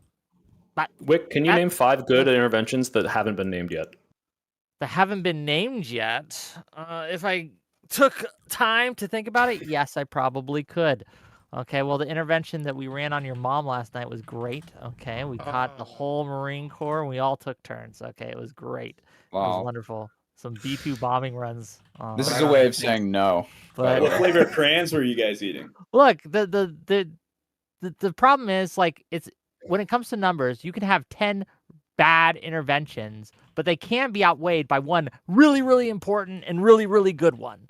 I think that the most important one right now, which I fear we are failing at, is Ukraine. We need to do better there. It will be a stain on America if we withhold our aid to them and we do not intervene. And I think this is one of the main reasons that currently I am pro-American hegemony, because we need to be able to intervene, because Russia and China are rising, and we're going to be facing more and more threats such as that. Ukraine is but the first, and we will be having more in the future. And so we need to rearm, repair, re-ready ourselves to, frankly, go to war with what we got. Okay. With that, I've kept you guys here long enough. I had a question for Wick, but ask away. I'll let it go. On your subject of Ukraine, since you think we should be involved there, is that just throwing money at the problem, or do you think we should put boots on the ground? Because it's right clear now, they're throwing money at it. I think we can do what we need to do without boots on the ground, but there will come a time, perhaps, that I think putting boots on the ground might be an option that I would be okay with. Wait, are we really struggling to think of 5 successful U.S. military interventions? He says that has not been named yet, and you guys named really good ones. So. Lebanon 58. There was a very unstable period there, and that was calmed down partially by U.S. intervention. That's where you got the National Pact from. Lebanon in 82 actually was when the Israeli bombing raids on West Beirut, which were going far beyond any PLO presence, and Reagan was actually the one to rein that one in. I don't know if you count the peace process and like Jimmy Carter between Israel and Egypt, even just in Israel alone, like they've done quite a bit. Obviously Ukraine, but you know. I meant off the top of his head. By the way, I am the pro-intervention side. I still think it's good, but yes, those are good ones. Look, if I chat GBT'd it, I probably could, right? But I didn't. Okay, with that, let's get to closing statements. So these wonderful, lovely individuals, right, have given their time to come on my show and give you guys content. So please go and give them a follow, give them thanks, and subscribe to their channels. I got the links in my YouTube description, so you click on their links and you can give them a follow and all those things. Tell people, remind people who you are, and give closing thoughts. And we're going to start with Non-Smoker, and we're going to end with Tim here. Non-Smoker, close us out. Twitch.tv/non_smoker, host of the struggle session every 2 weeks, every other week out of WUSB Stony Brook, 7 to 10 p.m. Eastern Time. Happy to talk to you guys. By the way, I'm streaming for the rest of the evening if anyone would like to watch more debating. Hopping on a panel about the same topic in another half hour. Yeah, I oppose regime change in Iran. I oppose U.S. involvement in such. I think that our involvement is inevitable. I think we're going to be pulled into a war. I think it's only a matter of time before boots are on the ground, and it's going to be a disaster, which ultimately will bring about regime change in the United States, which could be a bad or a good thing depending on your perspective, but guess we'll see. Thanks for having me on. Thanks for being willing to jump on a little last minute. I appreciate you. Lonerbox. You can find me at youtube.com lonerbox or lonerboxlive/shalom PV victory. I mean, not that. Oh, jeez. Well, thank you for being here, Lonerbox. I really appreciate you. Hope you had at least somewhat fun this time. But let's give it to Beto. What do you think? I think I learned a lot. I think I need to do a better job at trying to communicate what I'm thinking. I think that it was a learning experience. I think everybody did a good job providing depth and clarity to their positions. But just thanks for having me on. My only social I have is my Twitch. It's BIT0TV, and other than that, I don't have socials. So thank you. Thank you for being here. Really appreciate you, sir. Soypill, go ahead. Yeah, I'm the Soy Pill. I stream sometimes. I mostly make video essays. YouTube, the Soy Pill, all 3 words, caps, and all of them. Just to wrap it up, I think if anything, we all kind of came together and said, you know what, sometimes intervening is okay, and that's kind of my whole point, was that we can't have these absolutist positions. And I agree with most people. Just a bridge build, we do need better checks. Sometimes we can't use those. Sometimes the action taken needs to be immediate, and sometimes that's a bad action. But sometimes it's a good one too. So. It's unfortunately a very complicated world, and we don't have easy answers for all that. But being anti-interventionist, which is my biggest pet peeve of the current left and right, of just saying, well, we shouldn't interfere. It's unfortunately, I don't think, a good policy to have. I think people who are saying that have brain rot, but people like Tim does not have it. I think Tim gave a very nuanced position, so I appreciate that. As with you, Lunderbox, Non-Smoker, and Beto, everyone gave a very good, at least nuanced take and heard each other out. I do like that. And I want to defend Progressive Victory because they give me money. No, I defend them because I think they do really, really good work in campaigning for people that are going to do good change and getting Democrats elected in Senate and House races. And they also happen to give me money occasionally, and I really appreciate that. But it's mostly for the fact that I really, really like them. They're the only PAC that I've met that actually is doing good action. So go join up, guys. They're actually going out there and canvassing. Thank you. Well, yeah. Thanks for being here. I really appreciate you, Soypill. Thanks for coming. Last but certainly not least, Tim.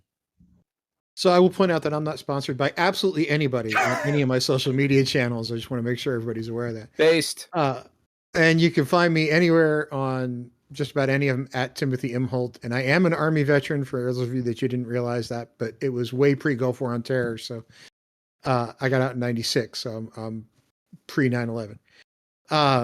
But you can find me just about any of the socials at Timothy M. Holt. And honestly, my position on interventionism is we need to stop doing it so frequently. It needs to be rare and it needs to be supported by massive international coalitions. And we need to go in, unlike we did in Afghanistan, with a very clearly defined mission.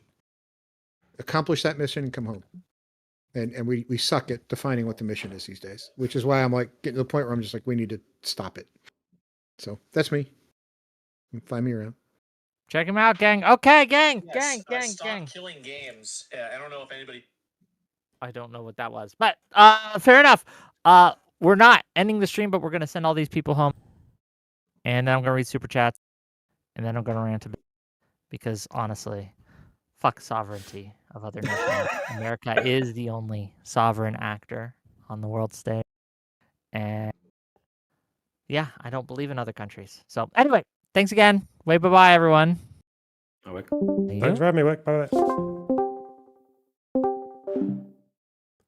Yo, the fuck. Wow. That was a featherweight class debate. Yeah? Could have been worse. Don't be a naysayer. Don't be a grump, okay? Gay. Yes. Do you have history with the bald guy? Actually, no. Not really. I don't. Have I even been in a panel with him before? I mean, I might have been.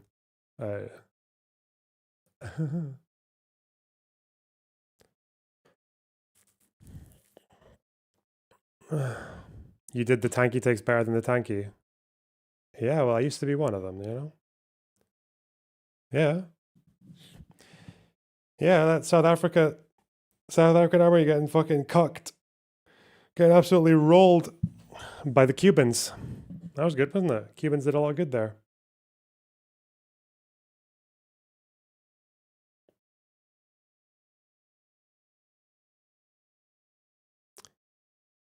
Palate cleanser.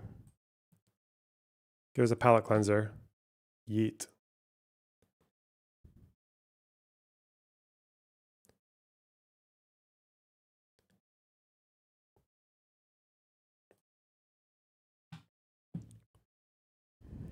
New York Times reporter approach reporting on young people with the thoughtfulness and grace we've come to expect from her? No. Taylor told Digiday that the parents of the teens she talks with for her stories, quote, often aren't fully aware, end quote, that she's in touch with them.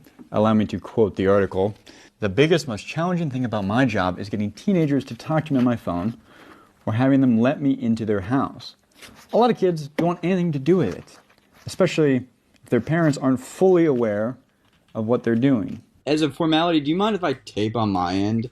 I'm not gonna name you. I'll keep you anonymous. It just for sure. Were you like hopping on calls? Like these were phone calls, right? You were talking with Taylor. Yeah, and your mom was listening too, right? Or no? No, my mom was not listening. Oh, okay. So did Taylor ever reach out to your mom? No, she never reached out to my mom. She just went straight to you. Yes.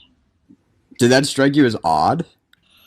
For me? Yeah. For me, it didn't too much just because of, like 2021, like everyone reaches out to everyone somehow these days. Mm-hmm. Yeah, but isn't Taylor Lorenz only 17 at this time 4 years ago? No? So, I mean, like, I kind of understood that in a sense. But then again, I also kind of saw it coming because I knew that she was kind of working on the article. So, like, I was kind of, like, told, like, oh, you, like, watch out if you get this message because, like, you should respond to it. Oh, okay. So...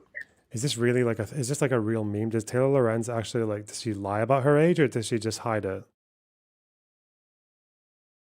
I guess people aren't entitled to know your age, like whatever, but has she given different ages? Like, what's going on?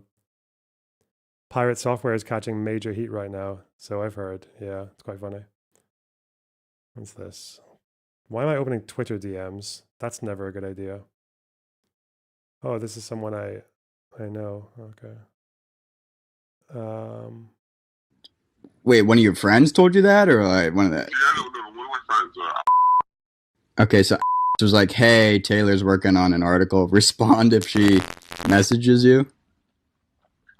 Yeah. They're doing. Luckily for Taylor, quote, women have the advantage here. I think it's much easier for me to slide into these people's DMs in a non-threatening way than from a male journalist in his 30s kind of DMing random teen girls. So I definitely use that to my advantage. She uses her gender and her well-developed social skills to establish connections with minors so she may mine them for material or as sources without their parental knowledge. Loner, have you seen the Houthi kid singing the Glastonbury IDF slogan? Why do I know? We were supposed to talk about the IDF slogan for like 34 seconds, okay? And we went way overboard. We've spoken about it for too long. Fucking Taylor Lorenz. Ew. Fuck that. No. Taylor, I'm genuinely not your enemy, and I hope someday you can understand that. I only want to pretend... He's talking like she does. Oh no. I only want to protect children, and you have a pattern of talking with minors late at night and without parental consent. Taylor, would you want your child texting a 45-year-old stranger at 3 a.m.? Please just stop. Is he exaggerating her age here for comedic effect? Okay, good one. Fucking drama, dude.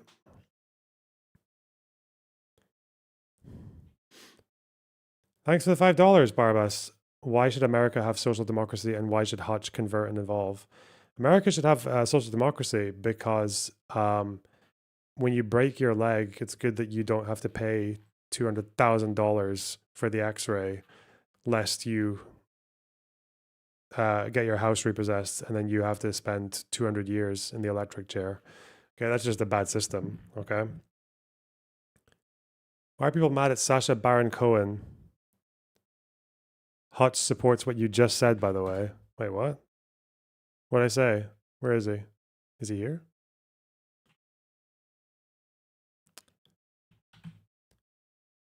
Totally funny dude. Thanks for $10. Really appreciate that. You guys are generous. Nice. Crappy debate recharge mode. Hell no. He supports what the super chatter said. Oh, okay. The fuck?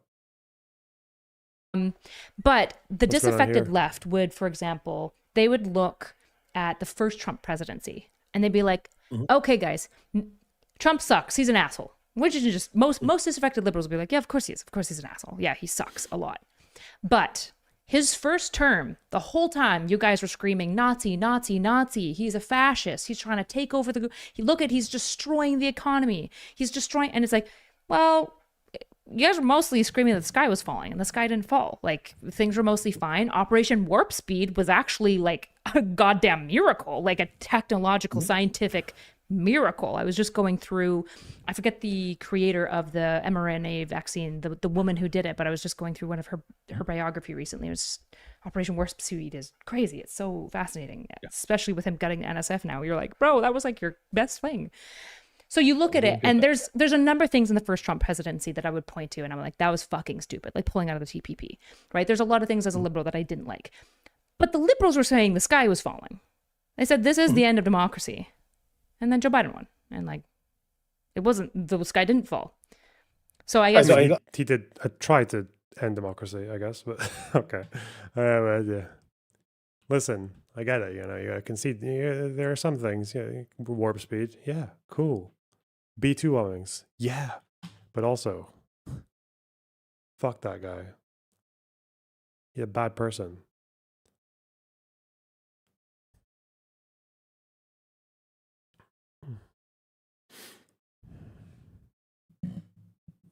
Okay. I'm definitely at the end of my thing. Okay, redirect.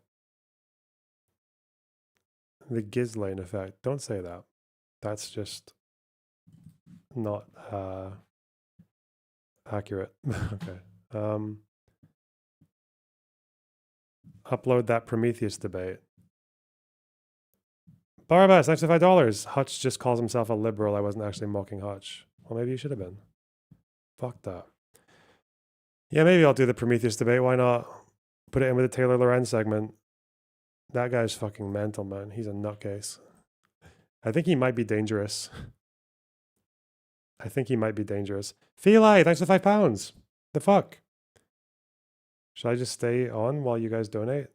Keep me a second wind? No, that's mean. That's exploitative. Oh, and I'm so fucking sick. Orion Starfire, thanks for the $5. It's 100% not true with Ukraine. Go away, Russian propagandist. Hey, Specky Twat, thanks for the tier 1 sub. Barabbas, thanks for $5. Unrelated to this, mostly due to the Germany first policy. Had Germany resisted further, they would have been the first country to get nuked. Yeah, that's true. I don't know what that means, but yeah. I haven't done the aid site thing yet. Sorry, doing it tomorrow. Orion Starfire, thanks for $5. Bing bong spaghettios. I don't have time to explain this technical terminology, but those who know will understand. Yeah, I have no idea. Yeah. Okay. It's been a while since you debated a righty. Yeah, I know. I need to find some. Need to find the fuckers. That's actually not true. I debated you a few times. Okay. Listen. I'm going to, maybe over the aid stuff, because I'm definitely not going to support that. Debate Turkey Tom on what? I'm going. Fuck you. Bye. Bye, bye, bye, bye. Bye.